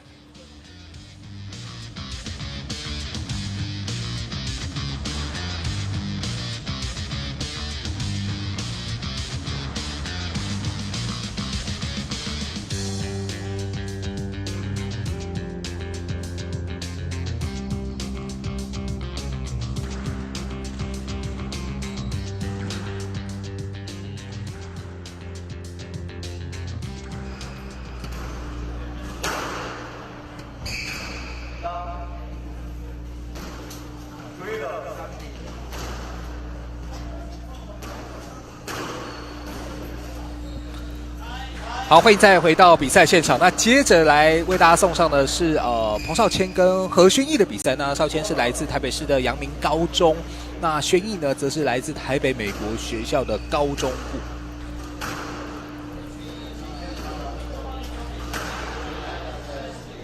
啊哈，完全是来打经验的。是，这彭少谦当然这是对，是我们目前国内知名的青少年的选手，没错，而且他有5年以上的这个球龄。目前他是阳明高中的学生，对，他大概就仅次于潘宏瑞，对。目前他还是算是 U17 的选手，但是他很快也要 U19 了。对，学生都是一代一代的往前推。像以前这个优秀的选手，像蔡新伦啊，然后已经脱离了青少年。对，那接着就是潘奕安脱离了，那明年的5月，陈佑君也要脱离这个青少年的行列。那现在当然了，轻轻松松已经到了局末点了。对这确实实力上有一段差距。不过刚教练也提到，对宣毅来讲就是增加一点比赛的经验来跟最好的选手试试看到底还有哪些的差距。那回来之后呢，我们继续来训练。不过包括刚刚其实跟明志国中的这个壁球队的教练李教练也有提到，确实现阶段台湾呢是大力的在推动这个运动，那加上有奥运的加持，希望能够从这个全新的奥运周期，我们在台湾壁球项目的推展呢，能够进入到下一个阶段。是，现在宣毅他的母亲现在父亲母亲都来支持这项运动，这是最好的。对，有这个家长的支持，我想小朋友更能够无后顾之忧希望能够参与这个运动，但刚开始是比较辛苦，那当然持续的进步，那持续的投入，其实都看得到小朋友的成长啊。是，像这场比赛主审是潘桂叶小姐，是，Mark 是吴宏一先生。很快第2局比赛就开始了，好，邵谦1比0领先，轩逸还在持续的努力当中。对，邵谦难得有个失误，好像是出界哦。对，跳球太高了，太高。轩逸发球，轩逸的发球是蛮有力量的。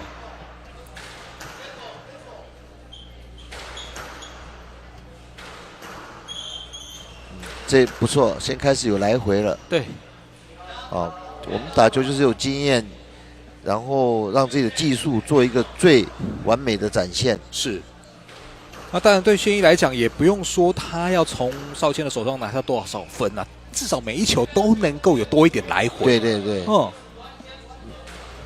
认真的去打好每一球。没错。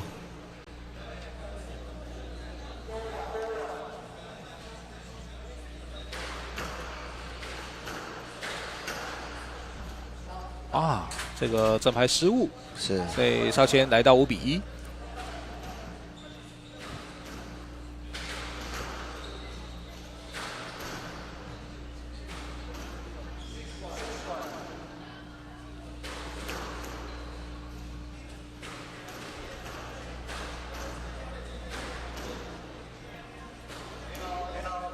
好，这球是放一个小球，对，放小球，出乎了邵谦的意料，对。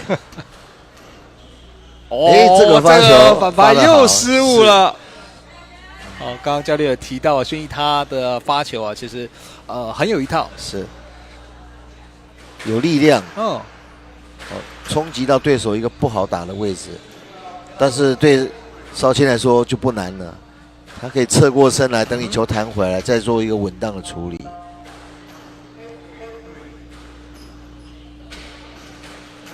好，目前来到了8比3。对，哇，这一球还是太低，对，失误太多。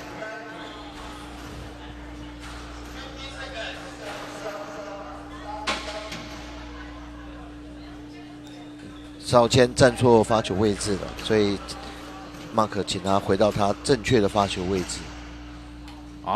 这一次轩逸的反拍，对，没有办法回击。那现在来到第2局的 gamble 了，对，局点。好，我们看到在第2局依旧是由邵谦以11比3收下，目前在局数上2比0领先了轩逸。是，好，你看轩逸回来，他的家庭加油成员立刻递水的递水，送毛巾的送毛巾，这也是很不错的。那这2位选手他们认为他们不需要休息，所以他们都是要求裁判说，对，就喝口水就继续打。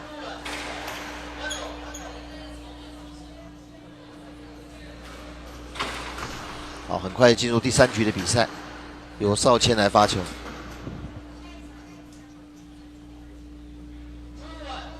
好，比赛开始了。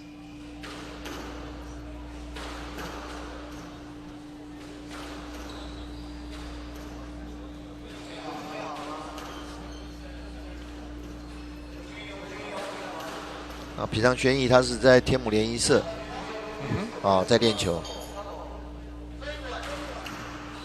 好，第3局，对，这个调动还是让轩逸的反拍，对，但是失误，就是邵谦这一球太准了，他刚好打在一个墙角尼克的位置，轩逸是没办法处理这一球的。哇，好球！对，他突然放了一个小球。那邵谦就是没有留意他这个位置，他以为他是往后抽的。当然，邵谦跟他打的是一个很轻松的心态跟他打球。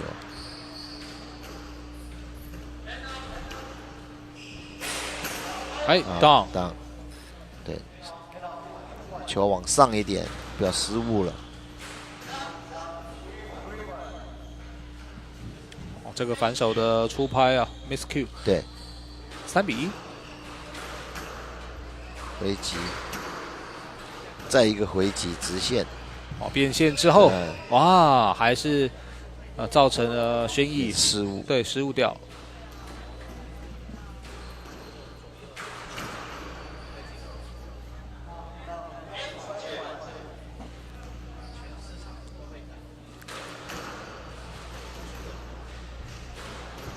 哇，这个小球轩逸来不及，是直接放一个小球到他最遥远的位置了。好球，回空，已经来到7比1了。是。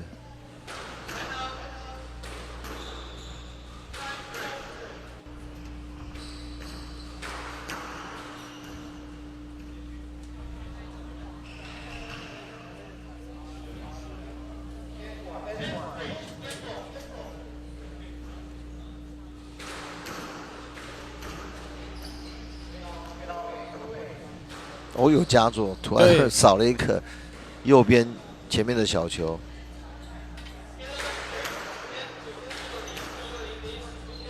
哎，这球真的不好处理，还是被压在后场的反拍的位置。这个位置推的又深，啊，又靠边，轩逸是不好处理的。哦，这个阶级又来到。对。最难处理的底线啊，是赛末点了，啊，很快就到了这一场比赛的赛末点。哦，邵谦还是稳稳的控球，对，没有问题啊。最后回一个小球，轩逸是无法赶到啊，所以在第3局11比2，来自阳明高中的彭少谦3比0击败来自台北美国学校的轩逸。那也恭喜少谦啊，顺利的晋级3局的比数11比1、11比3以及11比2。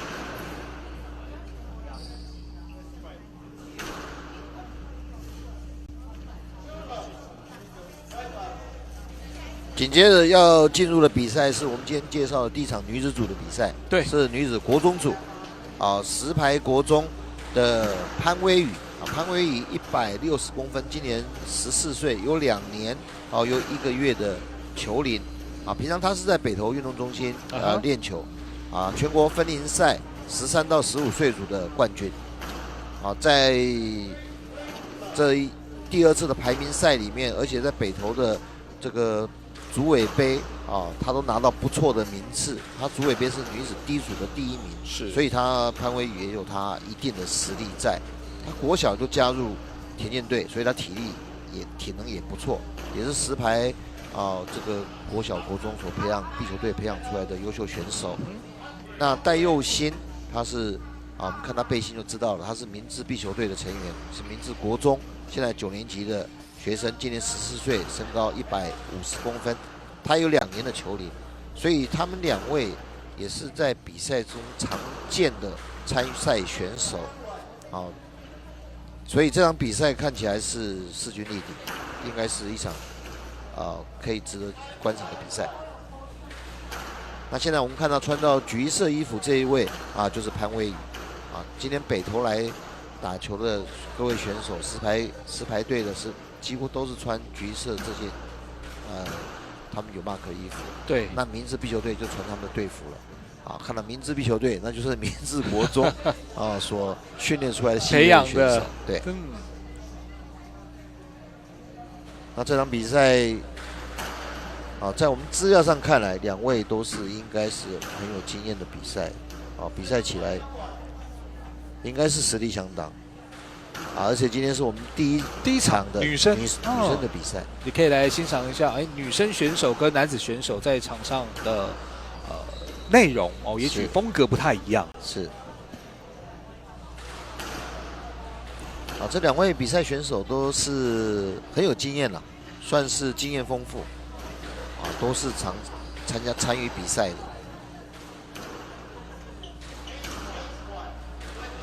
那戴佑兴他特别说，他持续打球的原因是觉得壁球真的很好玩。哦。我们壁球在我看来就是冷气房嘛，不受天候限制嘛，在里面还能尽情的挥洒。对，不用晒太阳。对，有时候这可能也会是很多人选择运动的原因。是，对。现在新北的各运动中心大概都有壁球场。啊，所以对壁球的推广是有很大的帮助。台北市的运动中心大概只有六个运动中心是有壁球场，啊，并不是说那么普及，每个都有。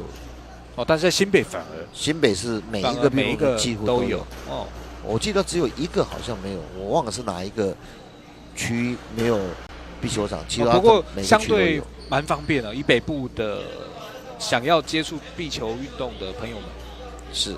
现在几乎壁球场都集中在北部，有点南北失衡了。哦 ，OK。现在高雄的壁球场几乎没有几个，是大概高雄技击馆里面有2个球场。OK。啊，那健身，他们叫健身什么工厂吧？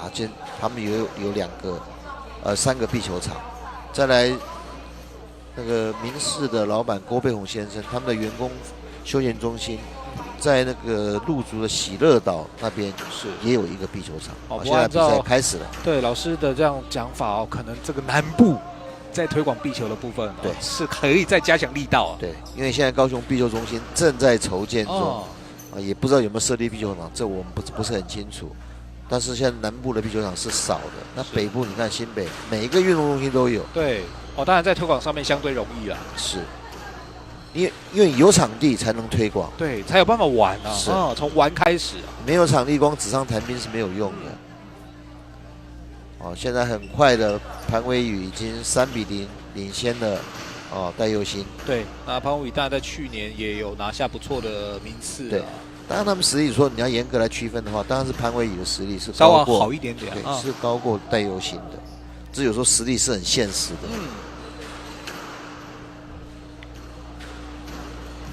来，这一球到，对，可惜都打到手上来了。啊，这种球就要稳稳的拿下这个分数。啊，壁球就是这样，其实不止壁球啦，羽球、网球都是一样，你差一个等级，那个分数就会拉得很开了。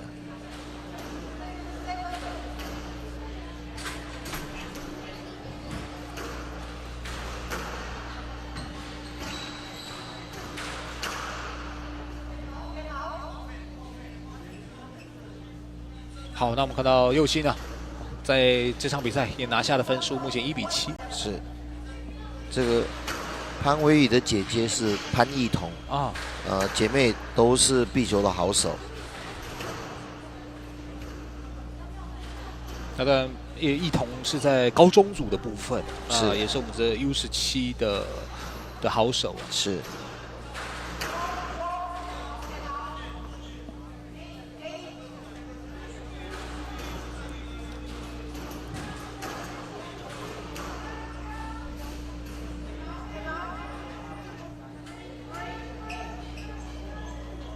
这一球潘威宇失误了，所以佑兴拿下了第3分，目前是3-8，暂时落后。哦，这一球威宇又打到一个很深远的位置，啊，让右心不好回击。而且以发球来看，也是威宇占很大的优势。好，现在很快10比3，局末点，很快就拿下这个局点。是，啊，11比3，所以确实威宇获得第一局的威宇面对到右心哦，在第一局就展现了实力上的落差啊，打的是相当的精彩。是，不管是发球也好，对球的回击也好，哦，球种的选择很明显啊，潘威宇都是高过戴佑星的。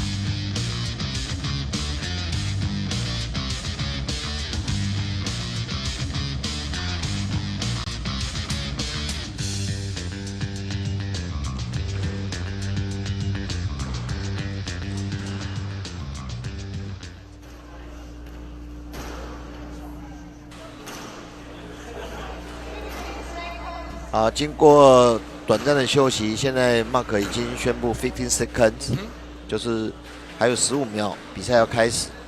啊，现在戴佑星也进入了球场。啊，所以第二局是由潘威宇来发球。比赛开始 ，Level。好，第一球佑星就接发球失误了，1比0。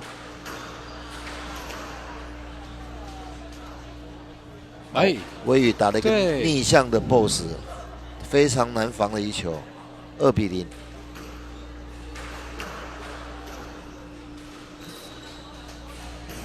哇，又自己压太低，对，出拍的失误啊，又挂在板上，3比0。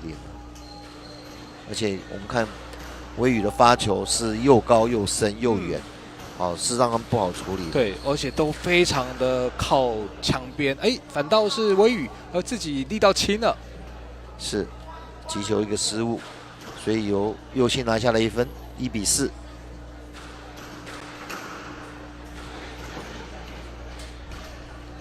这一球有点 lucky， 因为威宇出拍的时候是有插到他的框的，是，所以你看这一球上墙之后，他是有点往下旋的动作。OK。所以那球根本没往后弹，那佑星以他目前的实力状况，他是打不到的。但是佑星这一球回得很好，哦，力道哦，对，又深这个距离哦都够。是，其实这球可以不打的，但是威宇这样打了就继续比赛，因为很明显，刚才那一球经过佑星的时候还在他旁边，是，他也没让开，对，他威宇已经准备好了，他是可以抓他的 stroke 的。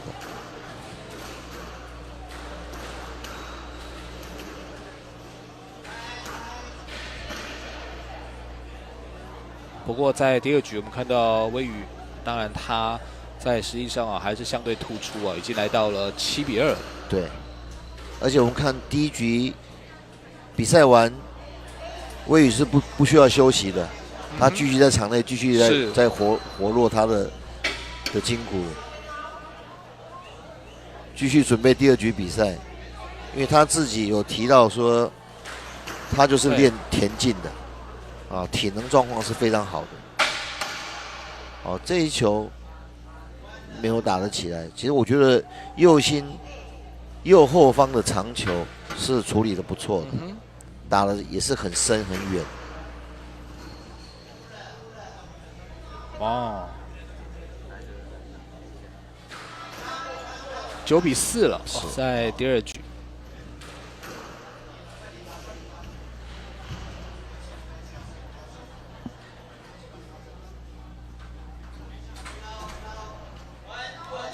这球没进，哦，是右心的球，5比9。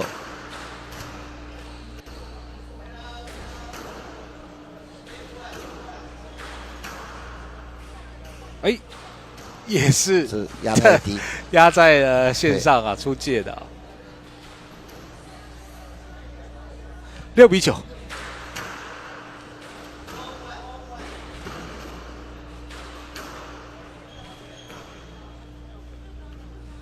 啊，哇，这个收力，这个小球就进了，因为上个没进嘛，这个做个调整，稍微开一点，这球就是好球。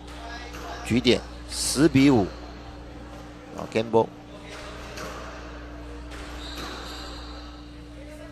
好，戴佑新回击再度失误，好，威宇拿下第2局，是11比6 ，to get to the 2比0。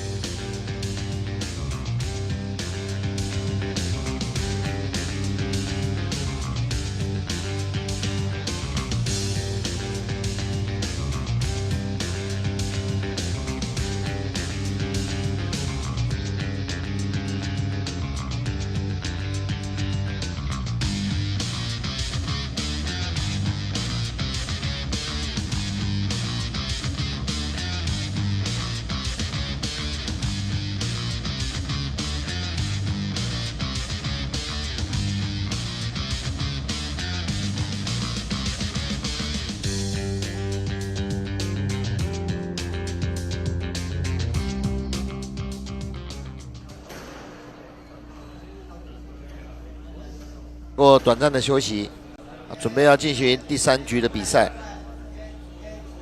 好，现在主审在看他的码表。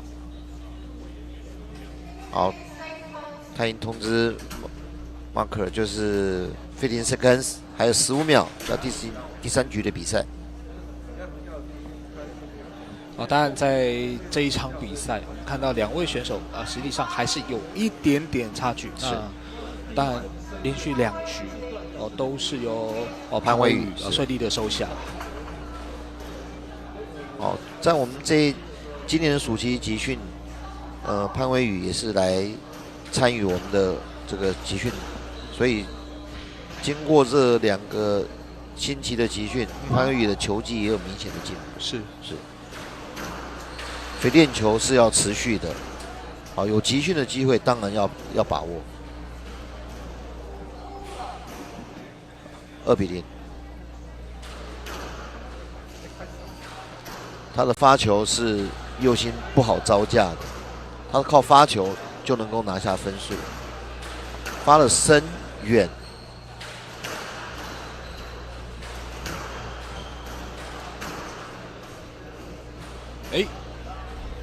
这一次的多拍来回，最后还是右心右心失误是4比0。因为威宇的力量也大，他球也打得比较深，但他放小球也有他一定的实力，没有说放得很好，放得近，球往靠墙边来走，右心就不好处理了。这一球是造成了威宇失误。对，因为右心这球打得很深对，所以我刚才就讲说，右心他右边。直线靠墙角这边的球是蛮有威力的所以在这个发球的位置，确实也造成了威宇的接发球失误。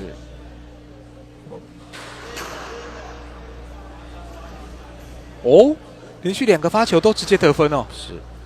那现在又来到一个他自己发球最拿手的地方了。对，这种比较深的发球，对方没有回好，那你机会就来了。对。这一球威宇就聪明了，他往上拉，往前送，所以我进了，我反正逆可，让你不好打好，放了一个小球，你看这一球他发下来之后，右心只能回到他面前了。这一球就回得很好。对，不过右心的这一手正拍，的加压确实是有他的威力。你绝对不能让对手一发球就占了绝对的优势。你再怎么打，那个球都在对方手上。这球发球失误。对，对右心来讲太可惜了。看又深又远落下来，这球打得回得很好。看右心这球又回到中间来。对，维宇整个站那边动都不动，就回击你下一球了，那对你接球者就非常不利。这球回得好，够深。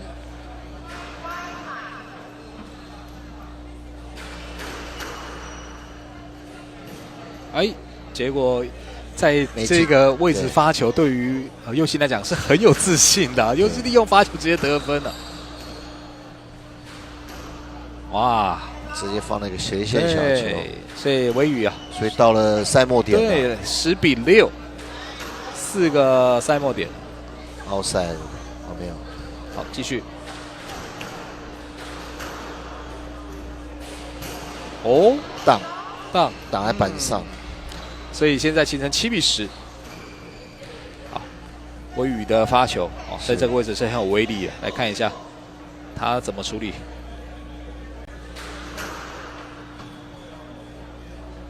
哇，果然，对，魏宇这一局对右心发了他后方的球，好像也处理的不好。没错，当然了，右心他也做调整了，所以他发出的球也让你不好接、不好处理。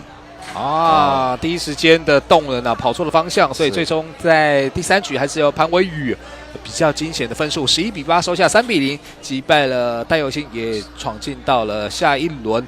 恭喜潘维宇。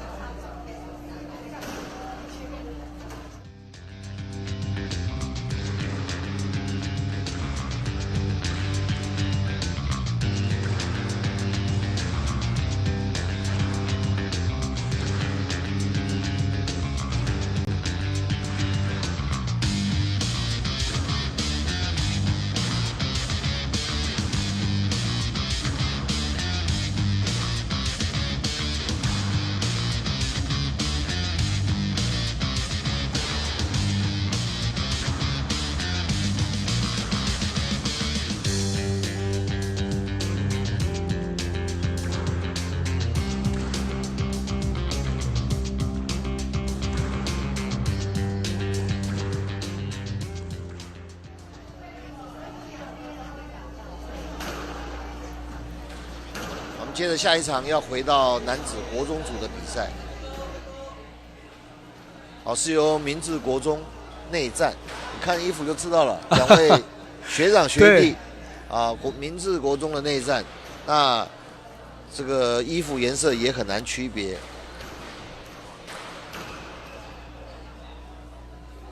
好，王仁尚对上宋承典，对。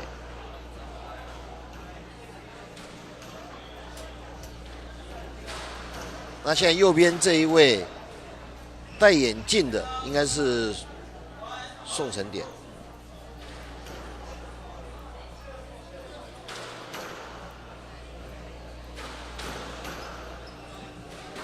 不能这样讲，因为他们都要戴护目镜，所以两个戴着护目镜，你也不知道哪一位是哪一位。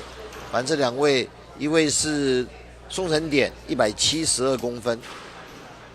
所以说我们可以看出来比较高大的就是宋承典，没有错。宋承典，对。好，现在在拉球左边这一位拉球这一位是王仁尚。王仁尚现在换边了。现在左边这一位身材比较高大的，就是拍面是橘色拍面这一位是宋承典。15岁，172公分，明治国中9年级，2年10个月的球龄。好，那现在这一位就是王仁尚，对，现在击球，他的拍面是有点黑色线的这一位就是王仁尚，王仁尚13岁，166公分，1年的球龄，他是明治国中8年级，等于是。宋承典是王仁尚的学长，差了1年，对，他们差了1年，所以球龄也差了1年，是，他们都是进入明治国中之后才开始练习壁球。好，他们的共同老师就是刚才接受访问这一位，还有李嘉洲教练。对，李嘉洲教练是。好，当然明治国中我刚才介绍过，也培养出我们壁球很多的优秀选手。像我们现在现役的国手魏志宇以前的国手这个傅俊清他们都是明治国中培养出来的选手。其实我们青少年还有一位很强的选手，是平常是在国外的，他在美国念书，家是住在加拿大。陈友友是，陈友友好像也有代表我们去参加这个世青，是今年世青也有陈友友。我们今年最好的成绩就是他写下的，是他这一次拿到世青41名，也是很不错的一个成绩，在140几位选手里面，排名41，算是很强了。但他平常国内的比赛比较少参加，因为他是旅居在国外。像我们这次去世青的男选手就是陈友友、潘宏瑞、潘义安，还有陈佑君，是我们4位男选手。那女选手是郑玉珍、夏珍珠、李淑玉跟吴雨佳，4位女选手。对，那吴雨佳跟李淑玉也都是这一次有参加比赛，对，在国女。对，这次吴雨佳、李淑玉都有参与比赛。那郑玉珍是因为已经超过19岁了，所以青少年就不会出现她了。那夏珍珠这次没有来参加这一次青少年的比赛。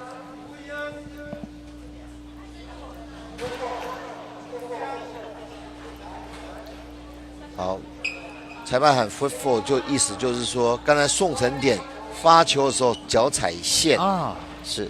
因为你发球的时候，规则就是规定你要有一只脚完整在那个发球框里面。那你没有一只脚完整在里面，你一发球，裁判就喊 foot four，就是发球失误，对方就得分了。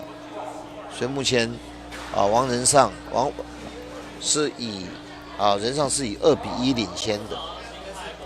不过仁尚这一球没有挥中所以双方形成2-2。所以陈典就拿下这，你看他发球上很危险的，他一个脚踩在里面，已经很靠近红线你一不小心踩到线，裁判就喊 foot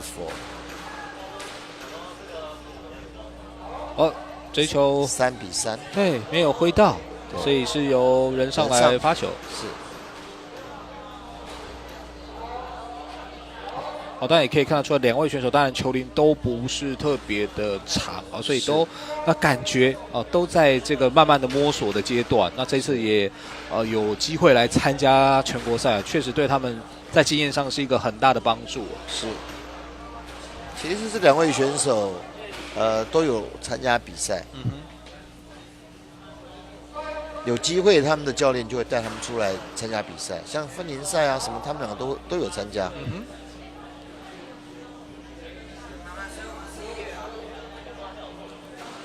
现在还是学长姜是老的辣，所以学长还是领先的。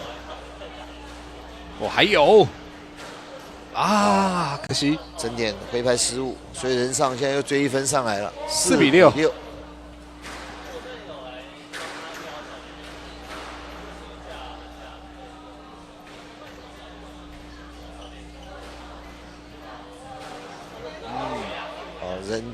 陈典放了一个小球，7-4。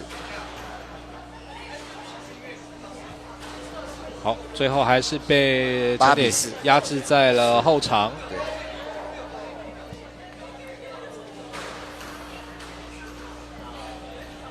但是这是失误，陈典的失误。对，挥拍失误，5-8。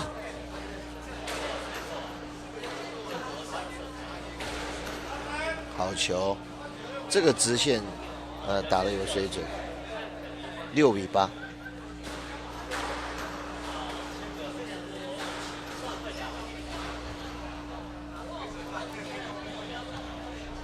还有，好给后面，还有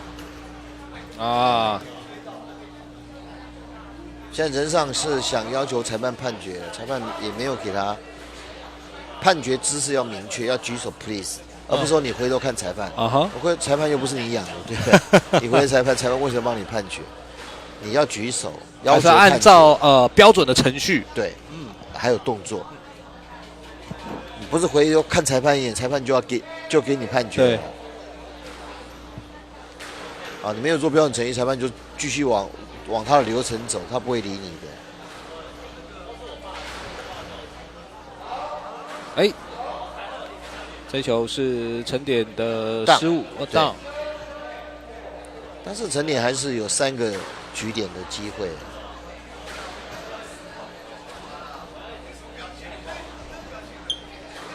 哦，再追1分哦。这8比10。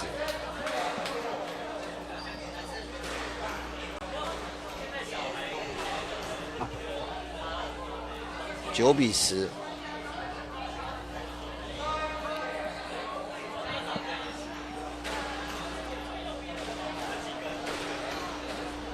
哎，追到了，10比10。Player must win by 2 points。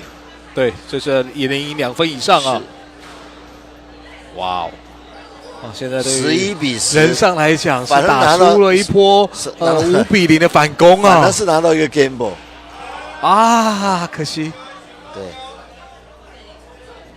那连打5分之后呢，中断了，双方11比11。对。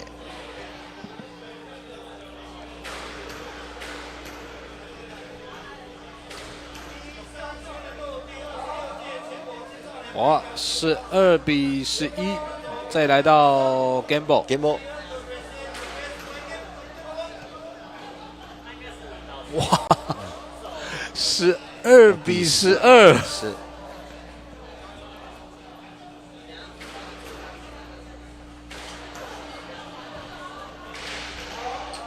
哦，好，宋承典再逼出了再拿出一个局点。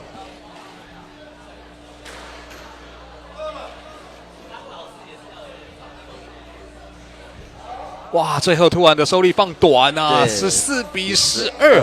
哇，学长还是略胜一筹啊！先拿下第1局，暂时1比0领先的学弟王仁尚。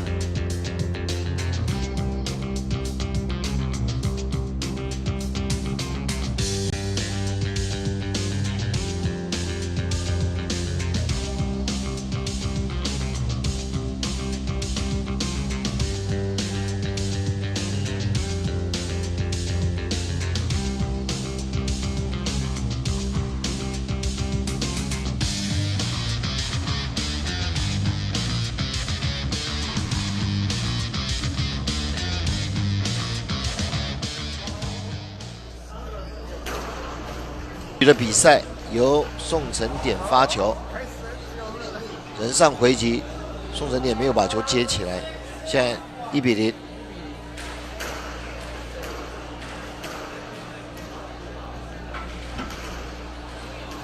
哦，直接的截击拿下分数。对，但这一球是可以不打，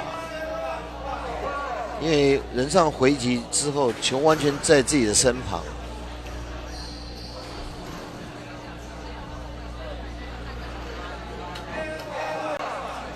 2比1了。哎，这球到2比2。看这2位学长学弟实力相当啊！哇，在第1局打到14比12啊！对。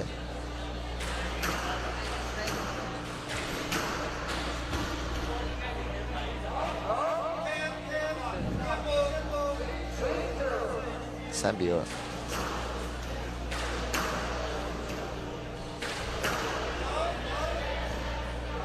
哎，也是到，对，力道不足。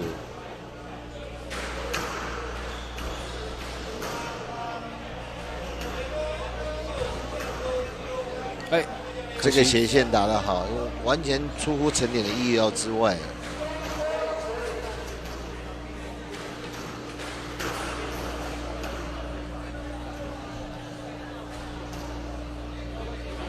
我人上现在开始领先哦。哦，5比3。哦，这个发力啊，还是把陈典压到后面去，对，压制在后场。6比3了。哇，7比3，对，陈典又挥空。陈典现在有点慌了，慌了手脚，这时候要赶快稳定下来。8比3，绑个鞋带什么的。哦，让一些策略，让对方的这个攻击气焰稍微缓一缓。然后对方气焰正盛，你还一直跟他这边纠缠着，啊，对自己是不利的。啊，陈典这一球是进的，是好球。好，再拿1分回来。5比8。对，5比8。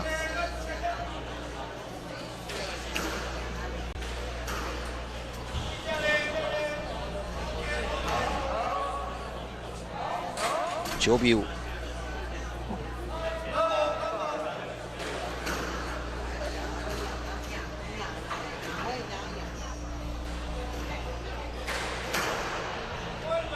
哇，这球打得深，突然的发力啊，压在后场的反拍位置，人上的一个局点，而且是5个局点。好，还是压后场反拍位。哇，最后是收到不错的效果，再来。有了，这种位置是很难打。哇，人上绝不放弃哦，打得很好。哇，这个斜对角的深远的长球啊，最后人上11比5，收下了第2局啊，双方战成1比1平手。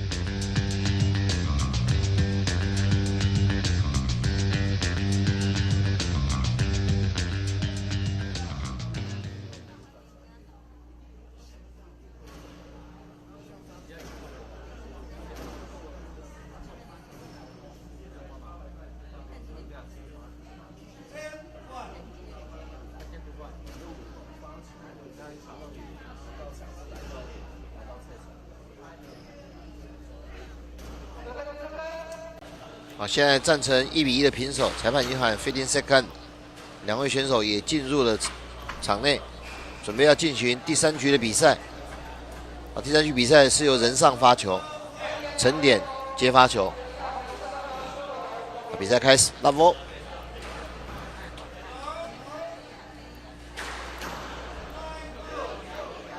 哦，一开始的发球，对，就先压制了学长了。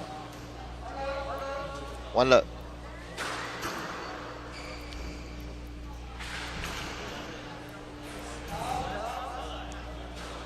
陈典再回击一个失误，突了。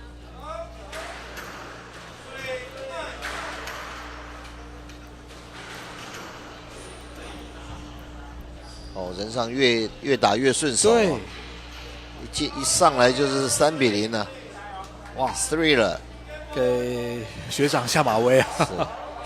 发球失误了，那学长瞪他一眼，他手就软了。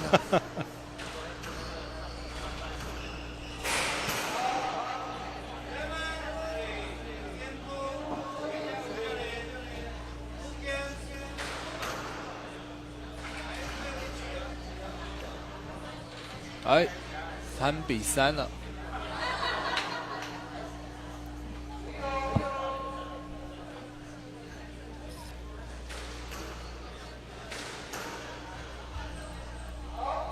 这一球回得好，人上直接拉了一个反手直线，陈典来不及防守。哎，在这个侧墙边啊，没有对处理好。陈典这一球有点运气啊，他打了一个救球的这种 boss， 反而造成一个逆可，结果没有掌握好发球，一发球又失误又送分了，发球失误是最不应该的。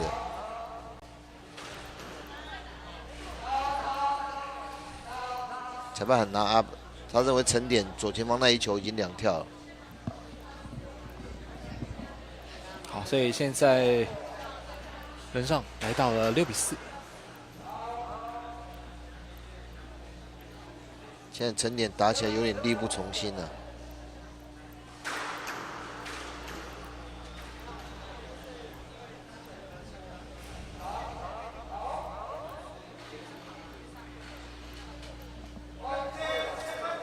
5比7。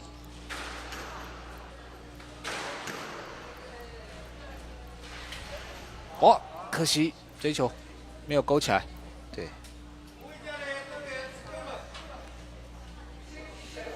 6比7。陈典追上来了，再放个小球。再放，哇，7比7了。是。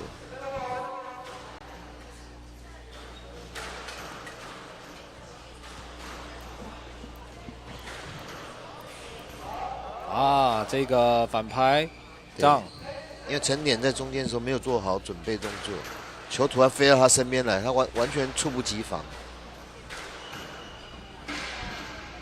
好球，这球陈典拉得够深，所以人上没办法把这球挖出来。哦，好球，又是给到了反拍。对，因为比较深的位置，因为发球你没有把球发到一个好位置，那你就准备要接受对方各方面的攻击了。哦，赶到了，凹塞了，太高。好，那现在来到2个 gamble， 对，哇，第一个局点就拿下来了，所以人上啊。在先输1局的情况下，倒赶2局，现在反倒是2比1，领先了宋陈典。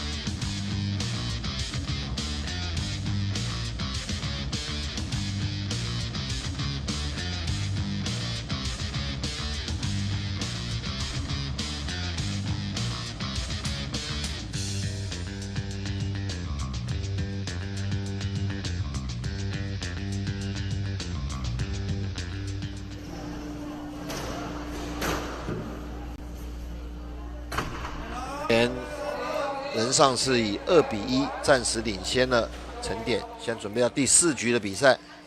人上发球0比0，逆向的 boss。哦，好，陈典他是抢救不及的，完了。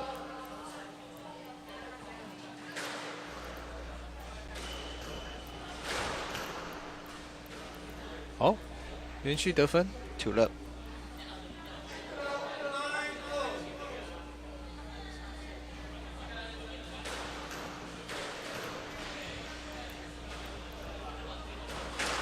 3了一个直线，回击力道不够，3比0了。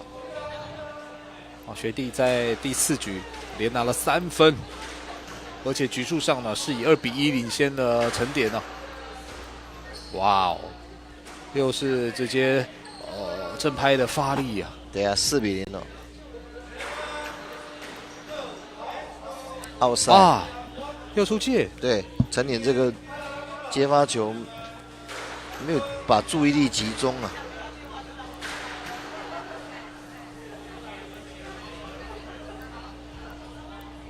任尚也很聪明啊，好像放小球，陈典上来之后，他突然往后拉了一个 lob， 一个高球，一个高吊，逆向的 boss， 哇！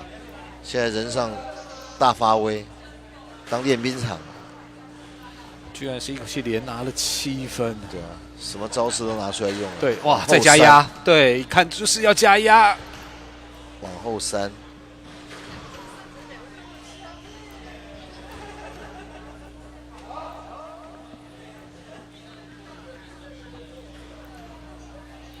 陈典总算是拿下了分数啊！对，靠人上的一个落差，对，靠人上一个失误拿下了1分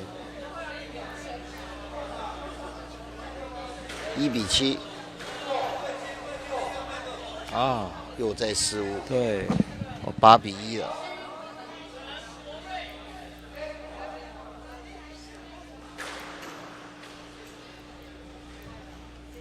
又是一个 boss。小球往后砍，好，这一球9比1了。哇，人上可能要击败学长啊，是孤城无力可回天了。哇，这场明治国中的内战啊，哇，可能是学弟要击败学长，但几率是非常大的。回去会不会罚站不知道。不会，我相信明治国中不会。哇！学弟打败了学长，对，可能学弟还请学长喝一杯珍珠奶茶啊！谢谢学长承让啊！也恭喜人上啊，最终在先输1局的情况下，倒赶3局击败了陈典，恭喜他。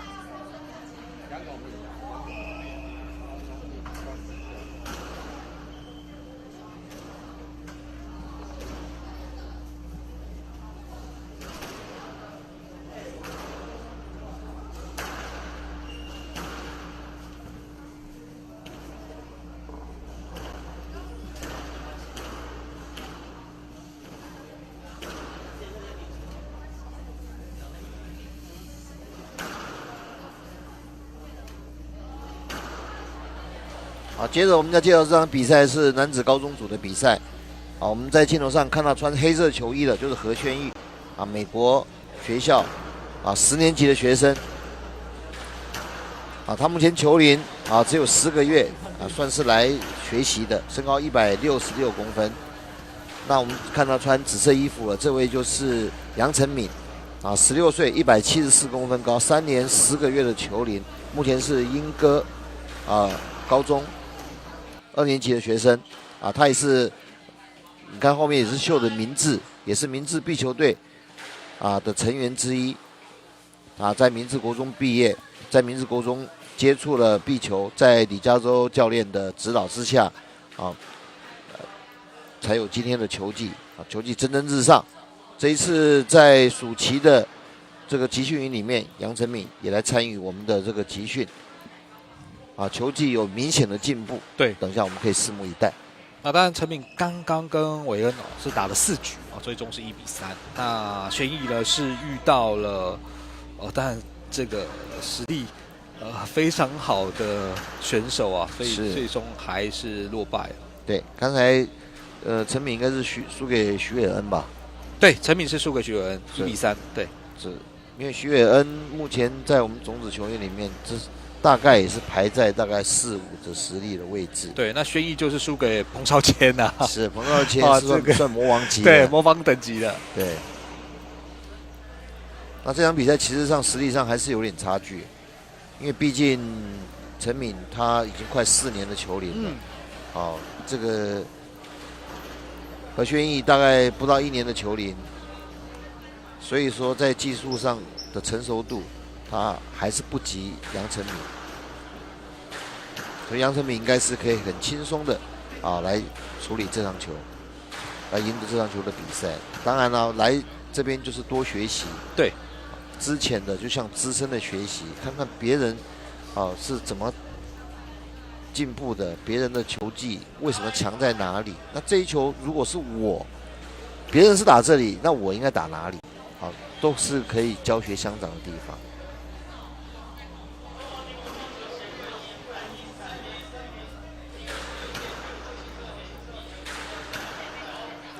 我们在热身的时候也可以看得出来。这2个选手的实力在哪里？光是出球的力道、挥拍的准确，对流畅度跟球点的准度，因为力道会决定这个球的速度，对，那准度都会决定它的点。那你球又快又准，那当然对手就很难处理了。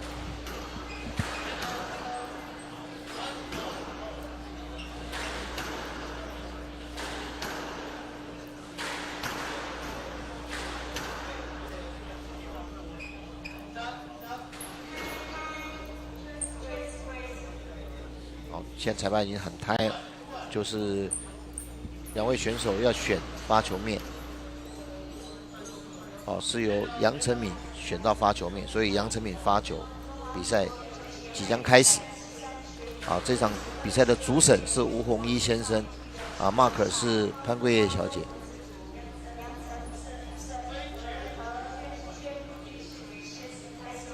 所以明智的李嘉洲教练在后面很关注这场比赛。杨成敏发球，比赛开始0比0。第一球何轩逸就没有做一个很好的回击，1比0。那刚刚李教练在接受访问的时候也有特别提到陈敏的部分也觉得这位选手真的对这个壁球是很喜爱也是很积极的在练习。是。陈敏在这一次的暑期集训之后，他很明显看到他的进步。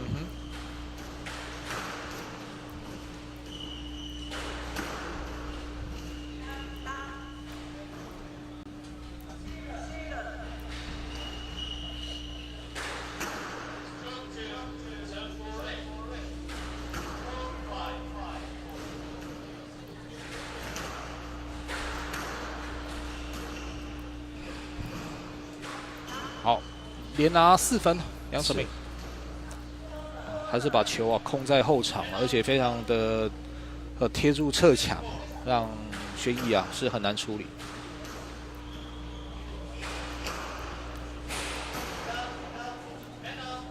突然的掉短因为轩逸他待在这个后场太久了。对，而且他这一球完全没有质量，就是完全打在对手的手上。那陈敏站在原地。那随便我打了，我要抽，我要拨，任凭宰割，6比0是。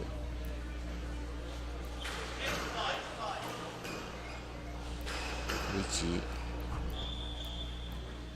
这一球犹豫太久了，球往后墙钻的时候就应该果敢的出手。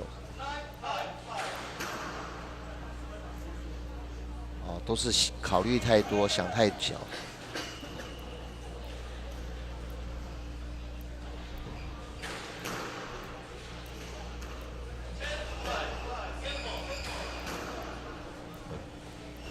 球，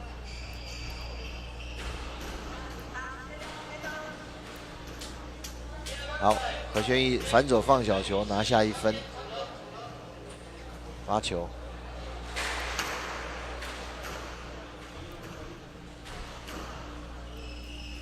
哎，这个正拍到角落了哦，是这球没有截击，当球落下来可能就很难处理了。所以一个选手要多练截击的动作，不要让球去落地，直接处理球。好，很快到了局点，10-1了。啊 ，11-1。对 ，Game to 杨成敏。所以我们看到在第一局，杨成敏当然没有遭遇太多抵抗啊，11-1收下，目前算是1-0领先了何宣仪。是。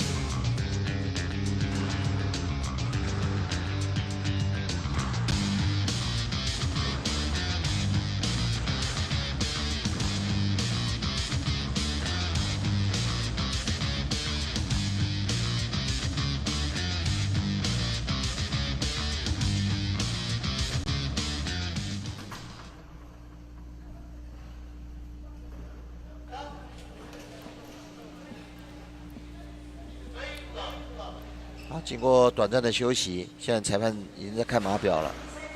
好，已经指示了 marker， 还有15秒，比赛要开始。15 seconds。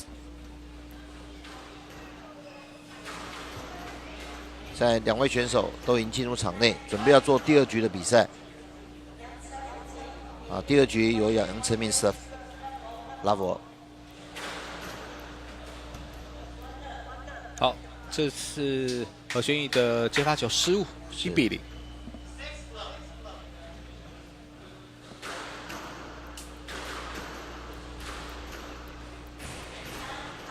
压太低了，压在板子上。对，这样2-0。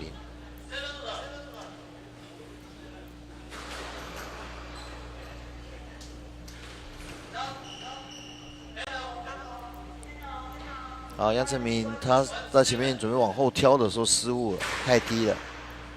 好，何宣仪发球。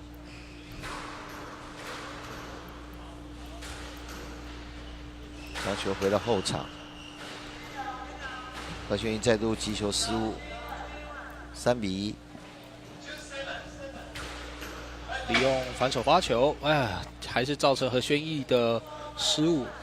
其实初学者就是怕后面2个角落的球，对，让球你要想办法怎样把它挖起来，那个就是技术了。别人打得起来，你打不起来。哦，这就是要花功夫去练。哦，真的不断的压在压在后面那个角， 2个 corner， 你就被压迫住，你球就是挖不起来，你就准备失分了。当你在注意后场的时候，对方就会放前场。对，哦，所以这整个战术的思维是很清晰的。是。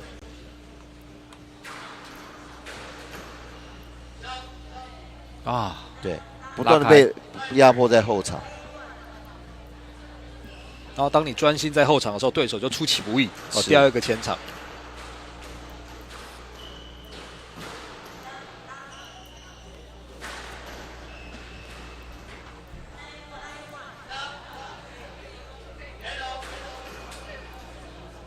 哎，回空。好，来到 Gamble。是。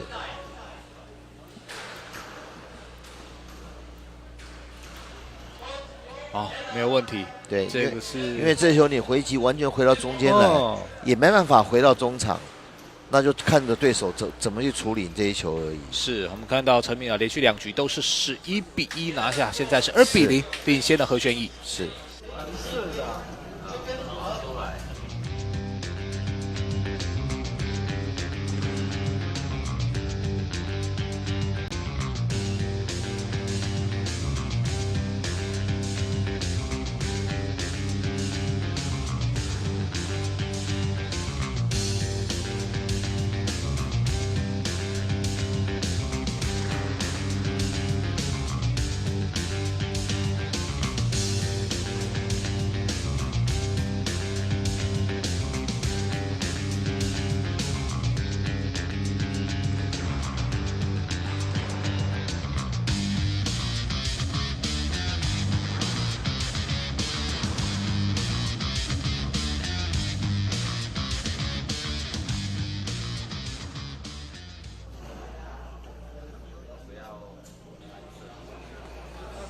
好，前面杨丞琳轻松的以2比0大幅的领先，拿下了2局。对，而且这2局啊，基本上没有遭遇太多的困难。是，所以技术层面差2阶，打起来更不一样。然后现在裁判已经喊15秒了。对，不过我们看到轩逸其实他刚刚是没有出来的，他一直在里面。对，他希望保持热身。对，他一直在热着他的状态，保持热机的状态啊。现在杨丞琳也进入了场地，准备要进行第3局的比赛。第3局是由陈敏发球，周轩逸准备接发球。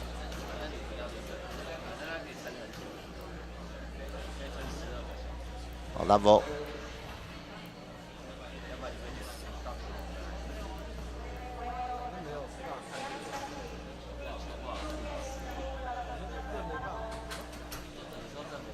0比0。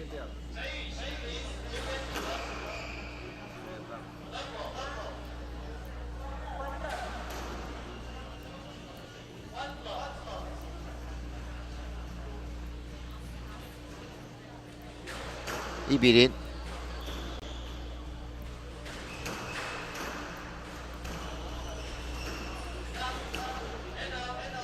好，突然这个反拍给斜线的短球。对，因为回击刚好打在陈敏的手上，陈敏完全没有移动，就你的球都太好打了。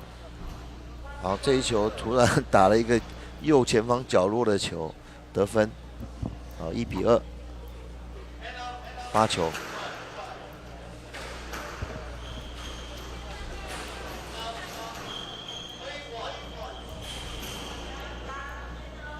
上去之后，回击压太低了。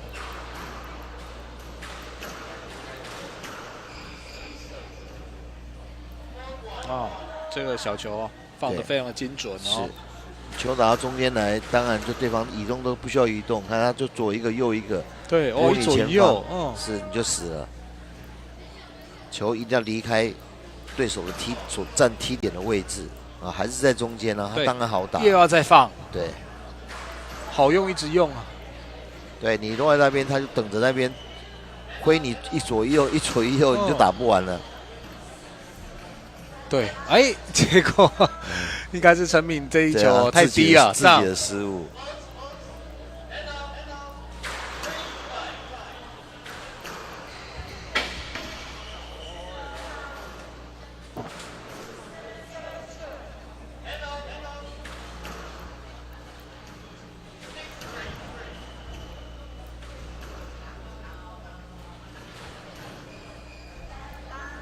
又当8分了，陈敏是。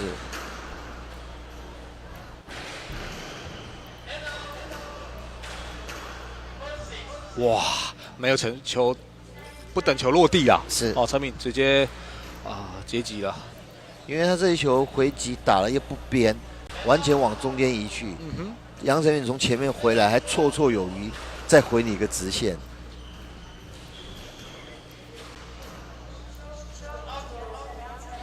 好，很快到了赛末点了 ，match ball， 10比2，最后1分，当。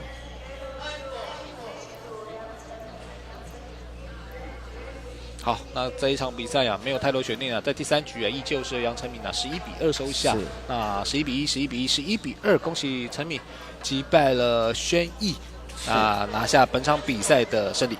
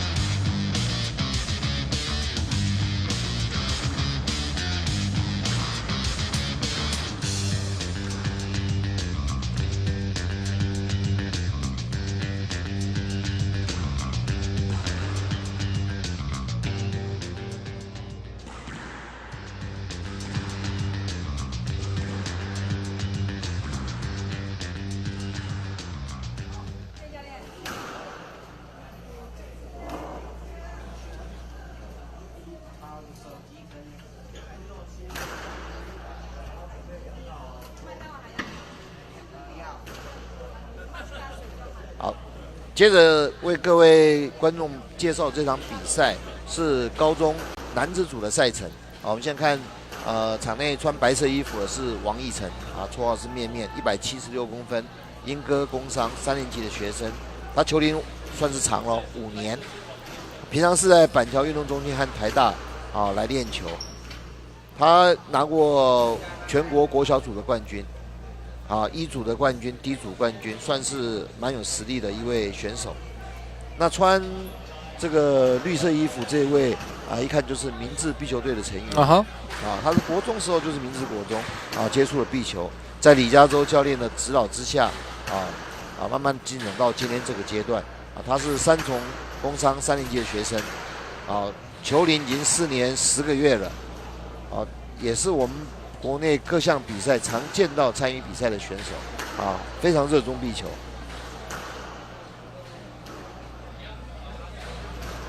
他们这场比赛就是赢的要争5、6名，啊，输的会打这一组的7、8名。所以他们赢的这位选手会去打刚才获胜的杨成敏，好，输的会去对到刚才输球的何宣义。是。奕晨前场比赛是输给了李佑安。是。那陈俊伟，他则是输给了潘宏瑞。是，但这2位选手，以往的实力跟对战记录来看，是王奕晨会略胜一筹。哦。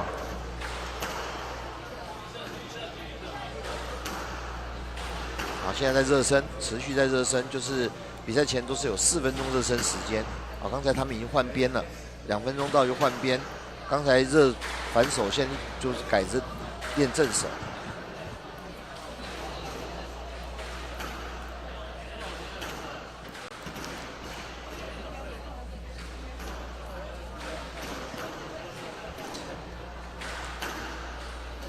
在热身，我们在强调你必须要平均热身，啊，像王奕晨现在已经超过5球了，对，裁判就应该给他提醒了，不然的话，陈俊伟都凉在那边，这对陈俊伟来说是不公平的，就是没有公平热身了。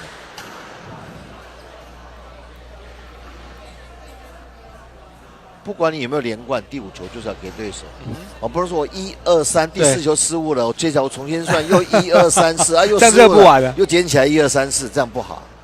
哎，你不管包含你失误的球，就是5球，就是要给对手。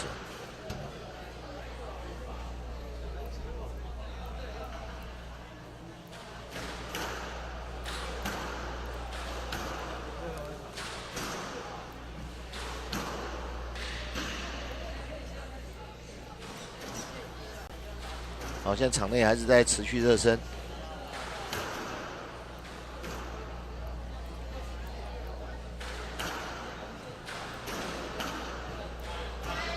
好，时间到，裁判喊开。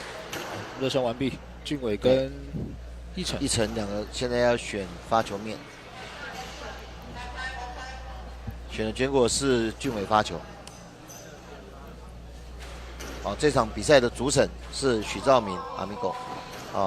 mark 是吴佩君小姐。好，现在吴佩君 mark 已经在念着整个这个前面的续程。比赛准备要开始了。好 ，level 0-0。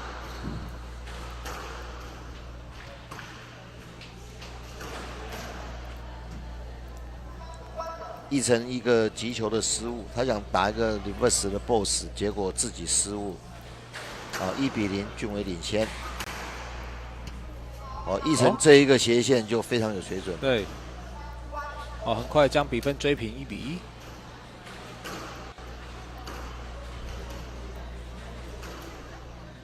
太高了 ，outside。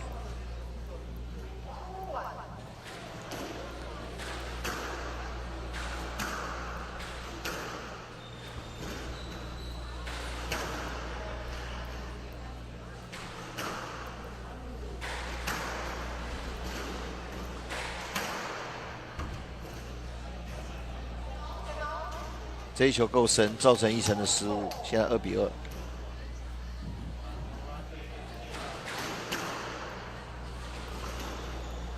哦，来不及吗？对，这球拿2跳了。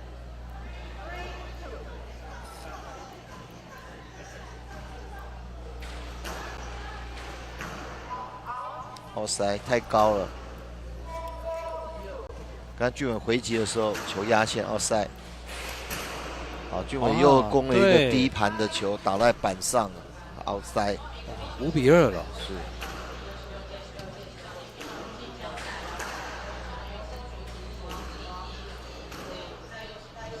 放了一个小球。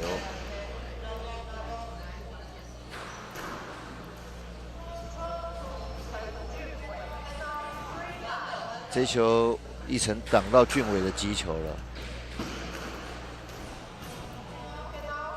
压太低，俊伟有点在拼球，哦，球都压太低了，都造成自己的失误。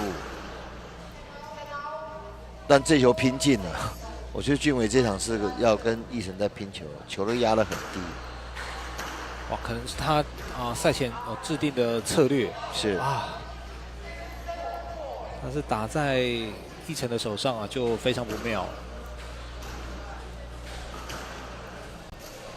哇，又是这样。是。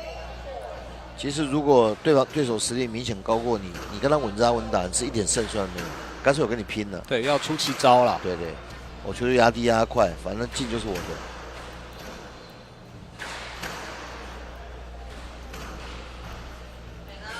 这很明显就是奕成都在控球，俊伟在前后的跑动中。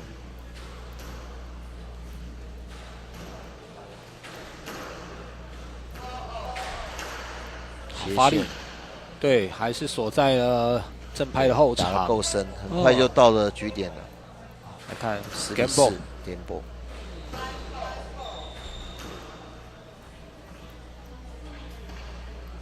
11-4 ，Game to 王奕成。对，所以看到王奕成在第一局大比分的优势11比4收下，目前暂时1比0领先的陈俊伟。是。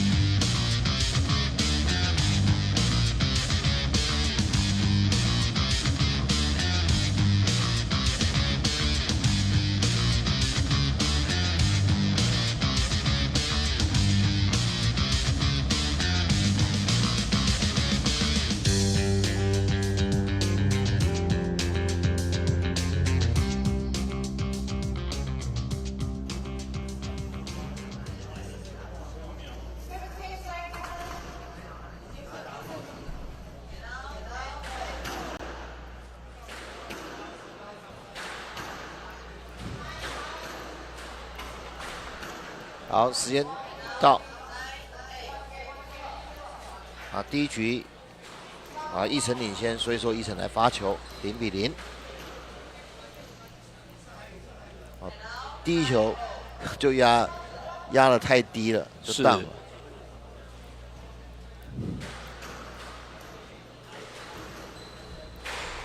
哇，又是对全发力，再掉小球，对。再一个长的，所以俊伟是疲于奔命啊。对，哇，奕成不断的前后调动，对，反正就是打到你最遥远的位置，让你最难打。你在前面我就打后面，你在后面我就放前面。对，来了，又往后塞了。就是这种斜对角最远的位置。对，你好像准备做小球动作，你上来了，我就往后3了，3比0了。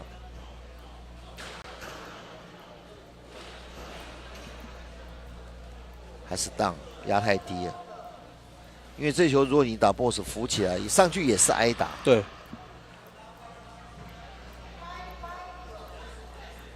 ，5比0。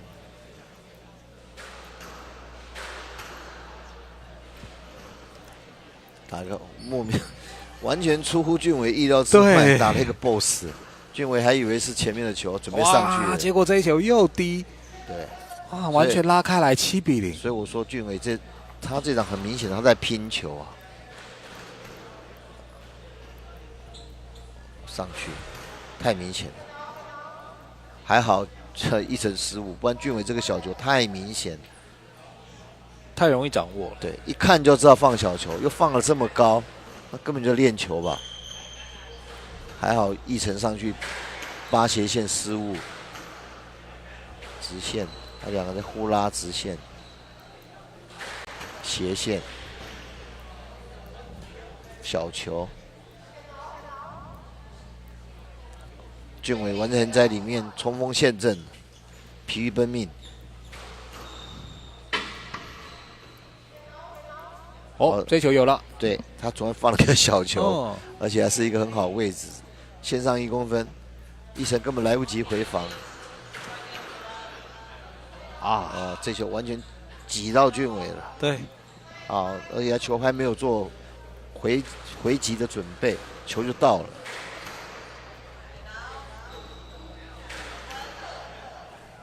左一个右一个。很快到了局点了，10比2。在第2局，哇，8个局点，速度更快啊！一成，哇，没有问题啊，11比2，王一晨啊，连下2局。那在这场比赛呢，王一晨已经是听牌的局面了。是。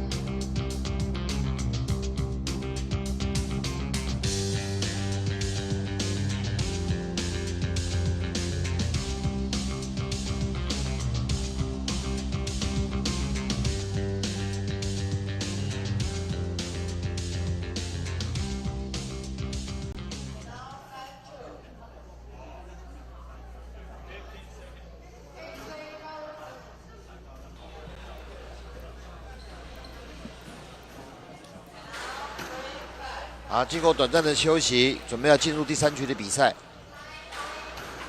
王一晨是2比0领先，俊伟退无可退了。不过从前面2局看来，王一晨真的是完全掌握优势啊，尤其到了第2局，王一晨啊基本上没有给俊伟任何机会，对，太多的空间了。一发球又得分了，1比0。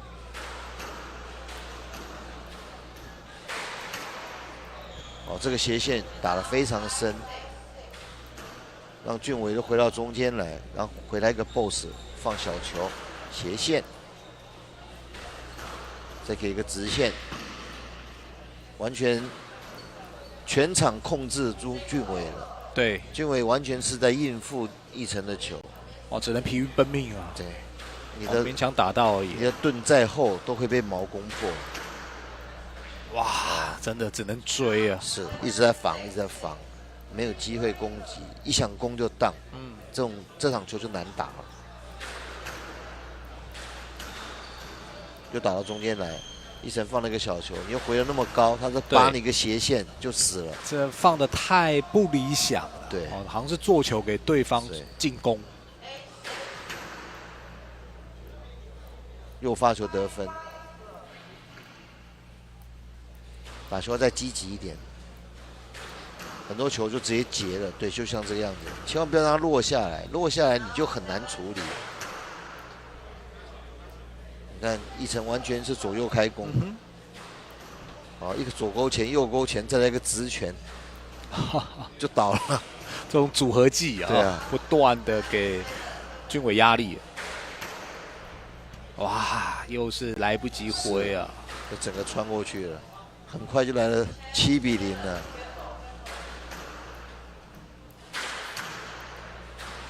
又死了，还挖到了，挖到没有用，这球太好打。8-0，右边发球。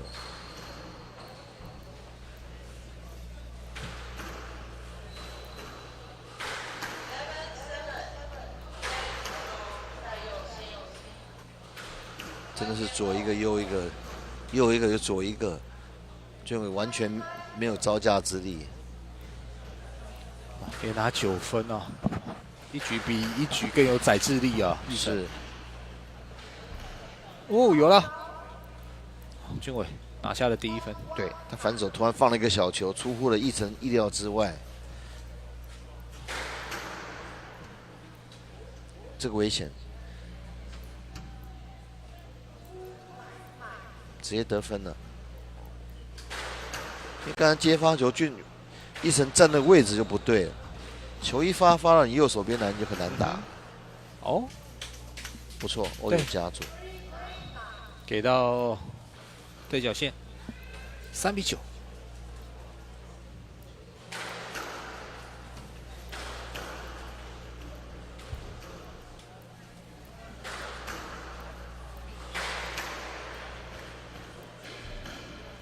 哦，再是反拍的失误，对，俊伟再拿下1分，4-9。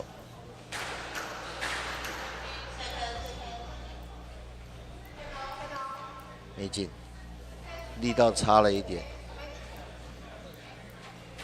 很快到了 match ball 了，现在10-4， 6个赛末点。对，哇，结果在第1个赛末点呢。俊伟就回击出界，所以在第3局依旧是由奕成以11-4收下。最终这一场高难组的比赛3-0击败了对手啊，所以也恭喜3局的比数11-4、11-2以及11-3啊，恭喜奕成啊击败了俊伟。那当然在今天我们看到不管是在这个国男、高男啊，甚至在女子组的比赛，相信这些基本小朋友他们对于壁球热爱，从今天的比赛过程当中就可以展现出来。但是我们今天也看到几个高男的大魔王在明天持续要来登场，那这些也是台湾未来在壁球发展上非常重要的明日之星。是，今天只是预赛部分，我想明天会碰到所谓的决赛。对这各个等级的大魔王都会出现，没错实力会更接近，打起来会更精彩。是的，应该是精彩可期。是的，那我们今天呢，在这个泰山国民运动中心呢，第1天预赛转播工作呢，也到此告一段落。非常感谢您的加入，我是李敏庆以及我身旁的专业球评曾教练，祝你顺心。我们明天中午准时12点再会，拜拜。好，拜，谢谢。